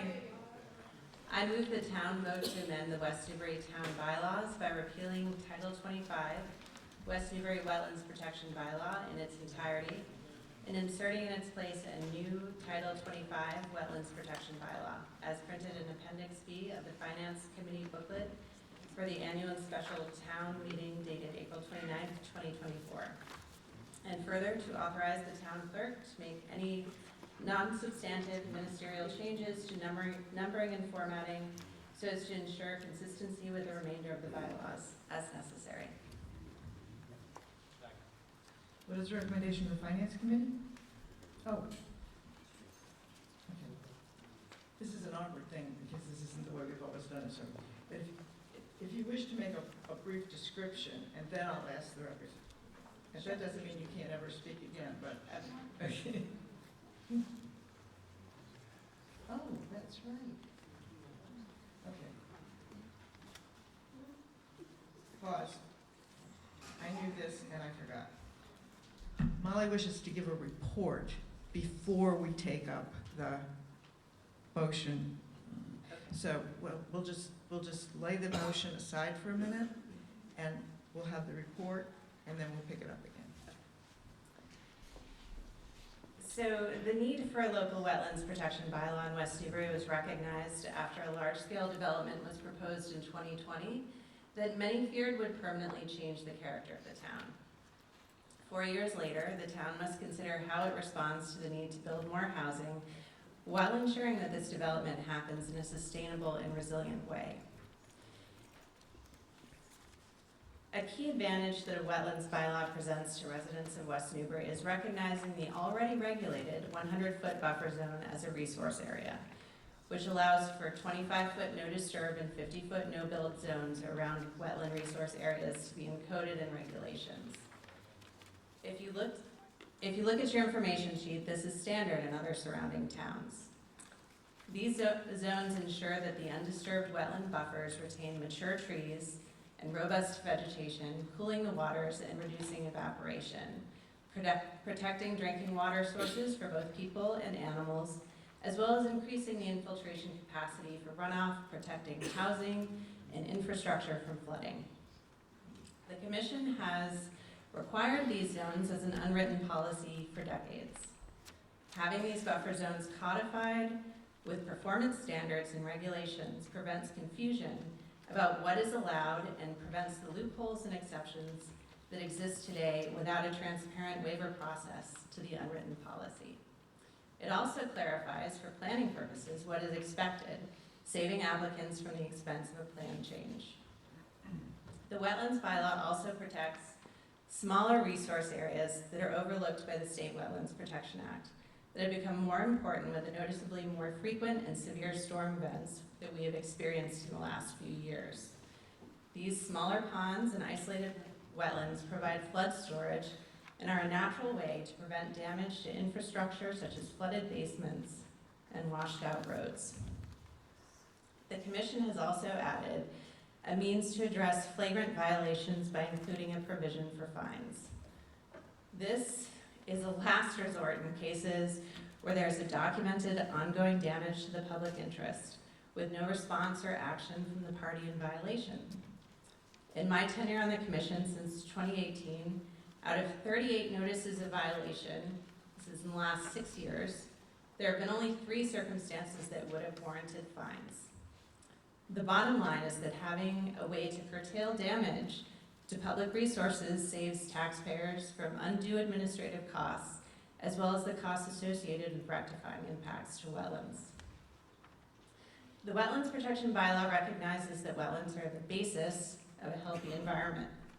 It gives credence to the value of wetlands for recreation as places that provide opportunities to hunters, birders, boaters, hikers, artists, and fishermen to commune with nature.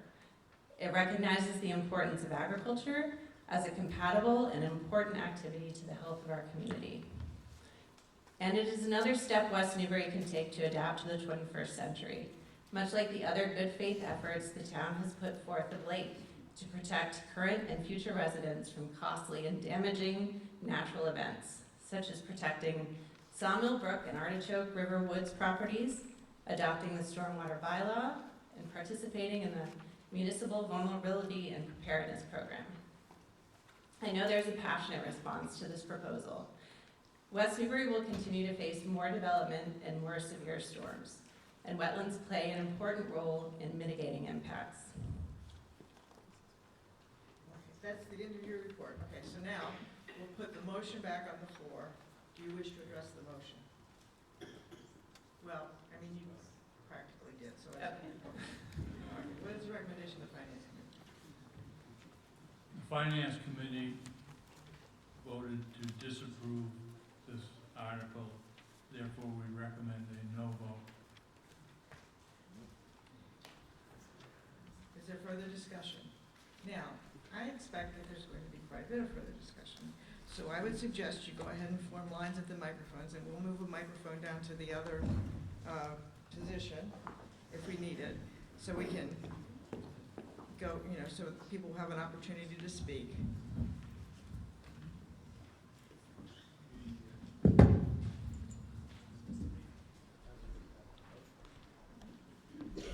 now, first gentleman is recognized, then please take a seat after you speak. Of course. We'll go on. Madam Moderator, I can applaud and share the desire to protect our environment. I want to do that. However, I have some deep concerns with some of the provisions in this article. Section 5, firstly, I'm just going to keep my place here. I just argue that some of these extra protections we're adding will come at great cost to the homeowners of this town. This is kind of reported to be for the greater good, and this imposes extra fees, the expenditure of our precious time for the simple opportunity to apply to get control of one's own land back for a defined project and period of time. And it's at the sole discretion of the unelected town committee. They're appointed. That reads like feudalism. It would also place the burden of proof on landowners to provide preponderance of the credible evidence that what they wish to do doesn't run afoul of these bylaws. So we're being treated like we're guilty, until proven innocent, and at our own expense. I believe people will be priced out of exercising their property rights by those provisions alone. I have concerns with section 6.8, which outlines that the commission may hire outside consultants to impose reasonable fees upon applicants to pay for said consultants, so we won't just have to pay to prove our point, we'll have to pay to prove the commission's point as well. And section 11.4 grants the authority to fine landowners $200 per infraction per day. There's no cap on that total amount, and I think there should be. There's also a little practical recourse for the average homeowner. Going to Superior Court is not something many of us can do. Most of the jobs we're talking about don't cost enough to even warrant that. So yeah, I'll leave it at that. Those are my concerns. Everyone, please bear in mind that you should limit yourself to 2 minutes. There are other people who wish to speak, and there's only so many hours in the day, so. Madam Moderator, Brian Shanahan, 510 Main Street. I rise in opposition to this motion and will vote no when you call for a vote. In particular, the section on enforcement is of great concern. Just excerpts from the section 12. So almost a full page, 7 paragraphs. The Conservation Commission, its agents, officers have authority to request authorization to enter onto privately owned land. Further down, municipal boards and officers, including any police officer or any officer having police powers, shall have authority to assist the commission in enforcement. There's a whole recitation about all of the things that they can do, letters, phone calls, electronic communication, citations, fines, civil and criminal court actions. Paragraph 7, as an alternative to criminal prosecution, in a specific case, the commission may at its discretion, and so on. And finally, from the materials from the Finance Committee, there's a provision. This provision does not preclude the commission from exercising its prosecutorial rights. Madam Moderator, I find this entire section chilling and intimidating. And it's my presumption that it is precisely the intent of the authors of this amendment, of this motion. Thank you.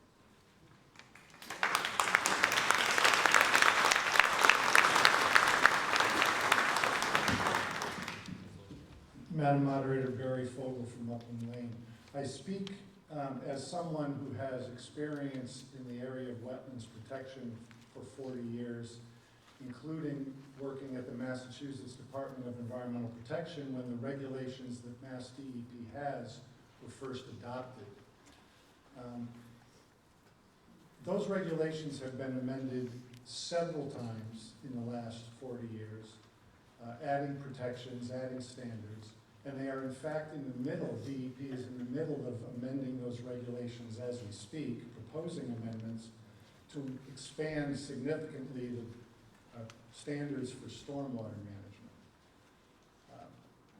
I've represented clients on both sides of projects, both for and against something that was proposed and before conservation commissions from Beckett to Barnstable and all around the state. I've been in front of cities and towns where the commissions have had wetlands bylaws and where they have not. I also spent 10 years on the Conservation Commission here in West Newbury. I don't believe that the town's wetlands are not adequately protected by the state regulations today. I don't believe we need this bylaw today. There are items in this draft bylaw that I could support. I don't see a problem with protecting smaller isolated wetlands. I don't see a problem with protecting smaller ponds. Mass DEP made judgments on the size of those resource areas based strictly on staffing and what capacity they had to manage it around the state. I can imagine a benefit to protecting more area around certifiable vernal pools. I also think that it would be good to embody in a bylaw the 25-foot no disturb and the 50-foot no build. But what's in the rest of this bylaw, I think, is the equivalent of putting a 5-finger glove over the hand of DEP and is excessive for what we need here in West Newbury. I have yet to hear an example of where wetlands in West Newbury are not adequately protected without this bylaw. This is not about me having any problem with the members of the Conservation Commission or its agent. This is about me believing that this bylaw has too much in it for what we need here in West Newbury, and I would urge people to vote against this and then reconvene and talk about something much more streamlined. My last comment is that the provision in this bylaw for the hiring of peer review consultants is already authorized for the town under state law. the enforcement authority to add penalties or fines is already authorized under state law if the town were to adopt it. And I think it could be useful to have a fine authority. I have yet to see a community that abused its authority to take enforcement action or issue fines. They would immediately be replaced by the select board or the city council. It just doesn't happen.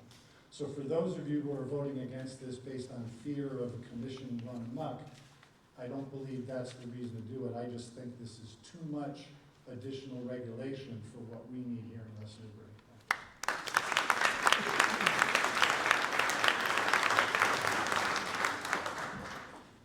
Madam Auditor, Dave Archibald, Cherry Hill Street. I'd like to, first of all, thank the Conservation Commission has put a lot of time into working on this, and I've seen them in action. However, I feel this bylaw is a solution in search of a problem. I think it's one of the largest increases in the municipal regulation that I've ever experienced in my dealings with the town. Just as an aside, a couple of years ago, I asked at a public meeting, the chairman of the board of, chairman of the Conservation Commission, if it would be necessary to, if their frontage on the street was near the resource area, would it be necessary to have a filing done if you wanted to move your mailbox? And the answer was yes. So that explains the overreach of this proposed bylaw.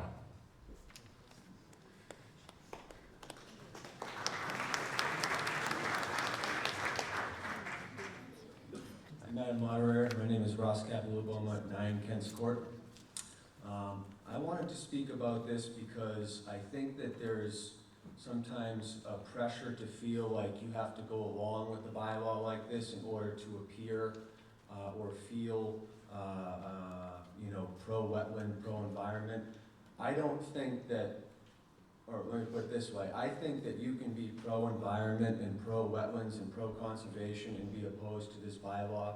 I think a lot of people are summarizing it as over-regulation, and I think it's important to understand what the impact of over-regulation is, right? Over-regulation represents wasted resources and wasted money. And resources are scarce. We have to select which problems are the most grave and which ones we want to solve. A couple months ago, I went to a school committee meeting, and they talked about how they had to cut $1 million out of their budget. $1 million, and that, our allotment, I believe, and somebody can correct me if I'm wrong, I believe it's 50% or so, around about 50% of our current annual budget. So we're spending a fortune on education, and we're falling short. Issues that we raised in tonight's meeting, River Road. We have major issues with erosion along River Road, right? We're trying to find a new water source that's going to be multi-$10 million investment. The building that we're all sitting in right now, right? There's huge questions about the viability of this structure and how we want to have elementary education going forward. So it's not to say that we can't improve wetlands protection, but I do think that we have to be selective as to where we apply our resources because there's a lot of demands on them. And so in light of those sentiments, I'm asking the town meeting tonight to not only vote in opposition to the bylaw, but I think it's important that we vote in mass in opposition to the bylaw because I think that we need the Conservation Commission, notwithstanding the fact that they're well-meaning, to really understand what the will of the town is so that we don't have to continue to revisit this year after year. Our character here is an asset to us. Just because everybody else is doing it doesn't mean that we need it here.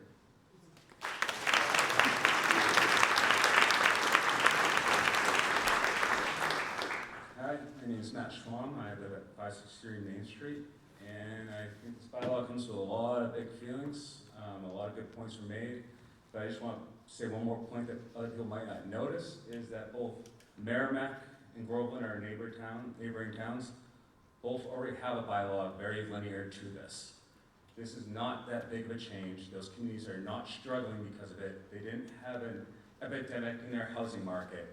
So maybe we might need to just cool this down a little bit and think about that factor.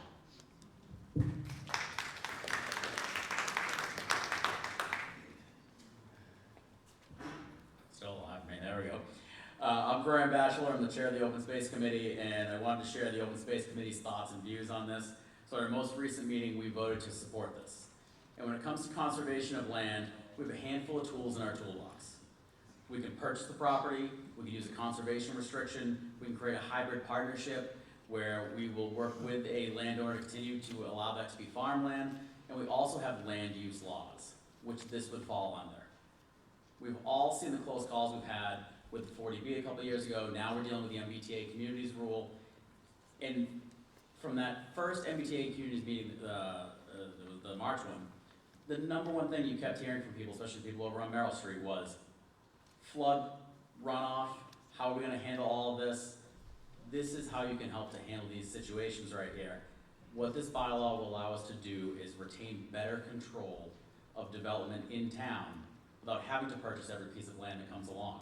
Developments are gonna come, and we need every tool in our toolbox to be able to deal with that.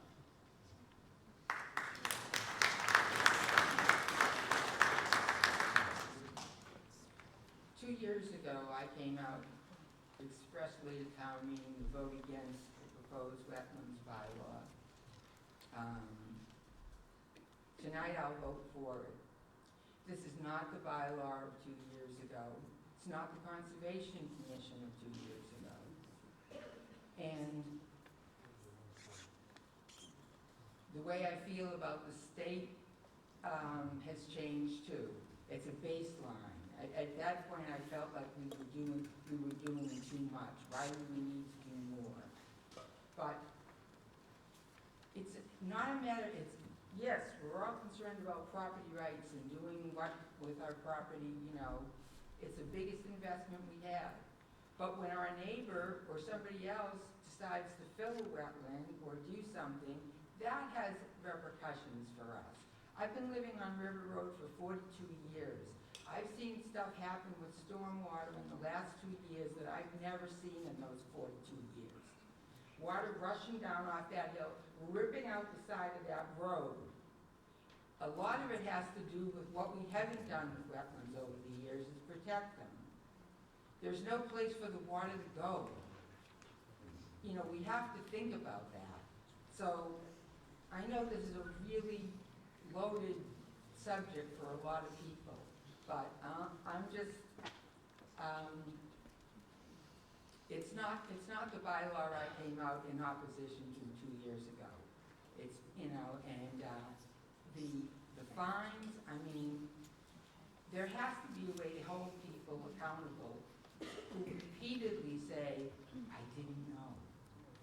Yes, it's very confusing, and a lot of times we really don't know.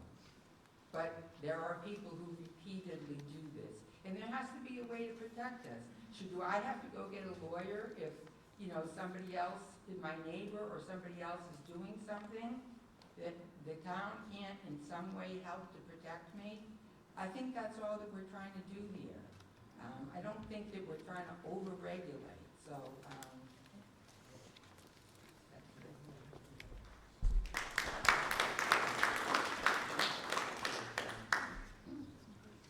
So I see that the selectmen were 3-0 approved. Why?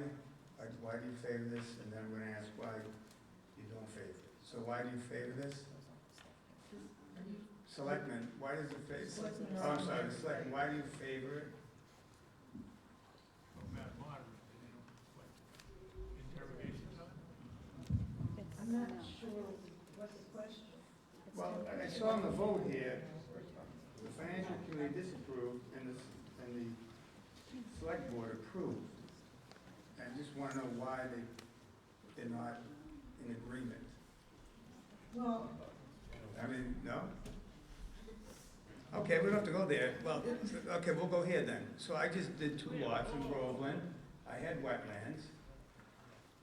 And it got approved, but I will tell you, it will restrict the amount you can build, and the cost of the land will go higher, and the cost of the house will go higher because the cost to do extra work to get things done. So you have to look at that as well. If you're looking to alleviate a housing problem that we have in West Newbury, you may want to not vote for this, because it will make it more difficult, and I'm telling you, I just did it. So think about that, think about the young people that may need homes, think about the elderly people that need to go. If you're gonna keep on restricting things to a high level, it's gonna be more difficult to get anything done. So I'm living proof of that, so I thought I'd share that as well.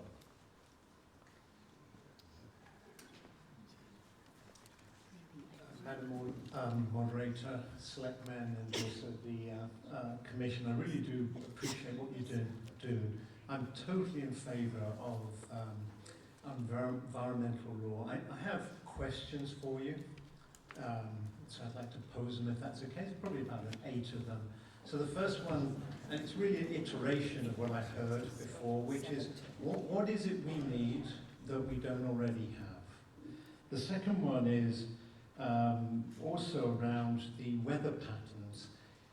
I would not be at all surprised if 80% of all of the people here are within 100 feet, if not 200 feet of a wetland.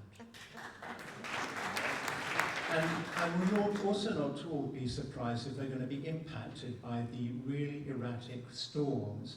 And I'm also not going to be surprised if we are going to figure out how we're going to deal with it and protect our property. My fear is that we're going to have lots and lots of disputes, and the town will be in the courts, because that's the only way of addressing this issue that we're going to have, and we're going to spend lots of money as a community in the courts rather than solving this problem. I don't think this is the way to go.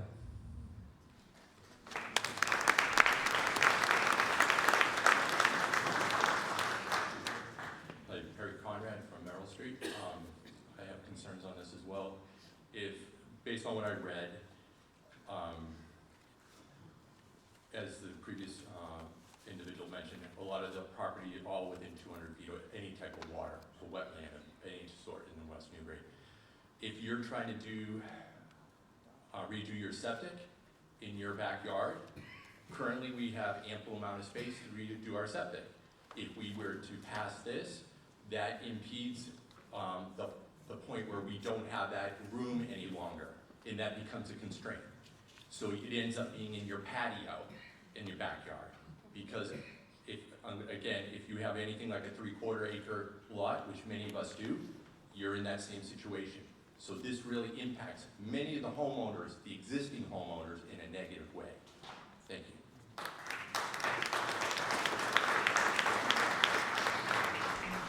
Hi, I'm Mary Alice. I live on Farm Lane, and the 2 questions that I have are, I'm not clear on who polices this and who makes the determinations about what kind of fines, who gets the fine, who doesn't get the fine, how that is managed.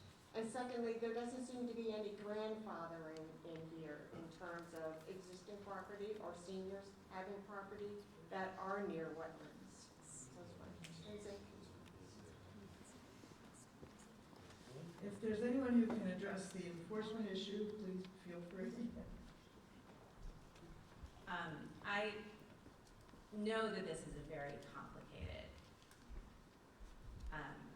motion to take up. I know that the Wetlands Protection Act is really not well understood by probably most people in the room.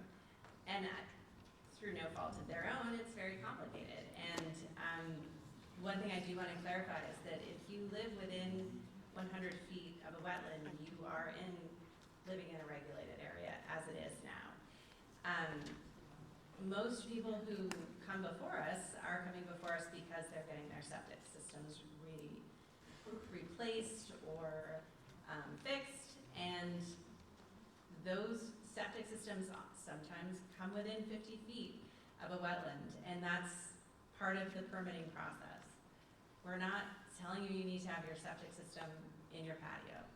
We're just trying to make sure that water quality is preserved in town. You can't have your septic system too close to a wetland because you're going to pollute the water source.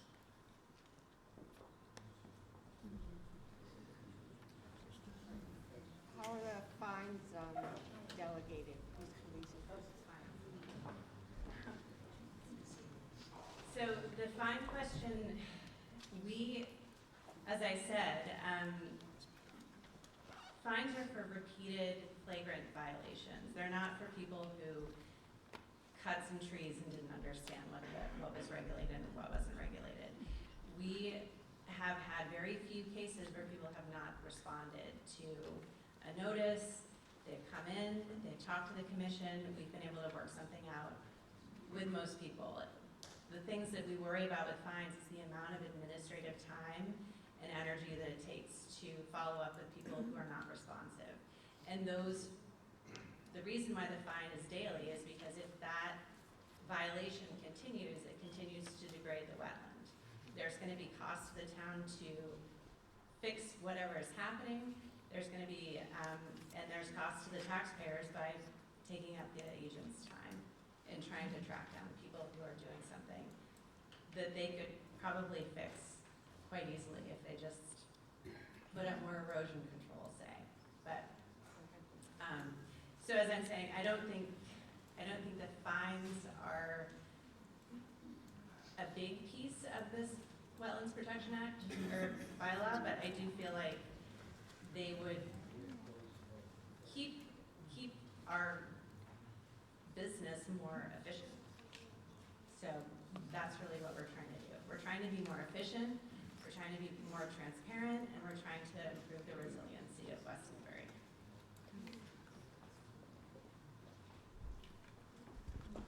Good evening, Sandy Birkenbush, 23 Farm Lane.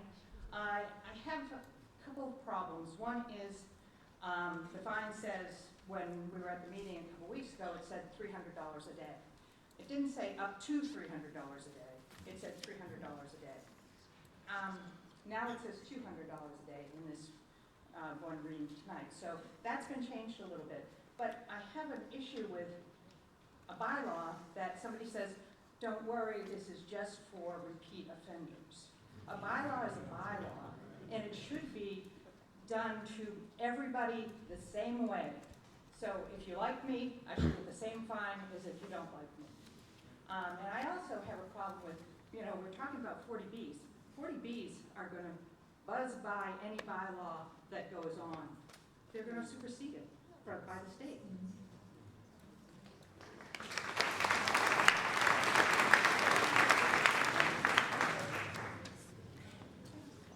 Good evening. My name is Philip Christensen, Chase Street. The comment was made that not many people understand the wetlands protection regulations. I've been working with these regulations since the mid-70s, and I think it's the commission that doesn't really understand the regulations and how they're implemented. As the Wetlands Protection Act was written, there were originally 7 areas of interest that they wanted to protect. It was increased to 8 when the Rivers Act went into effect. They don't control specifically those items of interest. For instance, there's protection of public water, protection of groundwater supply, flood control, prevention of pollution, prevention of land containing shellfish, protection of fisheries, and protection of wildlife habitat. They protect those by controlling work that's in the wetland. They don't protect those directly. Now, what's happened with the new bylaw is, as proposed, they've changed the wording so that they're talking about a resource area values. And now they have 12 values rather than 8. And what they say is, it's written that the commission can regulate activities deemed by the commission likely to have significant or cumulative adverse effects on resource area values. And that's different than controlling the wetlands. They're controlling what they say are resource area values, which is substantially different than the Wetlands Protection Act. So in doing that, they're not following the rules that established the commission in the first place for the Wetlands Protection Act, and therefore they're outside of the home rule authority that they claim they have. So it can't stand the way it is and be a legal document. And one of the other things that I think is pretty difficult to decide if you're on the commission or an applicant is, what are cumulative adverse effects? Say you want to add a deck to your house, and you're in the buffer zone, but 3 houses have been built nearby in recent years, and now the commission says, well, that deck, along with those 3 houses, is a cumulative effect on the wetlands. Now you can't build the deck. So that cumulative effect is not a word that's in the Wetlands Protection Act. It's only a word that's been placed here, and it makes it very difficult to do anything. How far back do you go? Do you go back 25 years to say, well, that road was built, and now you're building a house, and it's affecting the wetland because the road and the house? Or are there effects in the future that might affect the project? So the cumulative effect will have a big effect on any applicants that file. So I don't think this bylaw should be passed. Thank you.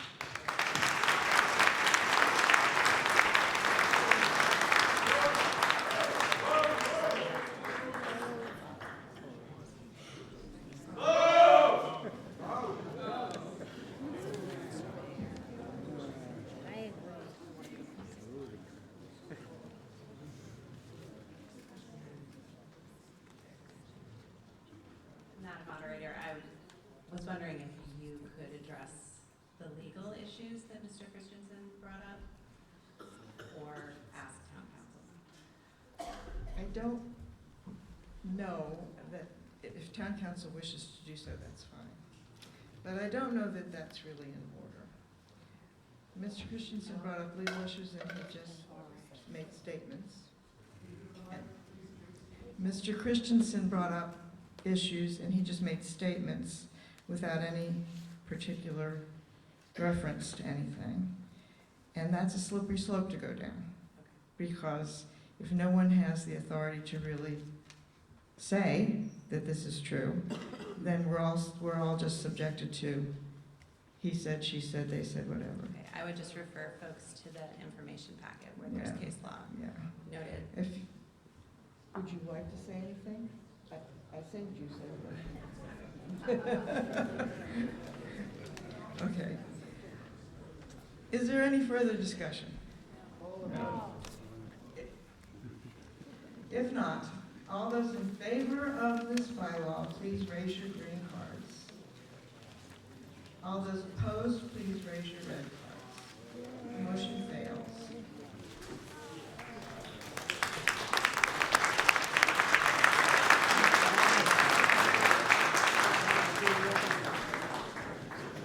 Article 22 is the animal bylaw. Madam Moderator, I move that the town vote to amend the West Newbury Town Bylaws, Title VI Animal Bylaw, as printed in Appendix C of the Finance Committee booklet for the annual and special town meeting dated April 29th, 2024, and further to authorize the town clerk to make any non-substantive ministerial changes to numbering and formatting, so as to ensure consistency with the remainder of the bylaws as necessary. The reason the Select Board brought this bylaw amendment forward, it was in response to resident concerns. A lot of people are afraid of dogs or are allergic to dogs, and they've reported to us that they no longer go to some areas like Mill Pond because the dogs are just running wild. In addition to that, a couple years ago, we had an incident when the high school cross-country team was practicing at Mill Pond, and an off-leash dog bit a student. The owner was not able to be identified to confirm rabies vaccination, and the student had to undergo a rabies vaccine series. We've also had reports of smaller dogs being attacked at Mill Pond. So in light of that, we have asked the police department and the animal control officer to increase their visibility at Mill Pond specifically, but also at Pipestave. And the animal control officer has reported a real challenge trying to enforce this bylaw as written. Voice control is very subjective. So she has asked us for our assistance to strengthen the bylaw so that she can adequately enforce these areas and make sure that all residents are able to enjoy them.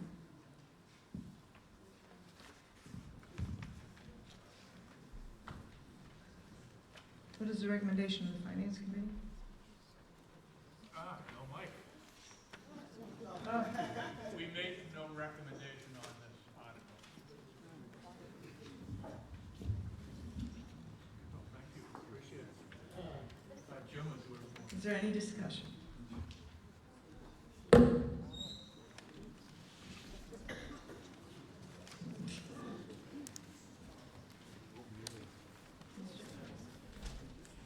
I fully appreciate the rationale behind bringing this forward, and I know that there are people that don't have dogs that are acting appropriately, and they don't control those dogs appropriately.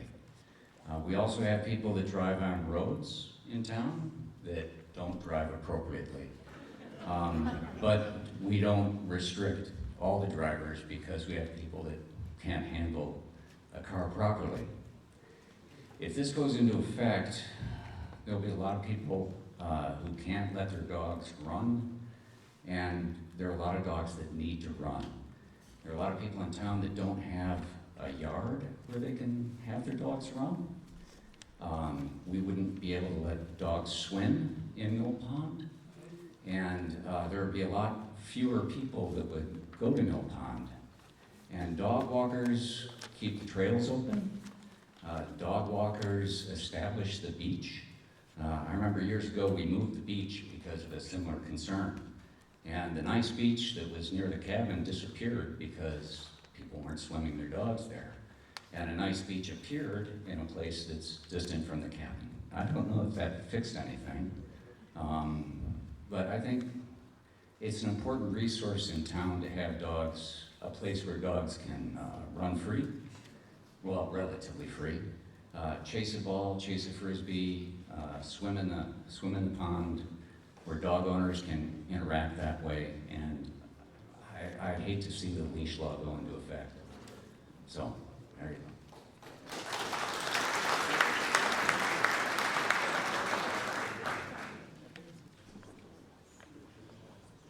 Madam Moderator, I have a tendency to do a lot of mountain biking at Pipestave at early in the morning. And I have personally, at age 65, been taken off a bike by a dog. And I tell you, at 65, it hurts like heck when you hit the ground. So I understand that I'm in favor of having dogs be able to have their exercise. But what we're seeing is a lot of people who are out-of-towners come into town with a group of dogs, and they take and let them go on it. So the concern is the people who don't respect those in town for that are taking a large amount of dogs for businesses into our town.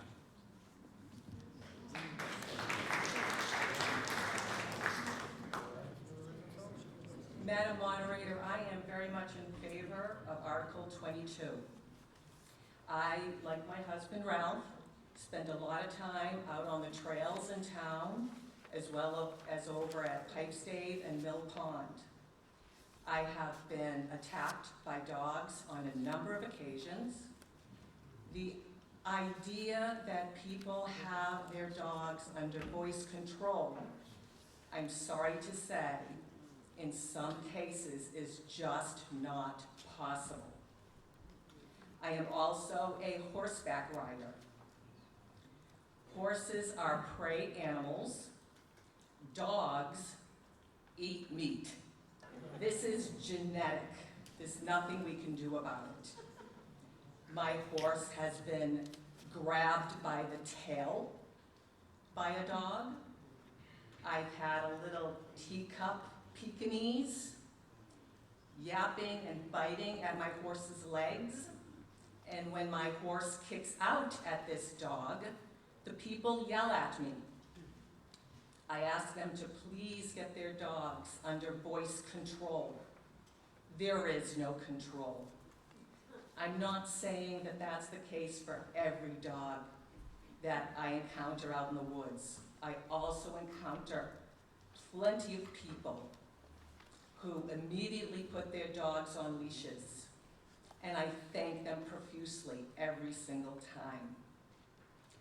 But my major concern is that so far, a number of horse people have fallen off. They have broken bones. We have reports of children being bitten. I saw that bite happen. We had actually cautioned the woman to get her dog on a leash, and she ignored us. So I am very much in favor of this article. Thank you.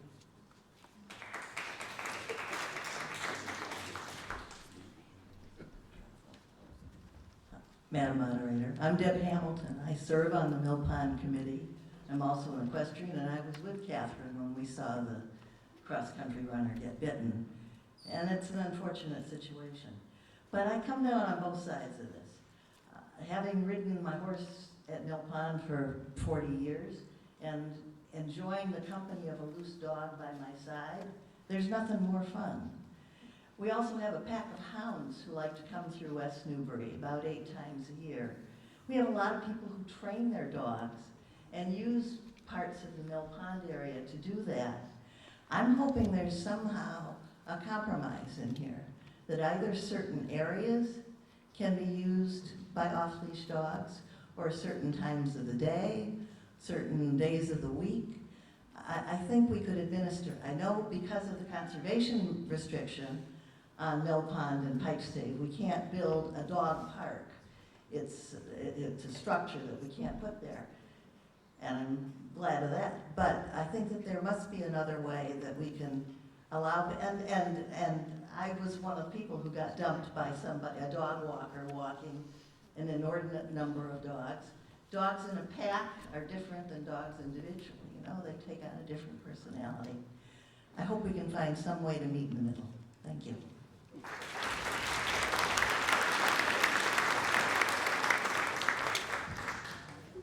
My name is Cindy Bokar. I also served on the Mill Pond Committee for several years. We just returned from a 4-month trip to Seattle, where our family is and our grandkids. They have a very, very successful dog park program there. They have lovely parks, and each park has a dog park part, and it works very, very well. If indeed there is a bylaw that says we cannot have a dog park at Mill Pond, let's put one somewhere else, because it is dangerous to have the dogs running loose with children. Thank you.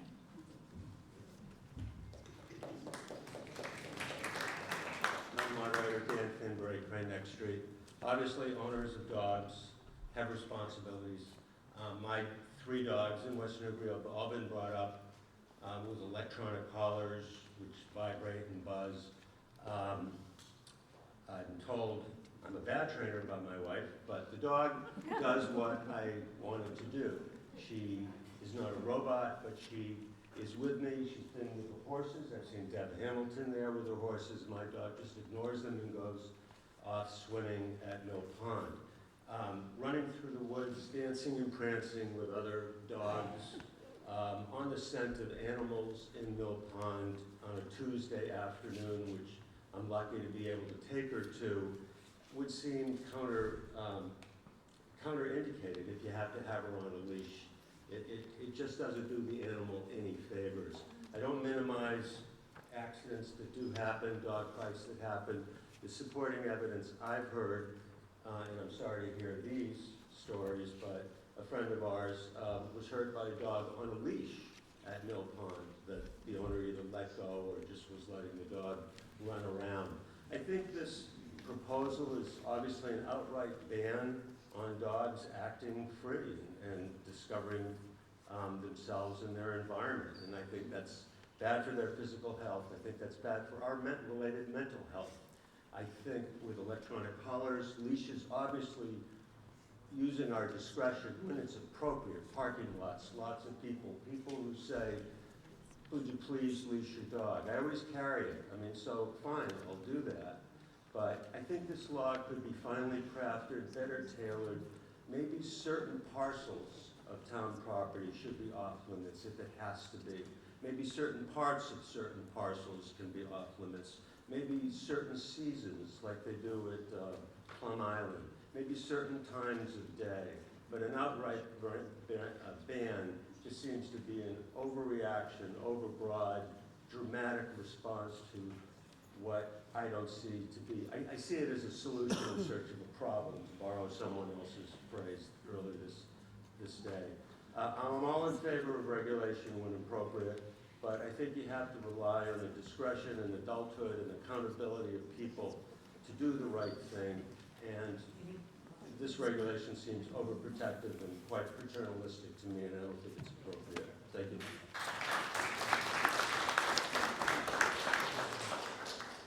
I was just going to put a word in for the animals that are in these conservation areas. You know, you talk about your dogs chasing down a scent, and I'm thinking, like, I've seen some really beautiful animals at these places that really could do with not being chased down by dogs. But anyway, I just wanted to say that maybe while a dog park is a great thing, I mean, that dogs should run, they should be able to play and run, but people also have to be able to be safe and comfortable in these conservation areas, because there's precious few places for people to go with dogs on a leash and have a nice experience. And so it should be really comfortable for everybody, but dogs do need to run. So I'm thinking, like, while you're scouting out the pickleball courts, maybe look for a place for a dog park.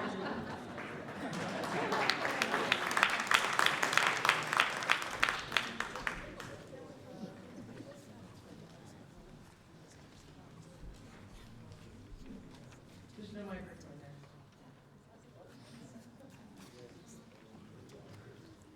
I would like to thank Dan Finbury. I'm Alice O'Leary of Cherry Hill. I thought his points were excellent. I think in the advent or having cell phones, I think people can certainly take photos. Certainly we saw that with the young girl who was able to witness the George Floyd murder. So I think if there are issues in terms of regulation and enforcement, I think most people carry cell phones. So that's one issue. The second issue is, and I think part of it is from the genesis of these poor dogs, or poorly behaved dogs. I think also, because we have so many people who come from other area towns who utilize our resources, I think maybe a better way to do that might be to restrict some use, or at least have certain times where dogs are allowed. So this is for town-owned property only. So what happens is, for like greenbelt land, what will end up happening is there'll be more dog walkers on, and there'll be a higher concentration of dogs on those properties. Would be my would be the likely outcome of that. I just think sharing, and as a community, allowing both the horseback riders to have their time, but also the dog walkers to have their time. I have 2 spaniels. They need to run. Leashes are not an option for them. They're well-behaved dogs, but well-behaved dogs are exercise dogs. And if you have spaniels and working dogs, it's unfair to the dogs not to have them have a time where they can run and be exercised and walked. So thank you.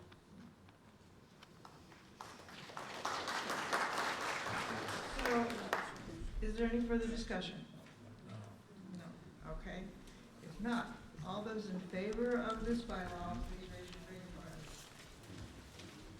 All those opposed, please raise your red card. Motion fails.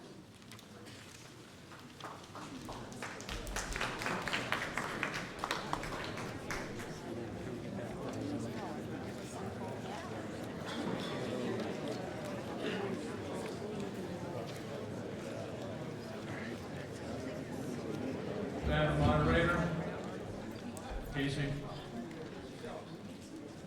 So if some of the people leaving now are returning tomorrow night, anybody who leaves tonight and returns tomorrow, please bring the FinCom booklet with you, because I don't think we have a ton of them left. No, if we don't lose the No, quorum, I'm directing this to people who are leaving right now. if we don't lose the quorum, my My intention is to continue with the meeting. Now, I will attempt to speed it up, but I don't want to speed it up at the expense of having people not free to speak. That's not the point of having the meeting. So you're going to have to work with me on this. But if people will stay and we can try to get through it, I'll do it as fast as I can. Where were we? We were up at point. Article 8. Okay. All right. I'm going to go ahead and try. Thank you all for staying. This is very, very heartening. So, Article 8 involves a transfer to the Pension Liability Stabilization Fund.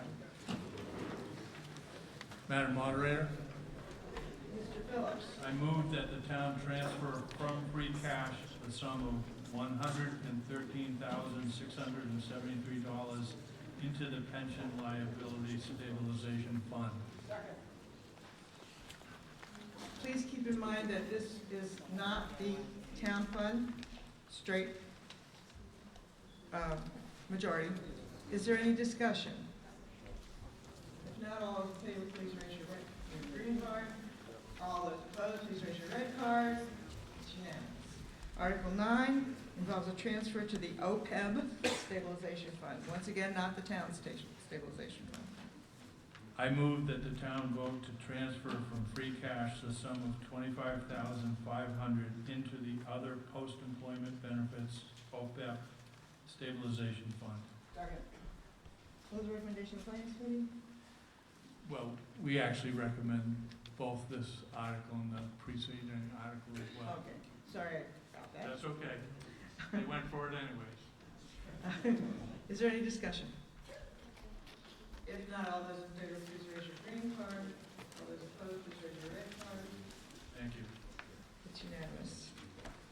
Article 10, PEG Access and Cable Related Fund.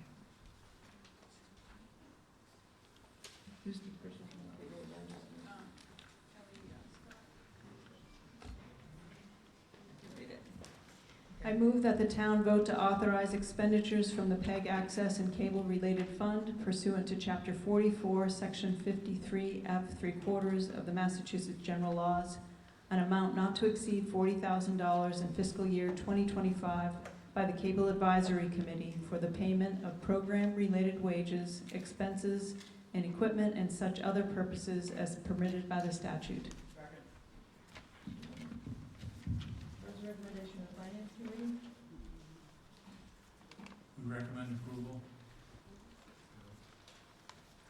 Is there any discussion? If not, all those in favor, please raise your green cards. All opposed, raise your red cards. It's unanimous. Article 11 involves revolving funds. I move that the town vote pursuant to Mass General Law, Chapter 44, Section 53E and a half, to set expenditure limits for each of the revolving fund in Section 40 of the town bylaws as printed in Article 11 of the 2024 annual town meeting warrant. Second. This is pretty simple. There are about 7 different organizations in town that have revolving funds, and in order for them to get the money out, we set limits, and the limits are listed in the booklet. What's the recommendation of the Finance Committee? We recommend approval. Is there any discussion? Not all those in favor, please raise your green card. All those opposed, please raise your red card. It's unanimous. Article 12 involves Community Preservation Fund annual revenues. Madam Moderator, I move that the town vote to allocate, appropriate, and reserve from the Community Preservation Fund annual revenues in the amount printed in Article 12 of the 2024 annual town meeting warrant. Is there any, this is the recommendation of the Approval. Finance Committee. Yes. Is there any discussion, Mr. Cronin? No? If not, all those in favor, please raise your green card. All those opposed, please raise your red card. It's unanimous. Article 13 involves Community Preservation Act funds into the Affordable Housing Trust.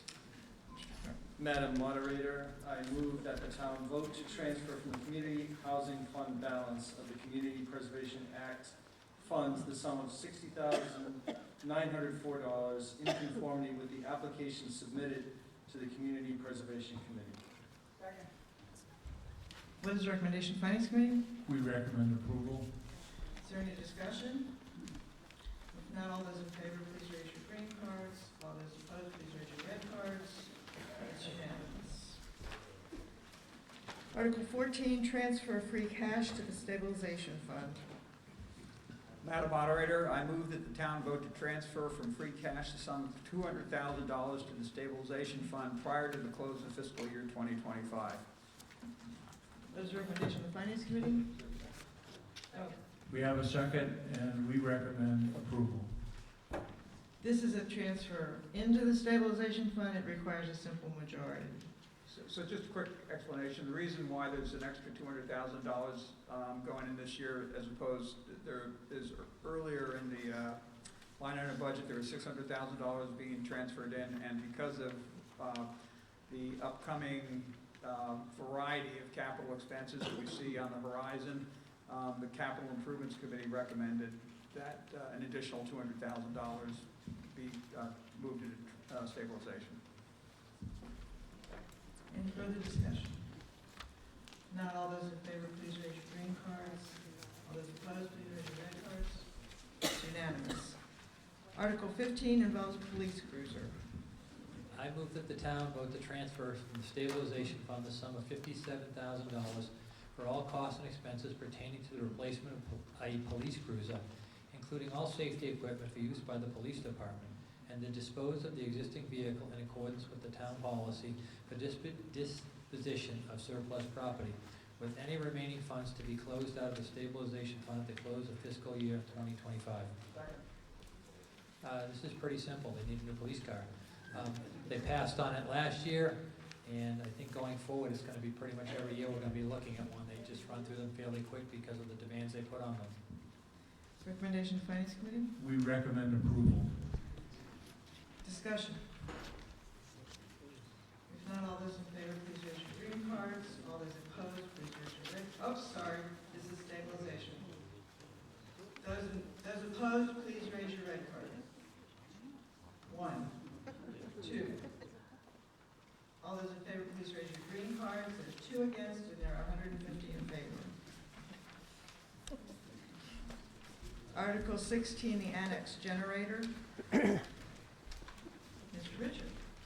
Madam Moderator, I move that the town vote to transfer from the stabilization fund the sum of $90,000 to fund the purchase and the installation of a generator for the town annex located at 379 Main Street, including all incidental and related costs, with any remaining funds to be closed out to the stabilization fund at the close of the fiscal year 2026. What is the recommendation of Finance Committee? We recommend approval. Any discussion? 2/3 again because it comes from the stabilization fund. All those opposed, please raise your red cards. 1, 2. All those in favor, please raise your green cards. 2 opposed and 130 in favor. Article 17 involves accessories for the DPW trackless vehicle.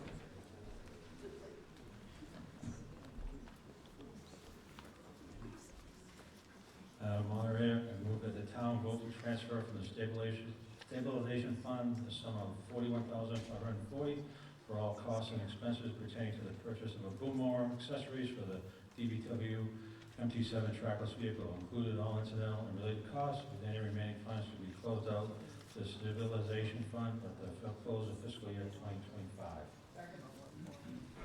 We purchased a trackless MT7 for the sidewalks, and it would benefit the vehicle and us if it was a year-round vehicle and a piece of equipment, and then the boom mower would allow that to happen. What is the recommendation of the Finance Committee? We recommend approval. Any other discussion? If not, all those in favor, please raise your green cards. All those opposed, please raise yours. Stabilization. All those in favor and all those opposed, please raise your red cards. 1. All those opposed, in favor, please raise your green cards. There's 1 opposed and 170 Article 18, we have a report from the Climate Change and Resiliency Committee.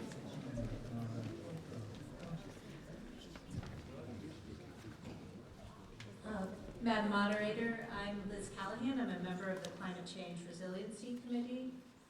Around September 2023, we were awarded a Massachusetts Municipal Vulnerability Action Grant from the state to look at what's happening with River Road.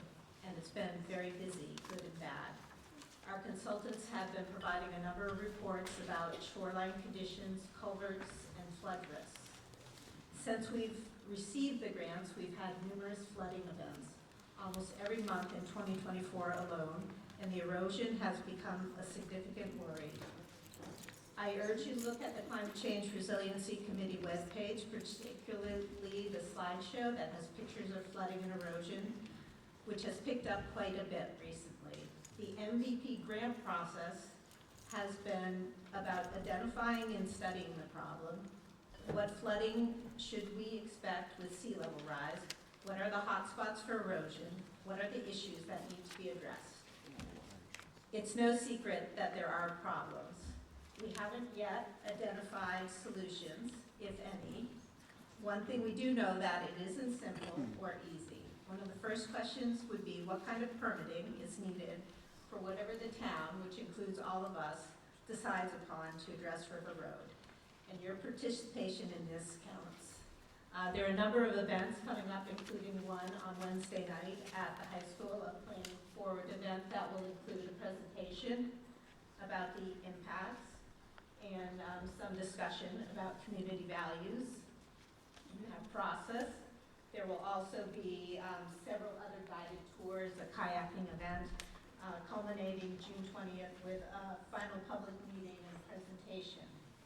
The article you have before you would be about some additional funding to start looking at what's next.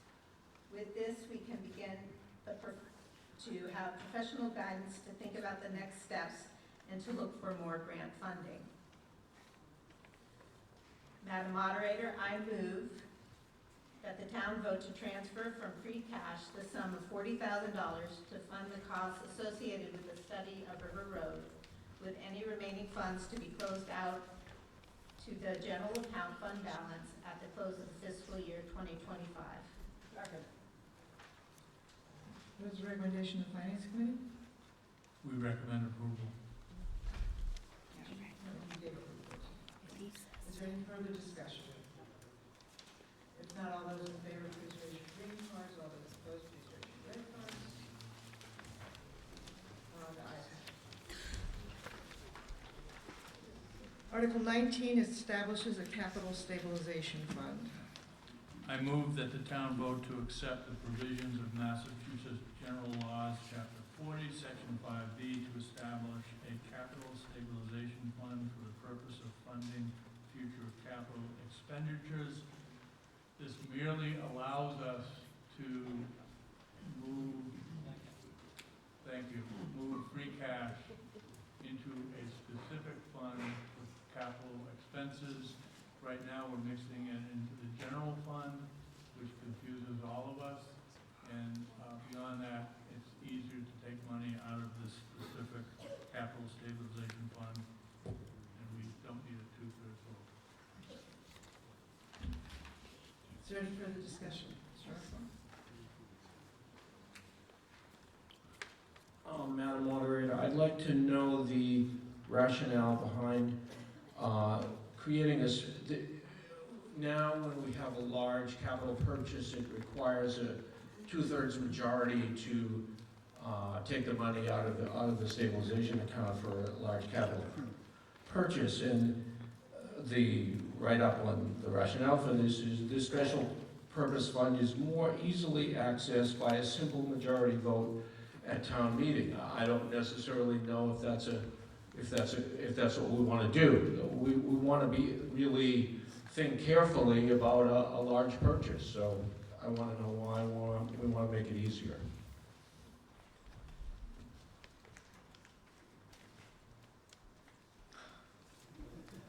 No. So there is a rationale written. actually very good rationale, I wrote it myself. The process of capital planning is one that is transparent as all get out. It goes through a capital improvements committee, it goes through the select board, it goes through the town manager, it goes through the finance committee. We put money into that fund specifically to draw it out for our capital plan. We can make things really difficult. You want me to read you the rationale? Okay, I won't do that. So, you know, we do approve this. This is not, I think this is generally accepted by the select board, the town manager, and the CIC.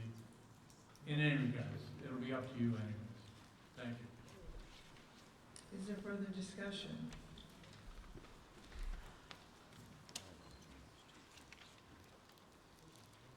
If not, all those in favor, please raise your green card. All those opposed, please raise your red card. The ayes have it.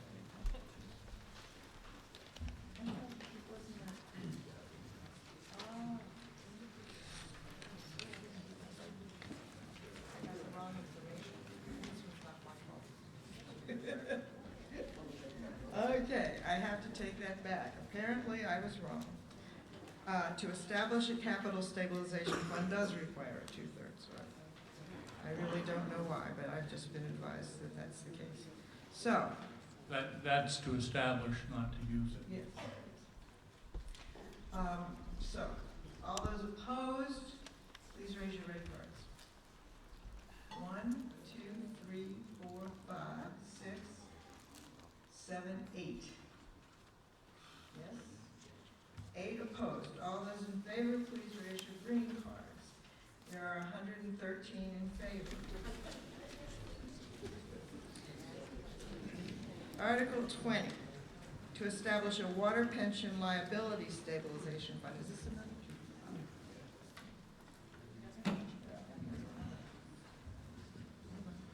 Madam Moderator, I move that the town vote to accept the provisions of Mass General Laws, Chapter 40, Section 5B, to establish a water pension liability stabilization fund for the purpose of funding future pension liabilities for water department employees and retirees. Second. What is the recommendation of the Finance Committee? We recommend approval. Any discussion? If not, all those opposed, please raise your red cards. Another stabilization fund. Red cards. 1, 2, 3, 4. 4 opposed. All those in favor, raise your 163 in favor.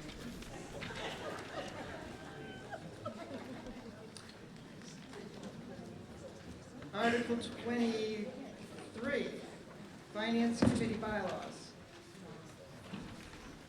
Madam Moderator, I move that the town vote to amend the West Newbury Town bylaws, Title I, Original Bylaws, Section 8, and further to amend the West Newbury Town bylaws, Title 8, the Finance Committee bylaw as printed in Appendix D of the Finance Committee booklet for the annual and special town meeting dated April 29, 2024, and further to authorize the town clerk to make any non-substantive ministerial changes to numbering and formatting so as to ensure a consistency with the remainder of the bylaws as necessary. This change in bylaws, the bylaws go back to the 1930s.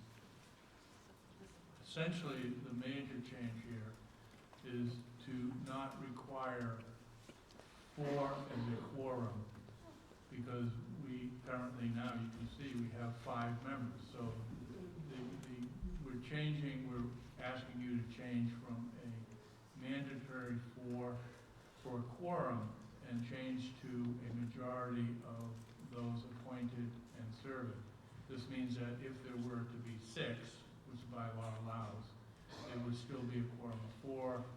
If it's 5 or 4, it's a majority of 3.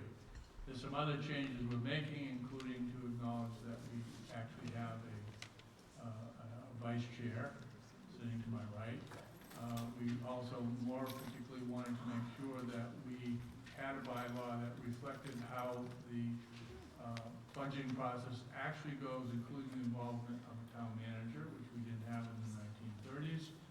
We now have, there's some other smaller changes like referring to the select board and to proper use of non-gender pronouns or some such thing. But in any regards, this is, I hope, something that you'll say yes to. Thank you. Now, Mr. Phillips, what is the recommendation of the finance committee? We approved it. We approved it. And vote approval. Discussion.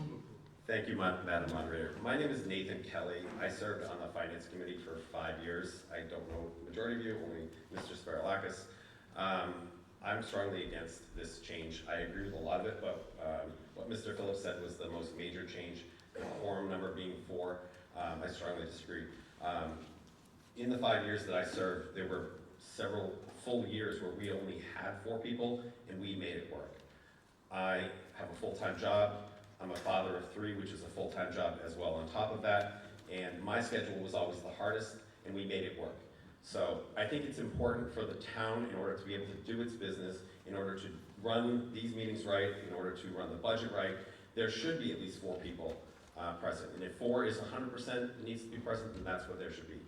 In theory, if you were to take this bylaw as it is amended, we could have 1 person serving on the Finance Committee. That's the then serving number of people. Therefore, 1 person would be a majority, and 1 person would vote on everything. There is a benefit to having 4 people on the committee and to be able to have reasonable, rational discussions, and I think it's a mistake as written. Thank you. Further discussion? If not, all those in favor, please raise your green cards. All those opposed, please raise your red cards. Motion fails. Article 24, and you're going to love this one. Vote declared by moderator bylaw.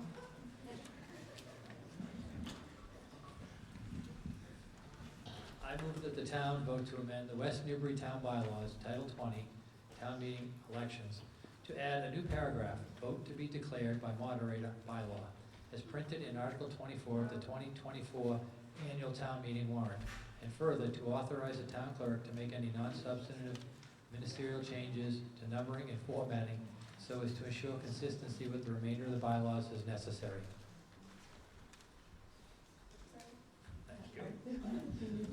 This is exactly what we were talking about earlier, is this need to do the reverse vote on the 2/3 vote.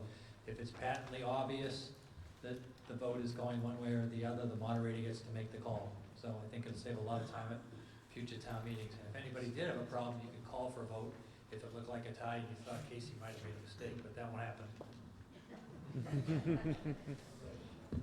What's the recommendation of the Finance Committee? Couldn't we have done this first?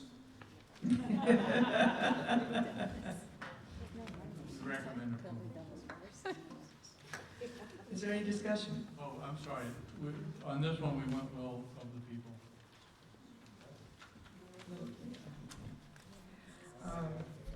Any discussion? If not, all those in favor, please raise your green cards. All those opposed, please raise your red cards. Motion passes.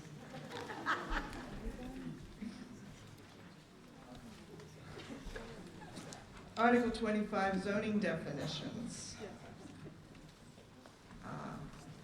Mr. Merkel. Thank you, Madam Moderator. I move that the town vote to amend Section 2 definitions of the West Newbury zoning bylaw as printed in Appendix E of the Finance Committee booklet for the annual and special town meeting dated April 29th, 2024, and further, to authorize the town clerk to make any non-substantive ministerial changes to numbering and formatting so as to ensure consistency with the remainder of the bylaws as necessary. Second. Is there any What's the recommendation of the Finance Committee? Will of the people. Is there any discussion? If not, I'm sorry? Sounds like it's good. All those in favor, please raise your green card. All those opposed, please raise your red card. It's unanimous. No, there was a red?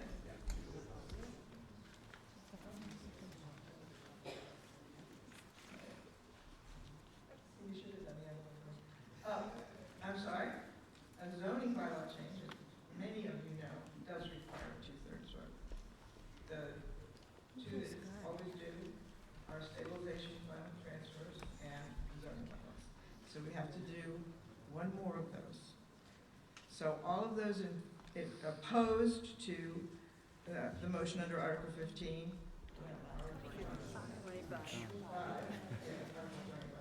Please raise your red cards. One,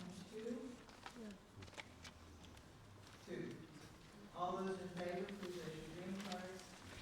Yes. 119 in favor and 2 against. That's the last time we'll ever have to do that, right? Unless we have to count it, which happens. Article 26 is Veterans Property Tax Work-Off Program. Madam Moderator, Madam Moderator, I move that the town vote to accept the provisions of Massachusetts General Law, Chapter 59, Section 5N, to authorize the town to establish a program to allow qualifying veterans to volunteer service to the town in exchange for a reduction in the veterans' real property tax obligations. What is the recommendation of the Finance Committee? We recommend approval. Discussion. Mr. Foley.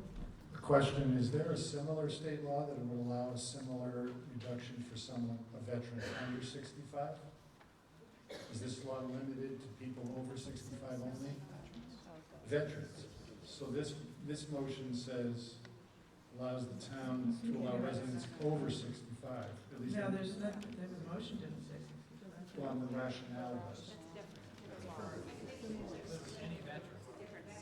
Oh, that exists now. This is similar to your current program. This is not limited to. Similar to the existing. The motion. You got this. Just to be clear, the motion that's on the floor does not limit anything to people over 65. Okay. All those in favor, raise your green card. All those opposed, raise your red card. The ayes have it. Article 27 is a citizen petition, MBTA zoning and 40R. Mr. Baker.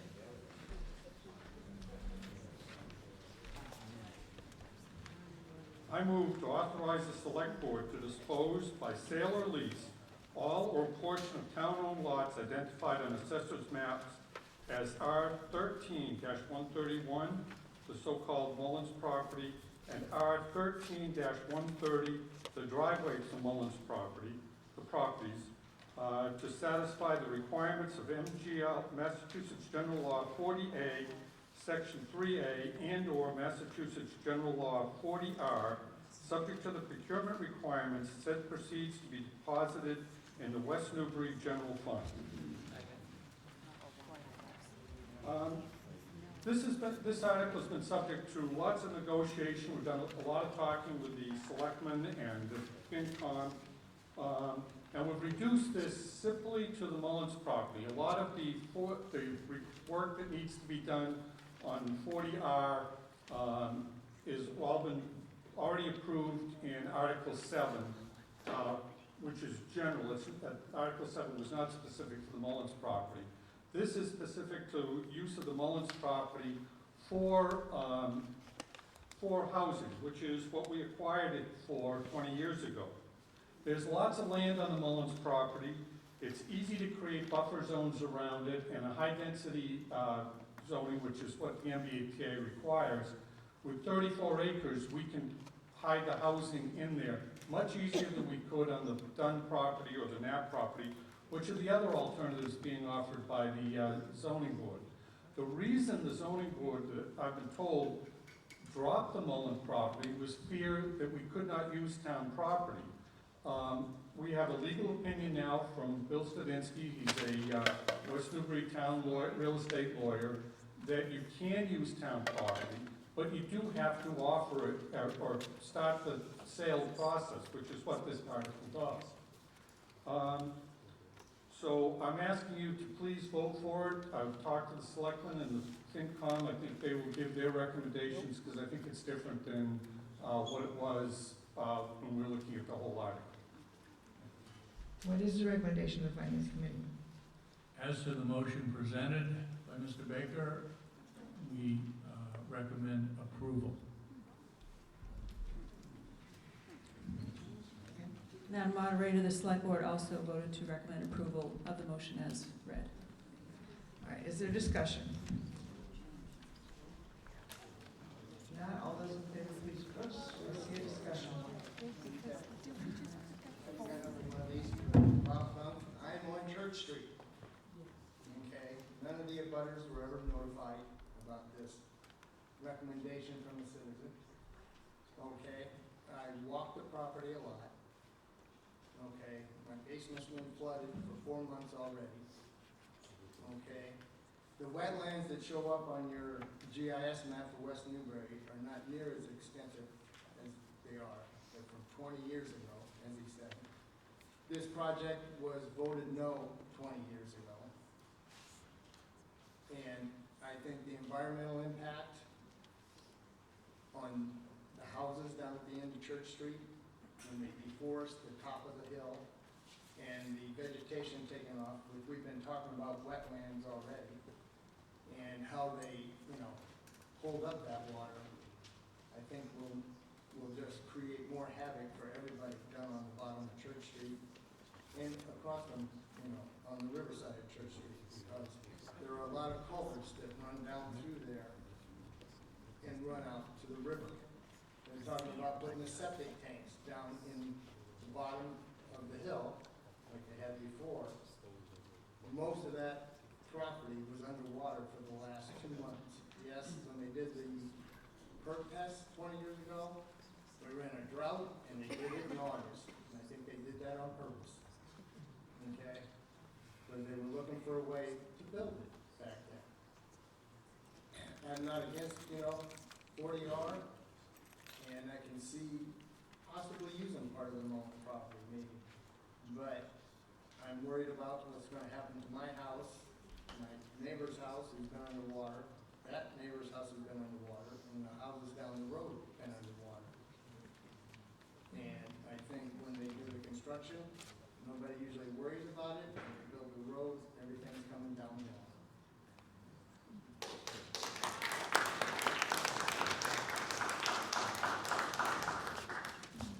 Hi, Patricia Reese, Crane Next Street. So in 2004, the Mullen property was proposed for a limited affordable housing development, and it was put to town meeting for a vote whether we would sell it or not, at an identified price with an actual site plan and full knowledge what would be built on the property if we did vote to sell it, and the town meeting turned it down. We're being asked now to say, with all due respect to the selectmen, go ahead, put together an RFP to sell the property, and do everything you need to do, and that's the end of it. And I don't think that town meeting should be put in a position of approving the sale of the Mullen property unless and until we know exactly what use will be put to it.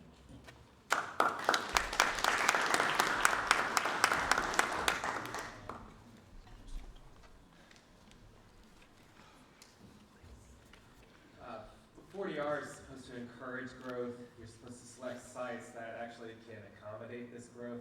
The Mullins property has steep slopes, over 20%, wetlands above those slopes and below those slopes and crossing those slopes.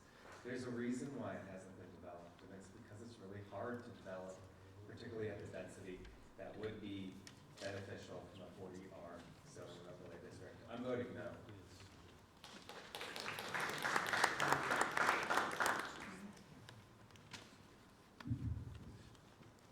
My understanding is that the motion was read out as different to the motion that's on the No. page.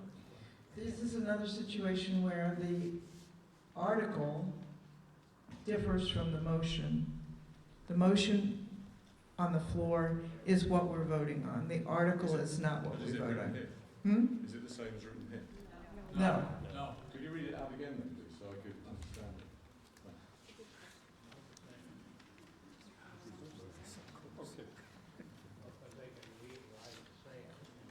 All right, the motion is to authorize the select board to dispose by sale or lease any portion, any or all the portion of town-owned lots as the Mullins property and the Mullins property driveway to satisfy the requirements of 40A, which is the MBTA requirement, or 40R, which is smart growth, subject to procurement requirements, and the proceeds to be deposited in the West Newbury General Fund. Just to address some of the other things, this property has been extensively studied. Back 20 years ago, there's a banker's box of studies and papers in Town Hall covering this. It's been thoroughly looked at. There's been engineering done on it. There are, as was mentioned, there's perk tests. Now, one of the concerns somebody just brought up was stormwater. Back when this was done 20 years ago, there was no stormwater protection bylaw. We now have a bylaw that will require whoever develops this to manage all of the stormwater. This will probably be one of the first big developments to go through that to make sure we don't have those problems that we've seen on other developments. So, thank you.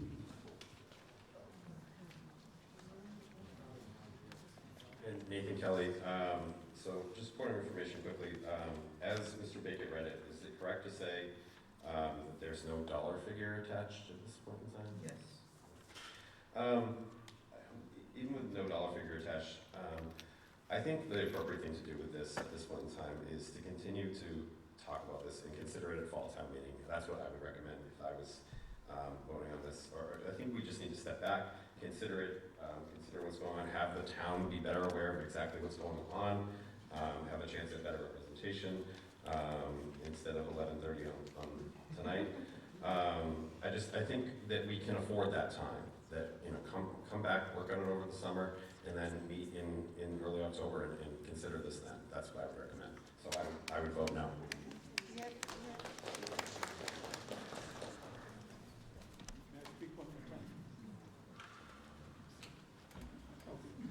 There will have to be another vote on this because the zoning, you know, this Article 7 authorized redoing the zoning. We are not voting on the zoning for the Mullins property. So this will come back to town meeting either in the fall or in the spring.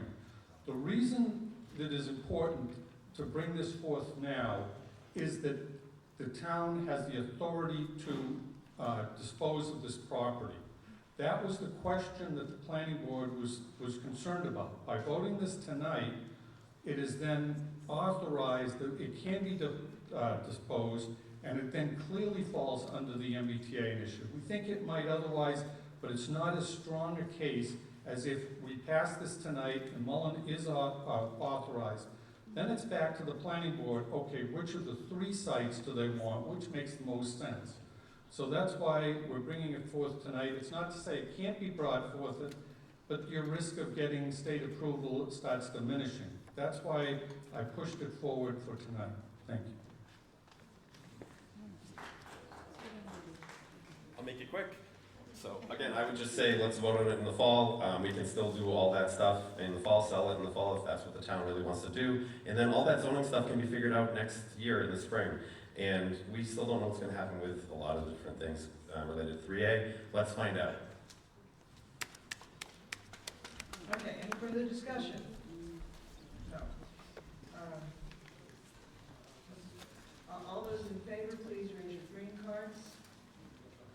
All those opposed, please raise your red cards. Motion fails. Article 28 is a citizen's petition about voting age.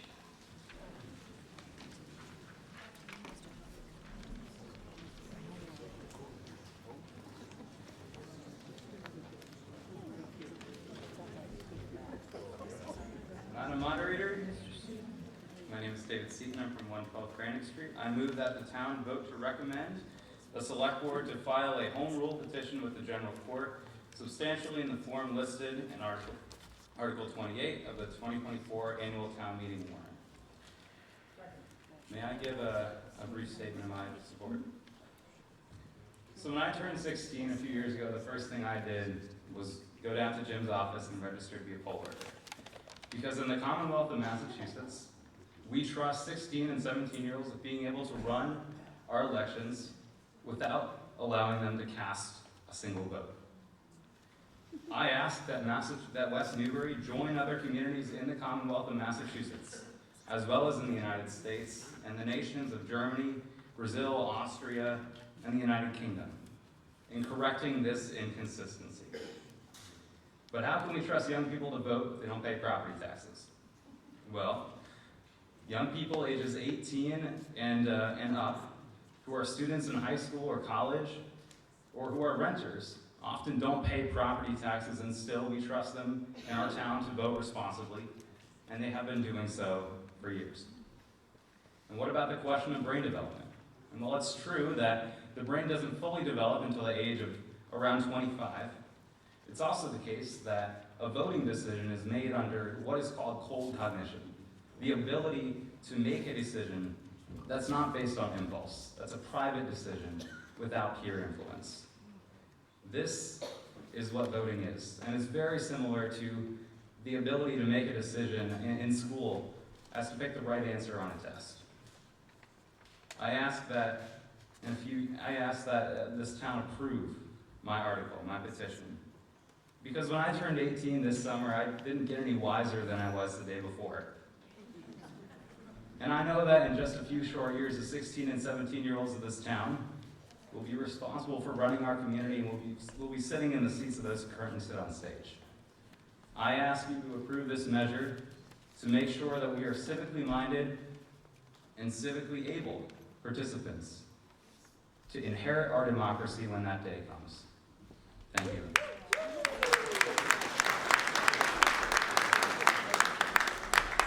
What is the recommendation of the Finance Committee? We made no recommendation. Will of the people. Just a quick question, do they teach civics in Pawtucket High? No. So until they change that, if they start teaching civics even in middle school, moving up, then I would more consider that, but I just don't think a 16-year-old has the maturity to really understand the issues at hand to vote. When do you serve in the military? It's 18 usually, right? I think you probably should peg it to that. Not even drinking age, but I just think 16, I'm not saying they're not intelligent. I just don't think maturity's quite there. So that's just my thought.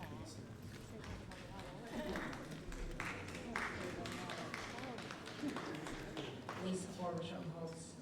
I think this is an excellent idea. When I look around the room tonight, most of us have some gray hair, and there's not a lot of young people in this room. I think we need to do all that we can to engage young people in politics, in voting, in engaging with their government, whether it's for or against it. And I think lowering the voting age might begin that process. So I'm for this.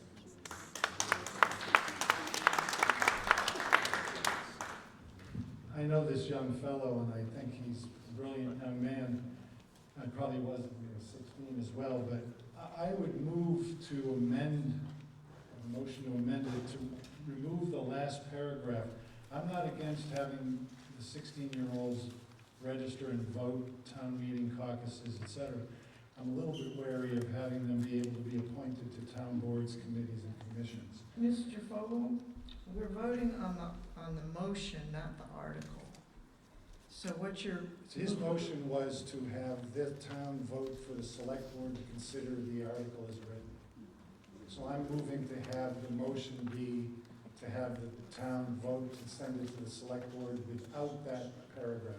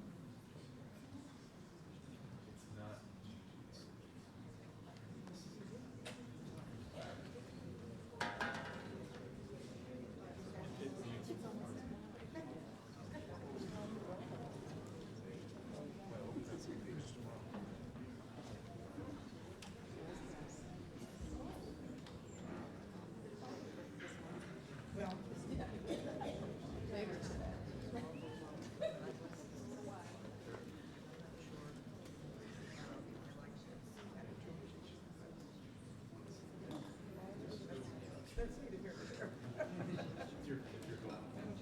Okay, what is it you're striking? My motion is to amend the gentleman's motion Right. so that the vote would be for the town to recommend to the select board that they file a home rule petition as it's drafted here in the article, but without the last paragraph. So you want to remove a part of the article? I want to amend the motion, which was to move the article as it's written, and I want to amend it to move the article minus that paragraph.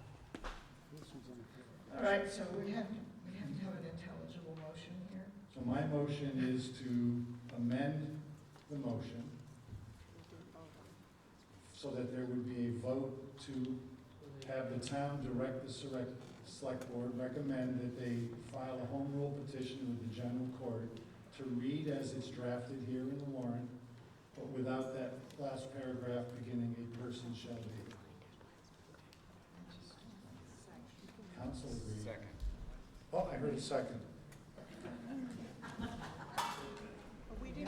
That's how you amend the article. Motion, right? No, you're right.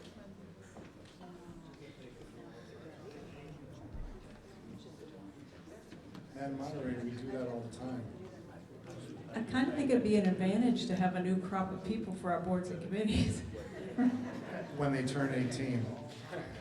Let's go ahead and vote on the amendment, and then if it passes, I'm going to need in writing what the motion should look like, the amended motion, okay, in writing. All I would need is a pen to strike that I last have paragraph. plenty of them right here. So there was a second to my motion behind it.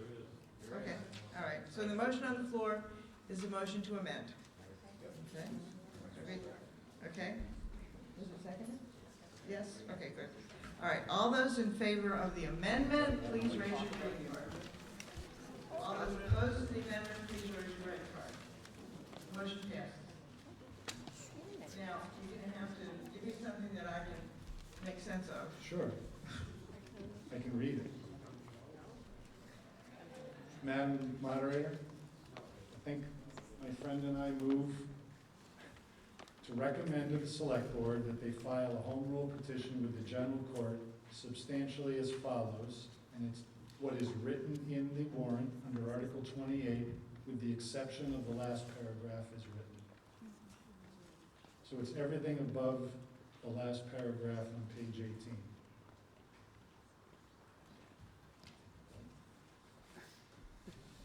That's my motion, thank you.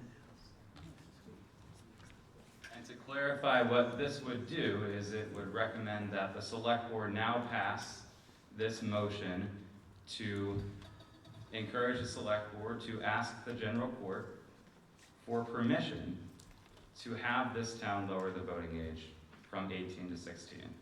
If the entire state legislature, state senate, state house, and the governor signed a law saying that West Newbury could do this.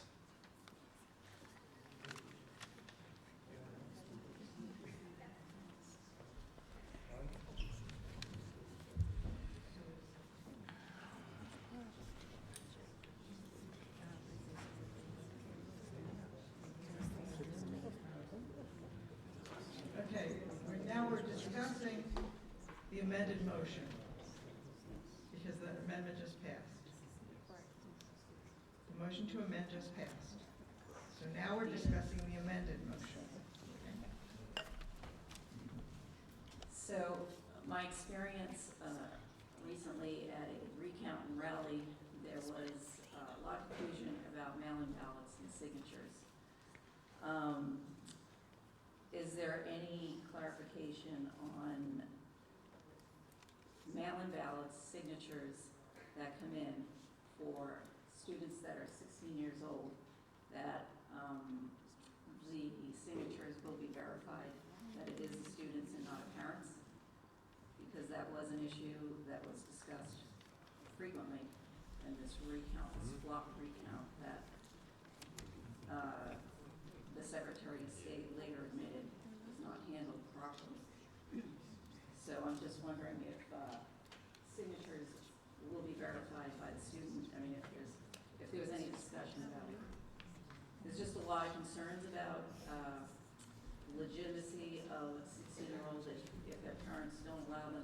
go out that night because they're grounded and it's election day. What happens? I mean, there's just a lot of questions. And maybe like the other gentleman said about the other comment, maybe we think about this a little bit more and have a longer discussion about it. I think it might make more sense. Thank you.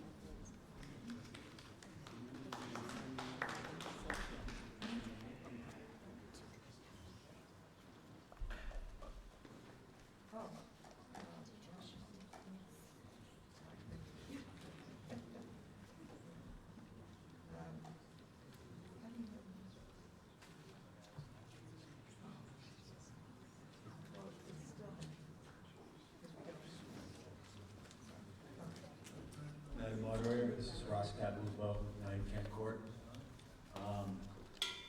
I think that people or younger folks like the article sponsor probably have very valuable opinions. He's clearly educated and great representation for younger people.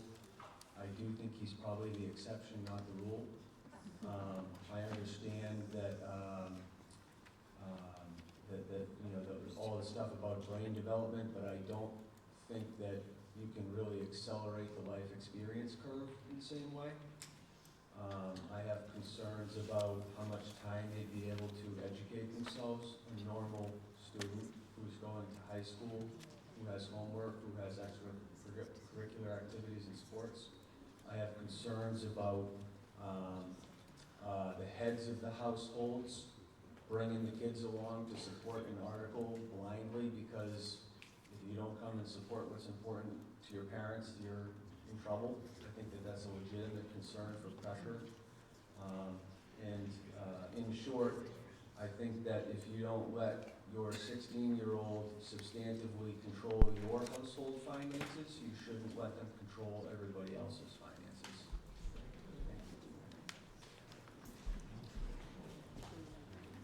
I understand what the critics are arguing.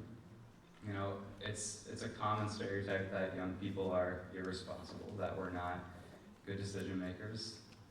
But I would say that the fact that we have the lived experience of being the generation that will have to live the longest with the consequences of the decisions that we make today on climate, on taxes, on whatever the issue may be.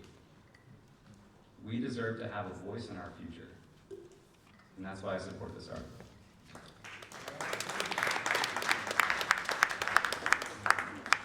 Madam Moderator, I have a question for the town clerk. Will the voters that are under 18 be listed on the voter rolls that are publicly made available to anyone that asks?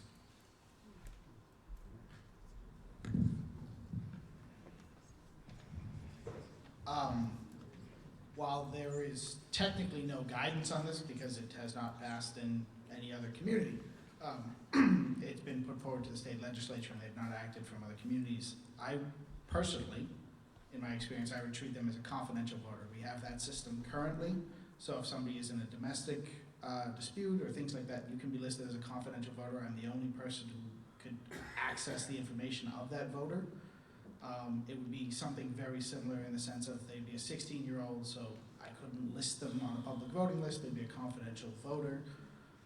That would be how I would operate under that, guys. I appreciate all the effort and the time that this young man has put forward in creating this. However, a 16-year-old and a 17-year-old are not legally adults. They don't have adult freedoms. So why are we giving them adult responsibilities and adult capabilities?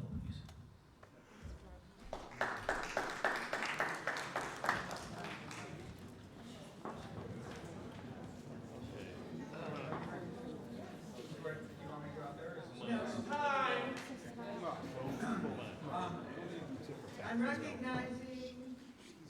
So this is Rick Parker, I'm obviously on the select board. So it just strikes me that a 16 or 17-year-old who takes the initiative and chooses to register to vote is not a slacker. It's not somebody who doesn't have their act together. I think it's far-fetched to imagine that parents are gonna beat their kids to go register to vote so that they can support whatever it is the parent wants to support. I think we should, we all mature differently. I don't know if I should have voted when I was 16. Who knows? I mean, I wasn't able to, I didn't have the choice, but clearly some people do. Some people, I had friends many years ago who probably should have been able to vote because they were much more engaged with what was going on in the world around them than most of us are today. So I think this is a good thing, and I think that 16 and 17-year-olds who are having to deal with problems that have been created by prior generations, climate change perhaps being the most significant and far-reaching, should have an opportunity to help decide what the fixes are.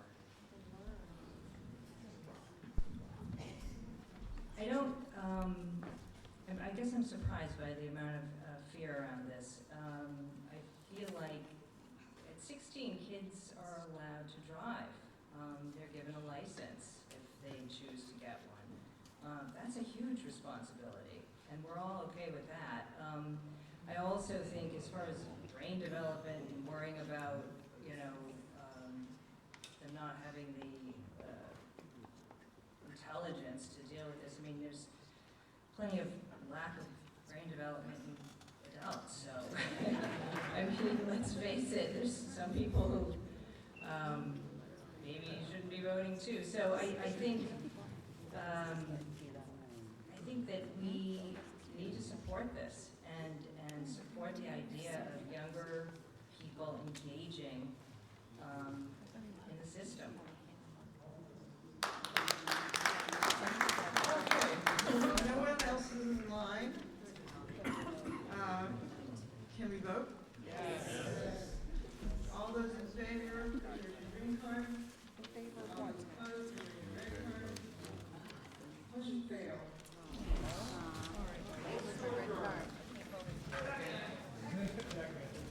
Oh, move to adjourn.